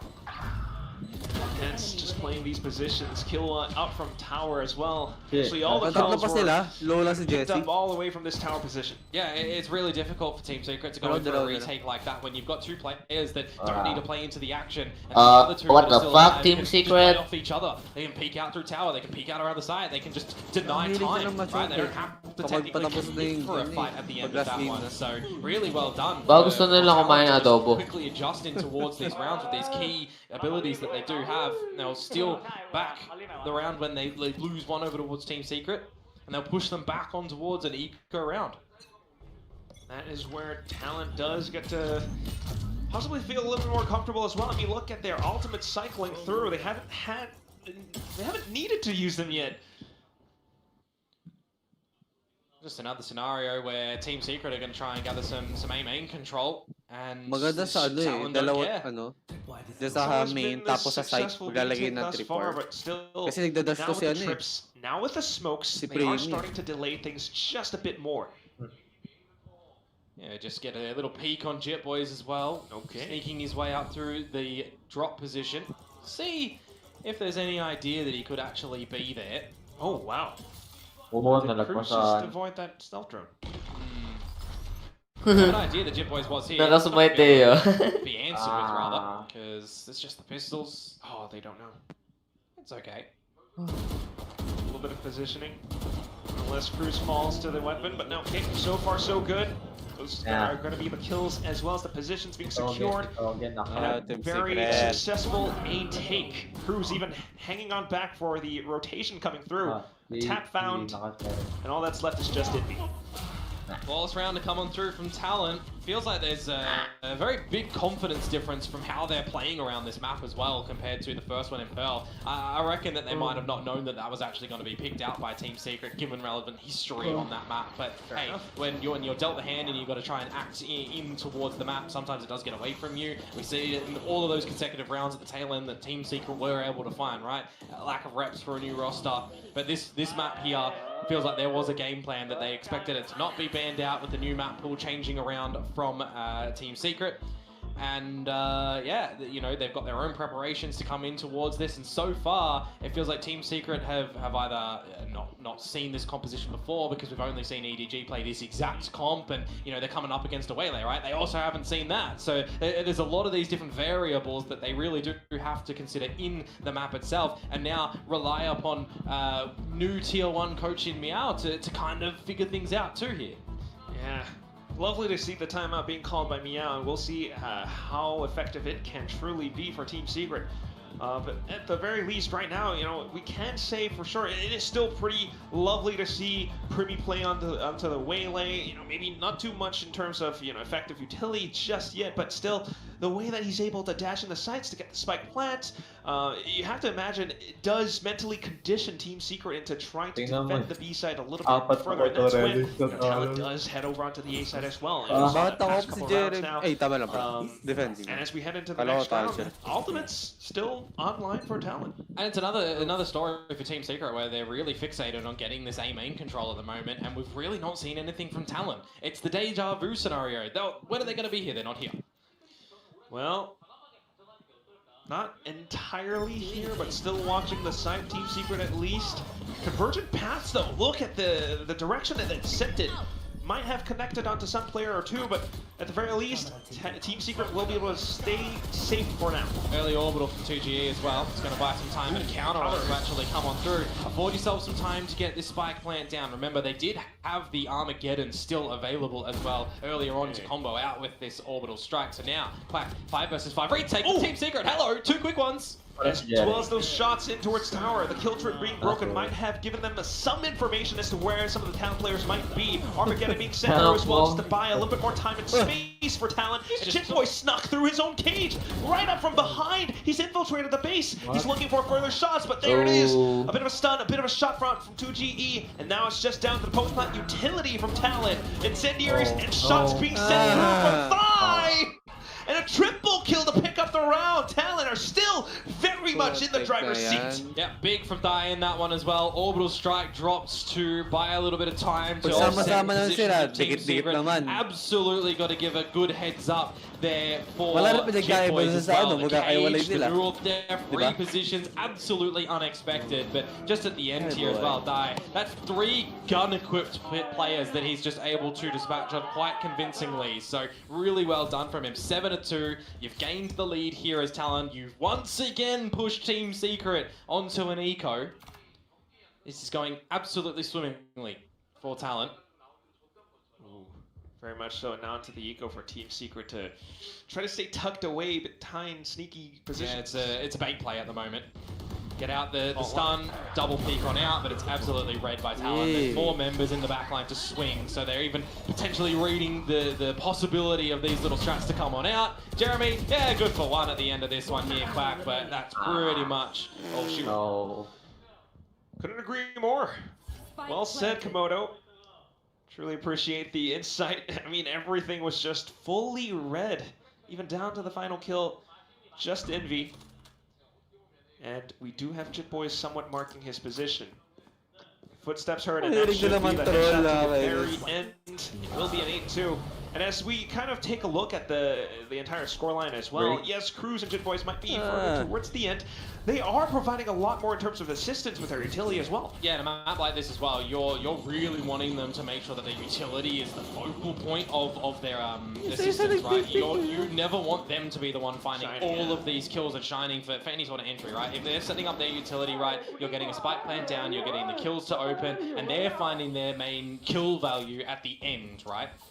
Absolutely, and this just works out beautifully for Talon right now, especially with the 3, I should say, newer players at the top of the scoreboard. Right now, though, Jeremy looking to deny any entry opportunities with his own op. Has his sights trained in towards bench. Nothing found so far, though. Talon with the stealth drone has spotted out enough. Good camera, actually.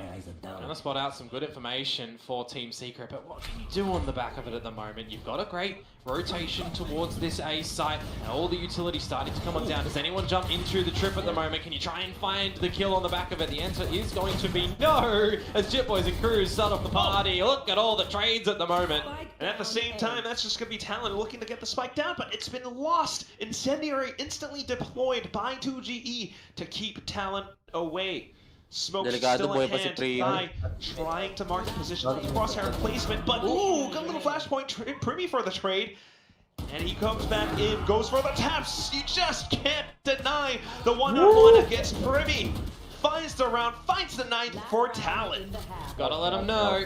Gotta let him know that you are here to party at the moment. Back on the role of the duelist, and he's certainly having value here, which, I mean, for our Waylay lovers, sure, we'll give him that. But you gotta hit your shots, right? When you're out of your abilities, you've gotta hit your shots, and that's exactly what Primi is doing at the moment. It's not just, hey, new flashy agent, let's abilities and let's make it all chaotic. Waylay is definitely an agent that you got to be crispy with, and Primi is certainly showing that. It's also the support as well. You got to say how he's able to dive in the site, but after his teammates have done a little bit more to aid him out. Same thing right now, looking to. Ooh, BRB boy. Slightly different trap path. Kaya nyo na yan. Yoda. Back through. It's all a bait at the moment. That's right. They're trying to set it up. They're stalled out by the sky smokes at the moment. So if Team Secret actually did what they'd normally been doing and posted Jeremy up on... Ano natin, team? Ayaw mo mag-believe. Bolok ang ugali mo. On the line here, if he had an operator, for example, this round, maybe a sheriff or the bucky. Yeah, lag. Wala, lag. Nawala lang si Gagi.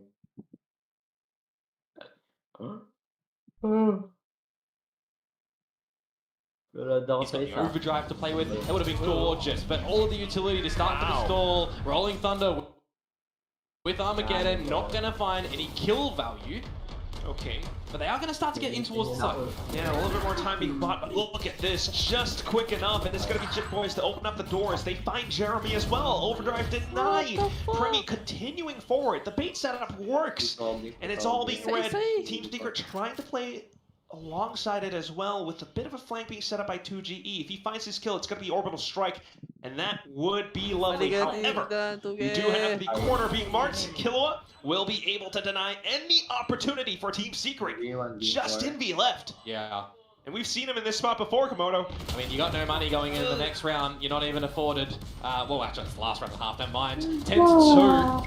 Gotta say at the tail end of that one as well there, just not checking your corners, unfortunately. You know, you gotta cut corners if you are Team Secret when you are 10-2 down. A fantastic half to come out from Talon. I just want to highlight it again. The way that they're playing this map, it certainly feels like that they're having a great idea on what they want to do, right? If they came out with the composition before EDG brought it out, then they recognize...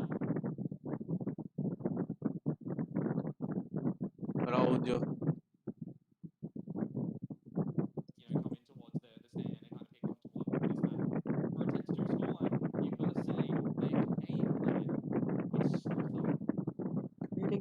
Joke, putik na yan. Gagaling.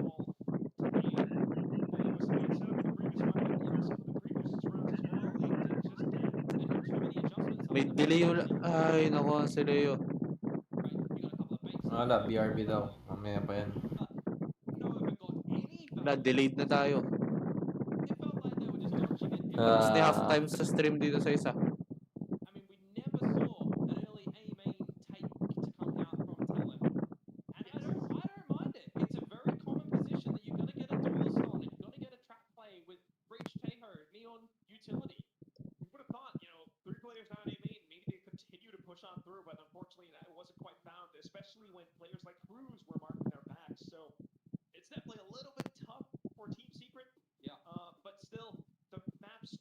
Humihina yung volume. Tawagan mo nga, wala akong number niyan eh. Nale.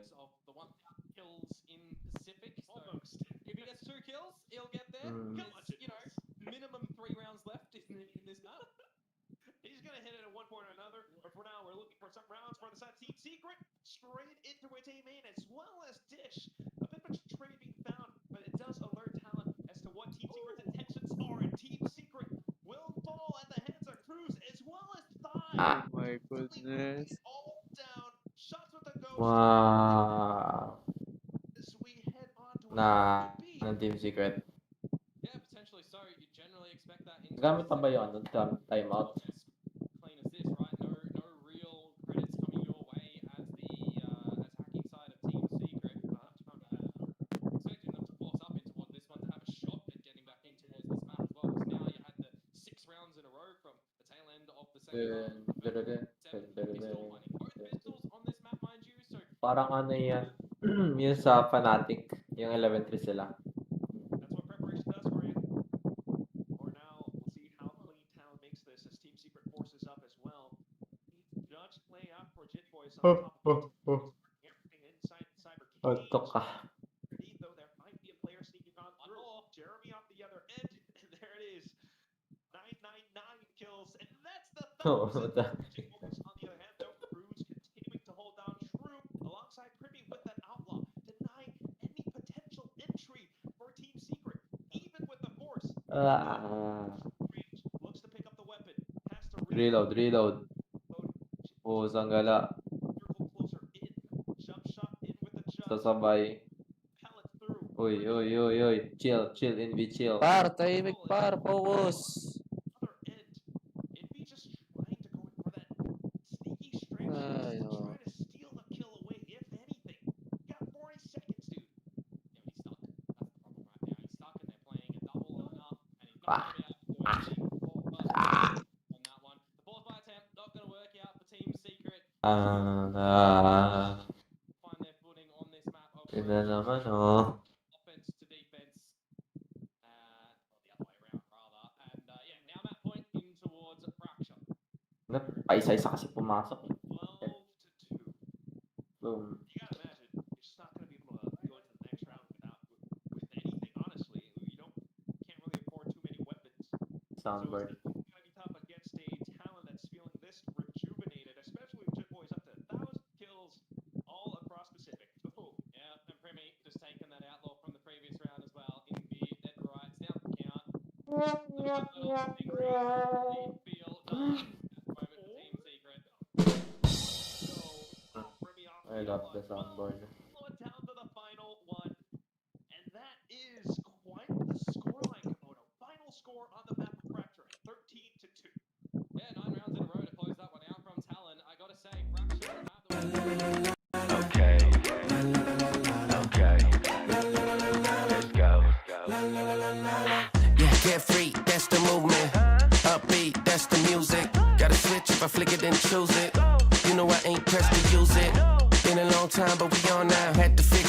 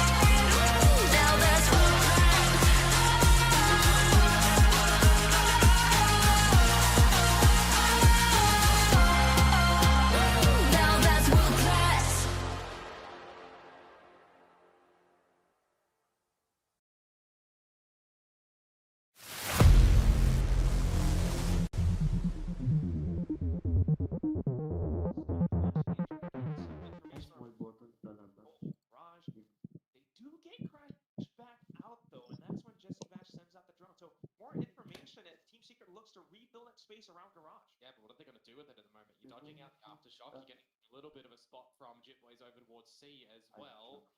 Then you just call for talent. Let's go towards A. We've seen a couple of members towards C and B. We expect maybe that there's going to be a Cypher set up here. I mean, we didn't see too far into C itself, but the rotation here from Team Secret already. Yeah, everything all being red. It's a map that both teams are very comfortable on, so I do expect this coming out from Team Secret. Jesse Bash, Young, starting things off. 2 kills already to his name. For me, even with the frenzy, not quite doing enough, and that's going to be just Jitboys now. Alone from B, spotted out by 2GE already. So, at this point, just trying to fight his way out of this one, but he does have to anticipate where his opponents could be. No way, yeah, not a lot of time, no way you win the round, no way you walk into a link even. You have to walk out the back first, and there he does. Well, I mean, you also Elt. Yeah, you are playing a Cypher. It did get nerfed recently, so it's no longer the 6-point ultimate, so you want to take something away. You're getting 3 ults on the end of that one. I mean, you'll take it when the round is almost, unachievable, but for Team Secret, they got 2 rounds in the last map back. Not the pistol either, mind you, so the fact that they gather that here, not shaken. Yes, it's something that definitely helps them out a lot, starting things out on this final map of the series. Yeah, so it's interesting, this composition that comes out from Team Secret as well, because generally, right, you're seeing an Omen in place of the Astra, and then if you're substituting out the Tahoe, it's the Sober, and that's like kind of one of the compositions that is very common. You got a Neon out for a Jet as well, so we're seeing a lot of those changes come through, but we haven't seen this exact 5 comp yet. Yeah, especially the Astra coming in. It is interesting. We'll see how they continue to play, but for now, just controlling the map in this fashion, it works pretty darn well, especially when you gather information off of Hermes' shield being popped. Yeah, and this is really quick from Talon as well into the C side, where you actually haven't made up from in B. The Cypher utility is over here, but focus on those first 2 kills for a moment as we look to establish a spot. Yeah, quick enough. And that's the trick's already gone as well. But Jeremy looking to slide back into action. 2 kills. Cruz for the trade. The spike not yet planted. Has to kind of re-clear or secure the site a little bit further before the spike gets planted. So he's calling mid-round. Potentially maybe a weapon or 2. Was timing there for them to be gone out while Lorio was watching for them. See that Jesse Bash is trying to they go on towards A, but a reposition for him then to wrap around garage. This is not something that would leave a stinger. Nothing you want for a fight like that. Usang ka dapat. Kulay black na maliliit. Dapat malalaki yan, di ba? Nonetheless, it's information enough for Team Secret to confirm it. This is per talent arm. While they hang back over onto B, though, an unsuspecting 2G gets tagged up.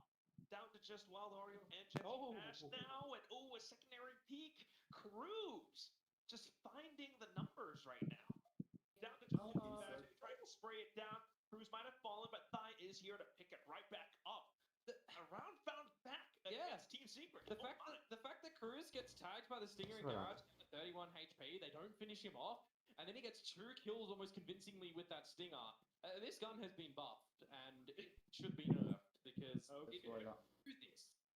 I mean, I was really wondering about the mid-round decision from Cruz to keep themselves tucked inside the garage window, but yeah, it does all kind of work out.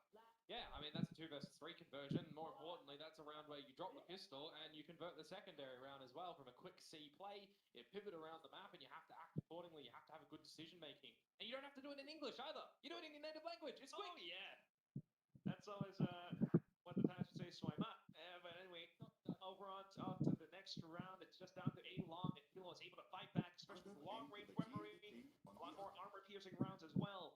Team Secret tried to play point-blank range with some shotties, but it's not quite working out the way that they wanted it to. So on with a drone, further information being gathered, as well as around C.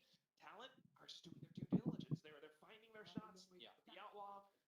Now with the Bureau theft as well. Yeah, I mean, if they want to hold all 4 weapons in towards the next round, you can kind of understand that as well as turning it to 100% from here. But the immediate rotation to this A side as well is quite the interesting one, not going to lie. There's going to be an early duel, a hunt of these pistols. Yeah, but good anticipation coming out from Killa nonetheless. I mean, yes, we might have used the Bureau theft. We saw that they were positioned towards C. Hunts that push into A, but because of that, Killa is able to... I mean, it is the pistols at the end of the day, so, I mean, I would even choose, let's just go and hunt them, right? If we're doing it as numbers, let's just not go for the plant, let's get the ulti orbs and kill them. sound round coming up from Talon, especially with the early push around A lobby. I think that's the one that really cemented it in. And now we need to see an answer from Team Secret, right? It's going to be this delayed bonus round since they did drop that secondary round. Jit Boys, the Outlaw, is going to have a little bit of potency against a couple of these members with the light shield, or namely just the one in 2GE. But playing on the Astra, he doesn't have to be there ready for the fights. He can rely on a bit of that autonomy. Insert the I2C module in the 16 does have a bit more vision into B if needed. Take male to female jumper wires and connect them Although in the Team module. Secret Yeah, it's a full replay from them as well, and then you're sending back towards drone to seats. So heading towards the Alpha site here, you're going in towards the Cypher traps as well, and you've already got that rotation from 2GE. Smoke back already. barrier being sent through, but yeah, the trip unfortunately still being caught out. So it's enough resistance from Team Secret that Talon has to back off. And there's no one at the C site at the moment. The quickest rotation that you've got is Jeremy putting on them Nikes and getting over there. And I mean, Nai is technically going to meet with him if they go for the line, but there's a bit of complacency from Team Secret. If they're not decisive in where they actually want to rotate towards and they peel away from the A site, they could let Talon in, who they themselves a little bit hesitant. It feels like 30 seconds to go, but they will make their eventual decision to go towards A, where 2GE is suppressed and vulnerable.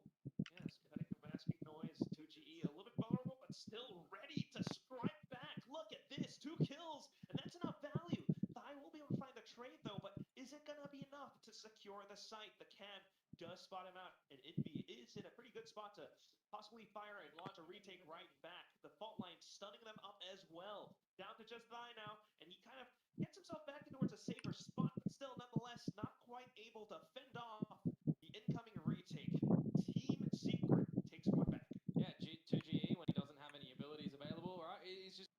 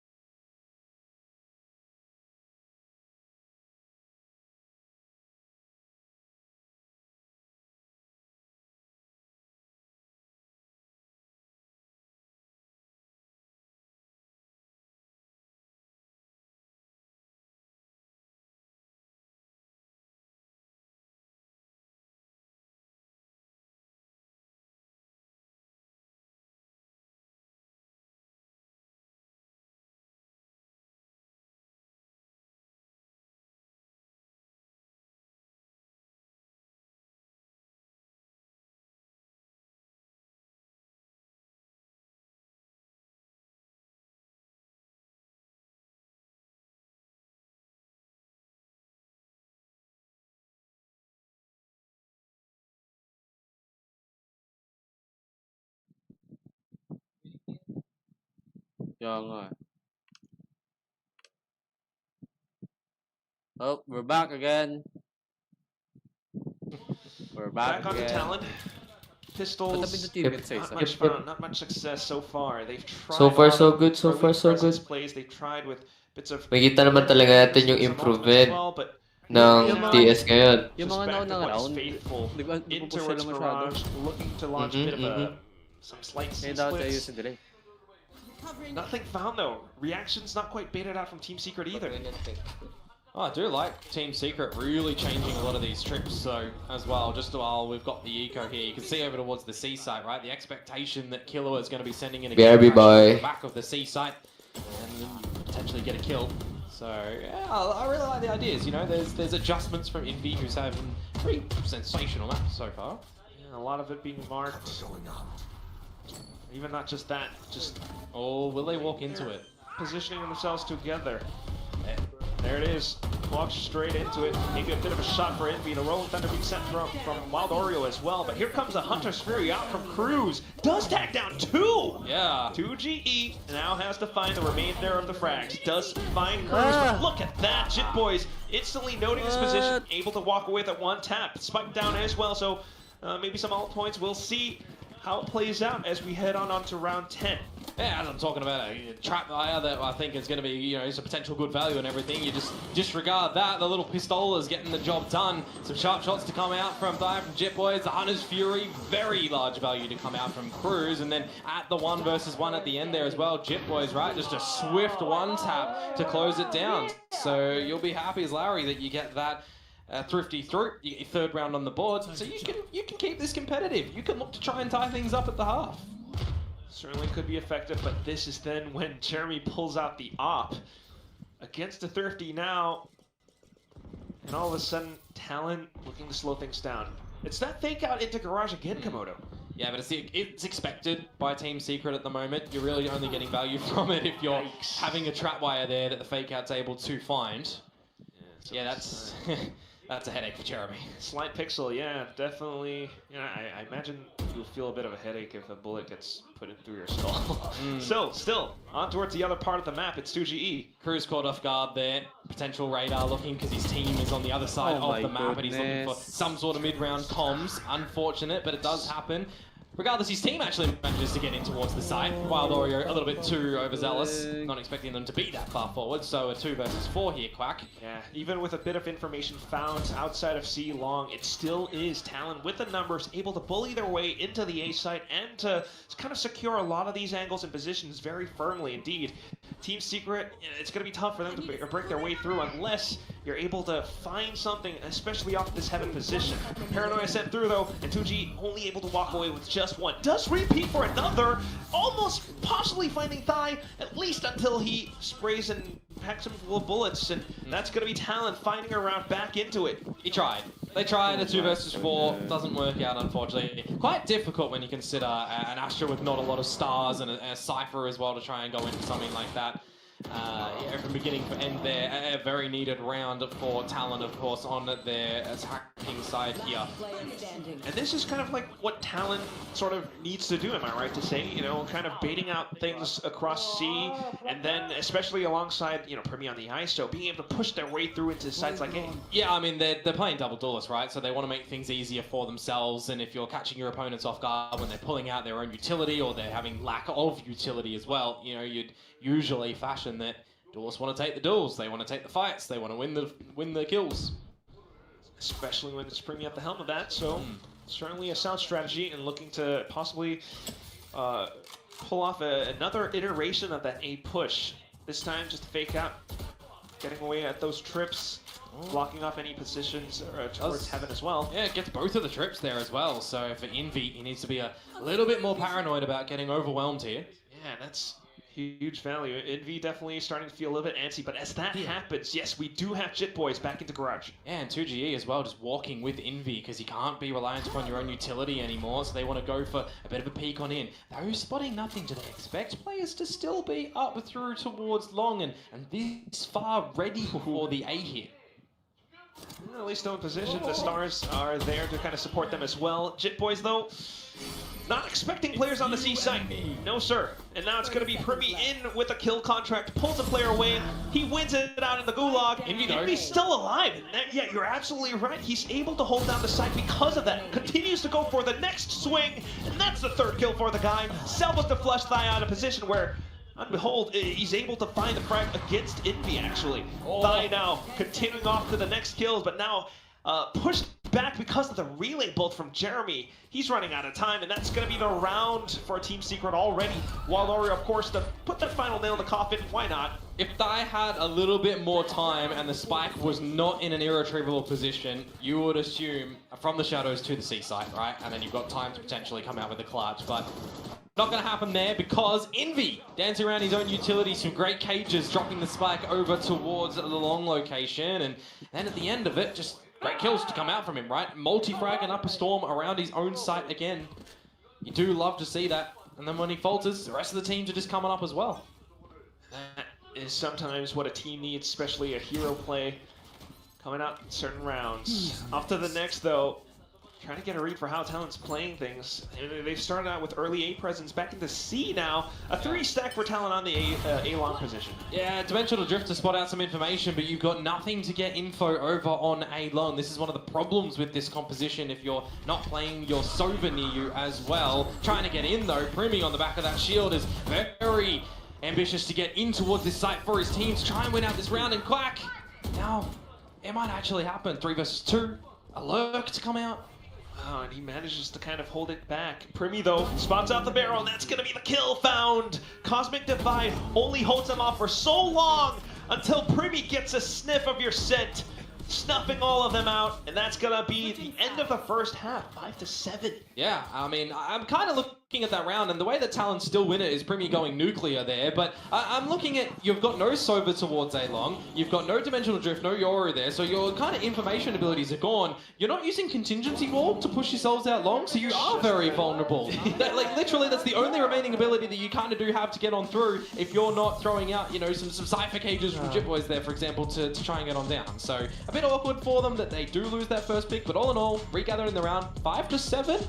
It's not bad of a half for him. Yeah, I mean, Primi did have the regular double tap shield, so that definitely does help with how he's able to push further in, especially alongside some of his teammates, even though the, regular recon gathering ones aren't quite there. I think maybe some of the effects from the previous round as well helps him to kind of picture or puzzle everything together out towards the A site.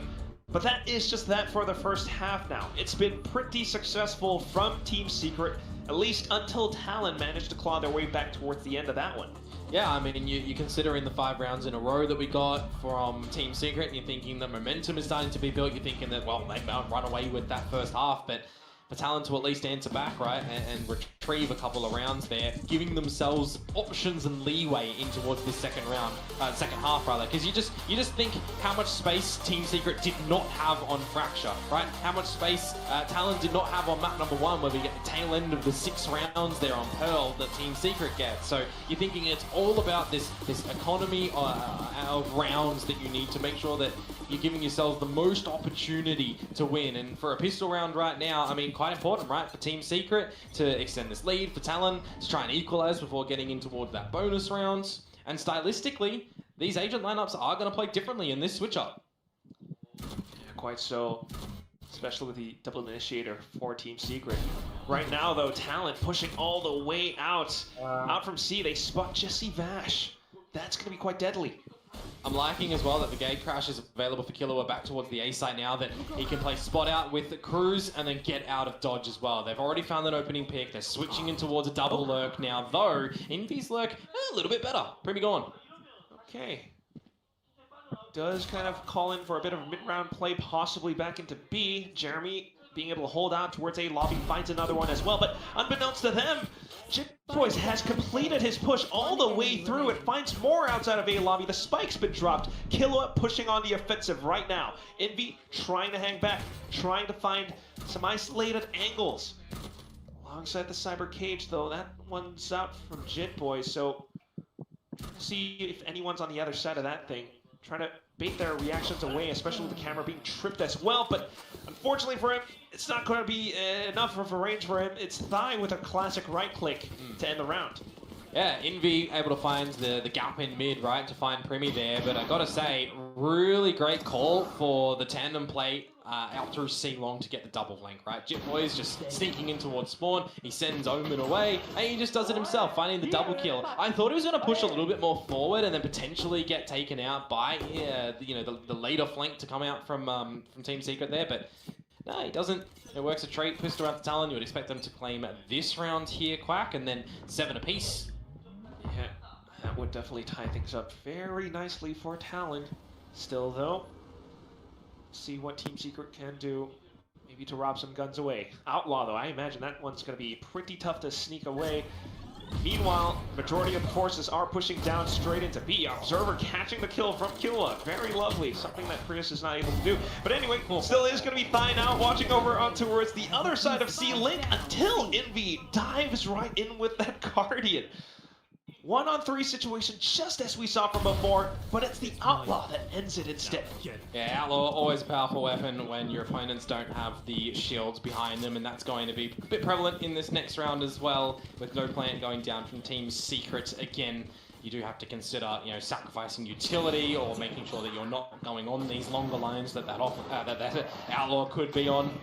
Couple of kills collected though from Team Secret, so they'll be, figuring out the momentum and the moves that Talon are trying to do on this defensive side.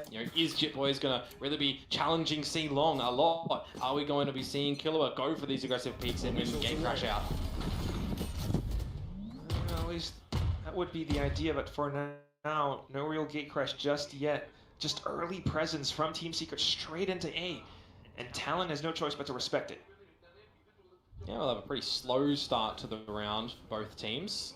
Our drone to be sent on out by Cruz. Is going to spot Jeremy. No, it doesn't. Gets destroyed just beforehand.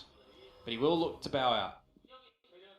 So it does keep a lot of the Talon players closer towards the A site. Team Secret might be thinking that with some of the rotations pulled across, they could kind of regress over onto the other ends of the map. Hence the stealth drone in towards Garage. But hey, Jitboy's still hiding in here, and he hasn't quite yet been spotted. Yeah, that Judge can be very sneaky later on, but quite difficult if you're going for a retake if Team Secret are able to get in towards this A site. Killer is starting to rotate, so they do have an idea that this is tending towards A. Yeah, at least reading very well in the macro game, both sides, that is. Jeremy, though, looking to zip in as well, and he's managed to sneak behind enemy lines. Wild Ori will be able to fire back as well, and that's going to be enough to disperse, or force Talon to disperse defensively all across the A site. The round goes over to Team Secret. Yeah, navigated quite nicely, getting Jeremy in, able to spot that they're trying to reposition around the site in towards the smokes as well. So just a quick little comm over to your team. Make sure that you're not overlooking anything as well. You got a priority to get the spike plant, yeah, for sure, but you're getting contested around it, and you got to go for these spikes, right? So that's something as well that, quick comms, right? That's something that we're thinking Talon are going to have available for them now with this full tie roster. So getting in towards their own gun rounds now on this defensive side. I'm excited to see what they're going to be able to do. Op gate crash, maybe, but it's quickly smoked off by 2GE. Yeah, there's a lot that you can play around with at this A-long position now for Team Secret. But seeing a little bit of a push down mid at the moment. Primi, hearing Cypher utility, does it give you an idea that you need to push down C, push out a garage, get some information around the map, because it's kind of copy-paste from last round, right? Jeremy's tucked in through long late, no drone yet to come out from, well, Cruz has already used it rather, so they're going to reposition and find an opener. Well, there it is. A bit of a surprise one, especially with an op. You just don't expect it to go in that quick. And with that, Team Secret's methodical approach kind of gets thrown into a bit of a loop. They're looking for another approach now, a bit of a mid-round call, but Garage is being marked, and what about C? Got the trip. And on the back of that opening kill as well, right, Jeremy down, Team Secret didn't have a lurk in 2GE positioned anywhere that they can quickly switch it out and gain favor somewhere else, right? So it really does come down to, in this 30 seconds, trying to see what you can do, get drive-by'd by Jitboys, and you kind of have to funnel in towards B. You've got no options left. Yeah, that's your only choice. At least they do have A as well as C Link smoked off, but Jitboys will be happy to continue pushing out of the garage. And with that, marking the position towards the back, Jesse Vash eliminated. All that's left is just Wild Oreo. Spike might be planted, but how are you going to survive this one? No chance in hell! It's going to be Thai to get the round. Once again, Talon equalizing the score, Komodo. Not a single point of damage towards Talon's bodies either. Flawless in all effects, just utility to repurchase in towards the next round. Tied up scoreline as well, but of course, you know, with the way that Valorant goes, we're going to see the gun rounds come back for the side of Team Secret, though maybe a little bit lackluster. I saw a stinger at the tail end of that one. So we'll see what adaptations they do look to come with on towards this next attacking round. And I have a feeling that they need to sniff out where this operator is going to be. You know, where are they going to look to position Killua with it? That is definitely going to be the crux of the issue right now for Team Secret. They've done so much work to get to this point. Surely they don't let it slip at this point. Jeremy slides on into garage. Yeah, good position to be able to get nice and early. And Cruz is going to be stuck if he does stay in this position as well. So they really need to rely on funneling out these kills if it does still look towards the C site, because a bit of a pause in the moment for Team Secret. Before they recollect themselves into garage once again, but there it is. A trade right back, and Cruz has to hold. He manages to do just that.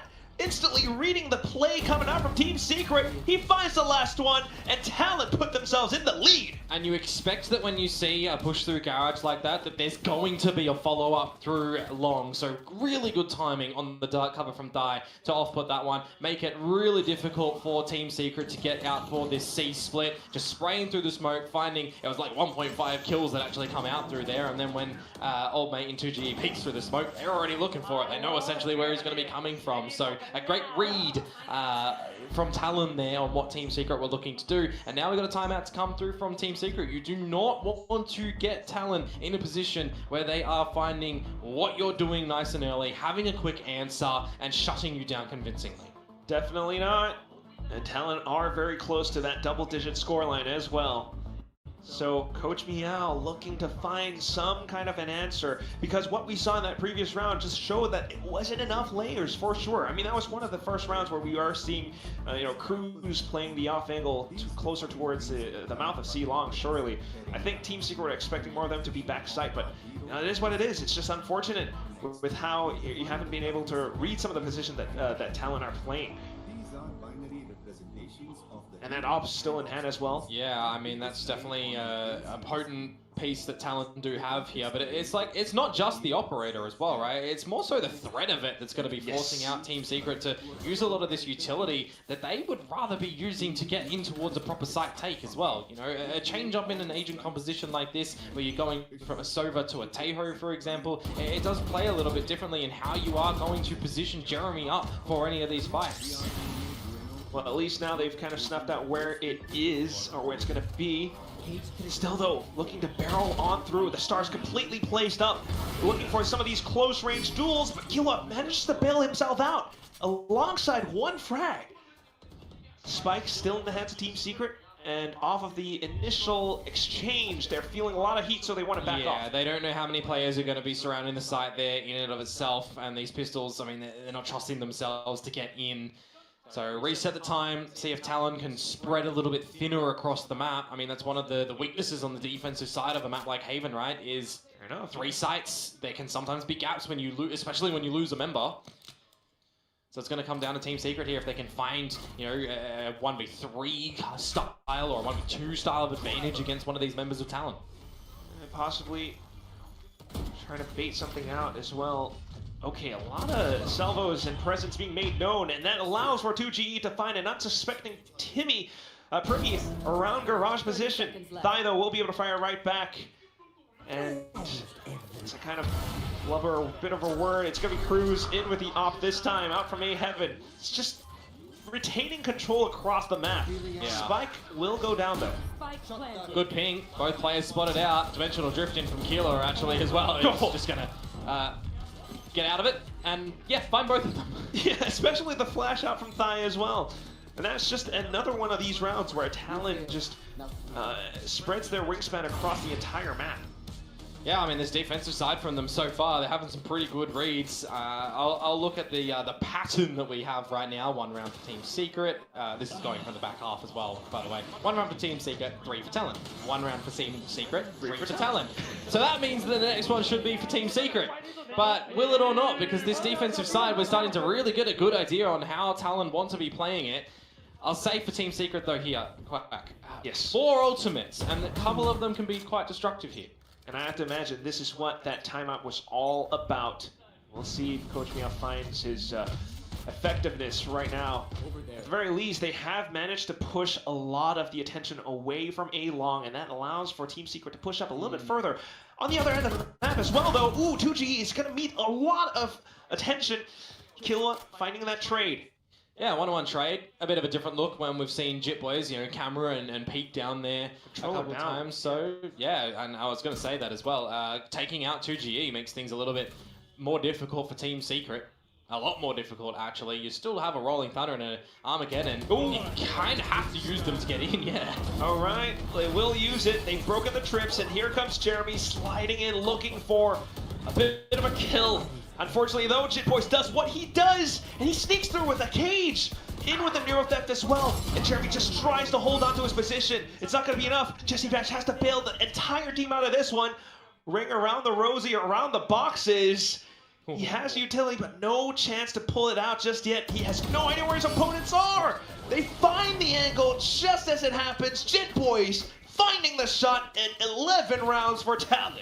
Yeah, very difficult when you lose your smokes there as well, and you kind of have to just bully your way in with a bit of that utility. We'll say for Jesse Vash, he gets in there at the end of that one. He lost his team though, right? So it comes down to the individual 1v3 that he needs to try and navigate, and there's just way too many angles, way too many positions that Talon could have already repositioned to themselves. So a bit unfortunate there, but they'll give themselves a little bit more breathing room here in this round. And if they drop this one, I mean, playing with pennies in towards what could be the last round of this map will be difficult. So this is definitely the one here, Quack, that they need absolutely to find. Tough spot for Team Secret to be in. Of all the rounds to push down C with a duo, Talon does it on the previous one. And now, a bit of a desperation play on the overdrive. Instantly met with a lot of resistance. The Hunter Sphere being sent through just to confirm as well. Still, though, a bit of alert from Envy outside of B, and he does find an opening. In with the Cyber Cage now, spots yet another, digs Jit Boys even as well. Cosmic Divide out towards C, and that allows for Team Secret to get the spike down safely. Aftershock available for Wild Oreo, could buy a little bit of time. You've still got 2GE alive, so you would expect to grab well eventually too. Jesse Vash has the salvos. Well, still trying to work around it. At least managing to secure the positioning around C-Long. And down to it at the very end, just C-Link. Probably no opportunity right here. Yeah, but if he removes any of these guns, it makes it a little bit easier for Talon in the next round when you consider that they've got a lot of credits to be able to play with as well. But it's not going to happen. Jesse Vash finds Die, and Team Secret will not see their opponents getting towards map point. I want to highlight as well, I love the reposition timing from Killua. Gate crashing out when he's spotted out by a Jeremy trying to just get in there with the overdrive. Very fixated on getting that one kill. But it really is Envy's lurk and then the rest of the squad getting down the Cosmic Divide, having a bit of time to breathe and situate yourselves around the spike plant for that 3 versus 3 shutdown. Yeah, just finding a lot of value, especially with some of these plays. Gonna have to repeat a lot of that for the upcoming rounds if they are to stay in this game. Still though, starting things early off with the salvos, especially out towards mid as well as A. Quite sure what value was found from that. Yeah, no Sova, remember, so these trap wires can be a little bit more annoying. Oh, with the paranoia as well, just completely locking them out of there. In with the kill contracts too. And it's Primi on a one-on-one. Goes for the taps, gets the kill. Instantly down off to it. Garage completely blocked off the spike on the ground even. Yeah, it's going to be quite difficult here to get into this, specifically for Envy as well. You could drop under this, but that's what they're expecting at the moment. If he finds the timing and he's actually able to duck his head under this, well, I mean, are they looking at you through the duck cover? They're not. I thought that this was a bait trip. I thought that trip was actually one of these trips that was expected, but it's not. Jit Boys has actually missed the trip. A bit of a blunder on that one. It allows for the entire team to sneak in. 2 on 3. They get the spike down. Is it going to be enough, though? Undercut instantly sent through. And he's trying to send it out at least, but can't quite use it because he was suppressed. Repositions around the star. He wants the goal. Oh my gosh, has to go on in. It's going to think of it. Spots him out, though. And that's now 2GE trying to refrag.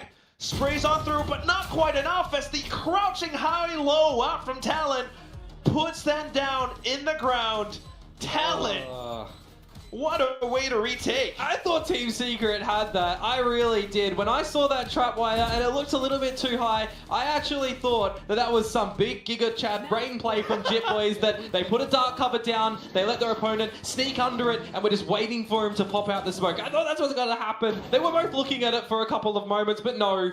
Envy gets on through, gets the double, and I'm thinking to myself, all right, we get a plant in there. We get the neural theft. He's going to get all the information that they're all spawned. You can start to spray on the back of it. He can't get the body to drop the hat on.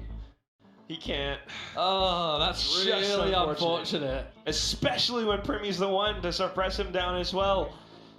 Yeah, one of those changes that come out actually for ISO lately, and it actually has some really good value in that moment there, right? Because it gives a couple of seconds where the planter in the Cypher cannot get the job done, has to reposition. Yo, Frost, you're winning. What's going on? I'm kidding. You didn't win that round 100%. Still, I mean, you love it when they're this locked in, and it's just an unfortunate scenario for Team Secret to find themselves in. It's still not over yet, though. No, it's not. No. We're starting to see, something from Team Secret, though still kind of isolated. I don't think the rounds count at the moment for this defensive side that they, was seeing against Talon is actually indicative of what they're doing in the rounds. How many close rounds have we actually seen? Quite a number. Hopefully a lot more coming up as well if Team Secret are to push this to OT. Killa with the dimensional drift though. And once again, we do start things off with a bit more A presence out from Team Secret. But it's also some silence on the back of that utility, and that's going to be a little call for Talon to stretch their wings down mid. They've spotted Envy, and there goes the guy that you've been relying upon a lot on Team Secret in this map. To get the kills, to bring stability, to find information. Wow, the list goes on. The list goes on, it really does, yep. Instantly silence, and that cannot feel too good. The flash being sent out, but instantly being dealt with by Cruz as well as he sneaks on through. Jesse Vash gone, and down to the final 3. Trying to march their way in towards the A side with the trips in front of their faces as well. Yeah. Jit Boys has a great position to spam away through the smokes if needed. There it goes. Gets the first. And on to the next as well. They are completely dismayed by the dimensional drift. Primmy for the final frag. A flawless round for Talon. The final score on the map of Haven, 13-9. And of course, final score in the series as well. Score drift. Primmy for the final frag. And on to the next as well. They are completely dismayed by the dimensional drift. So these teams here.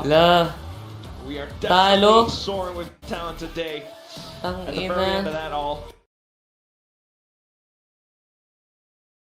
But, kakabalik ko lang eh.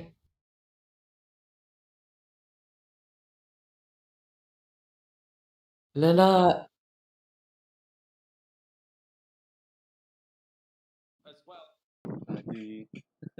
Sana na-enjoy mo tong stream. Hindi.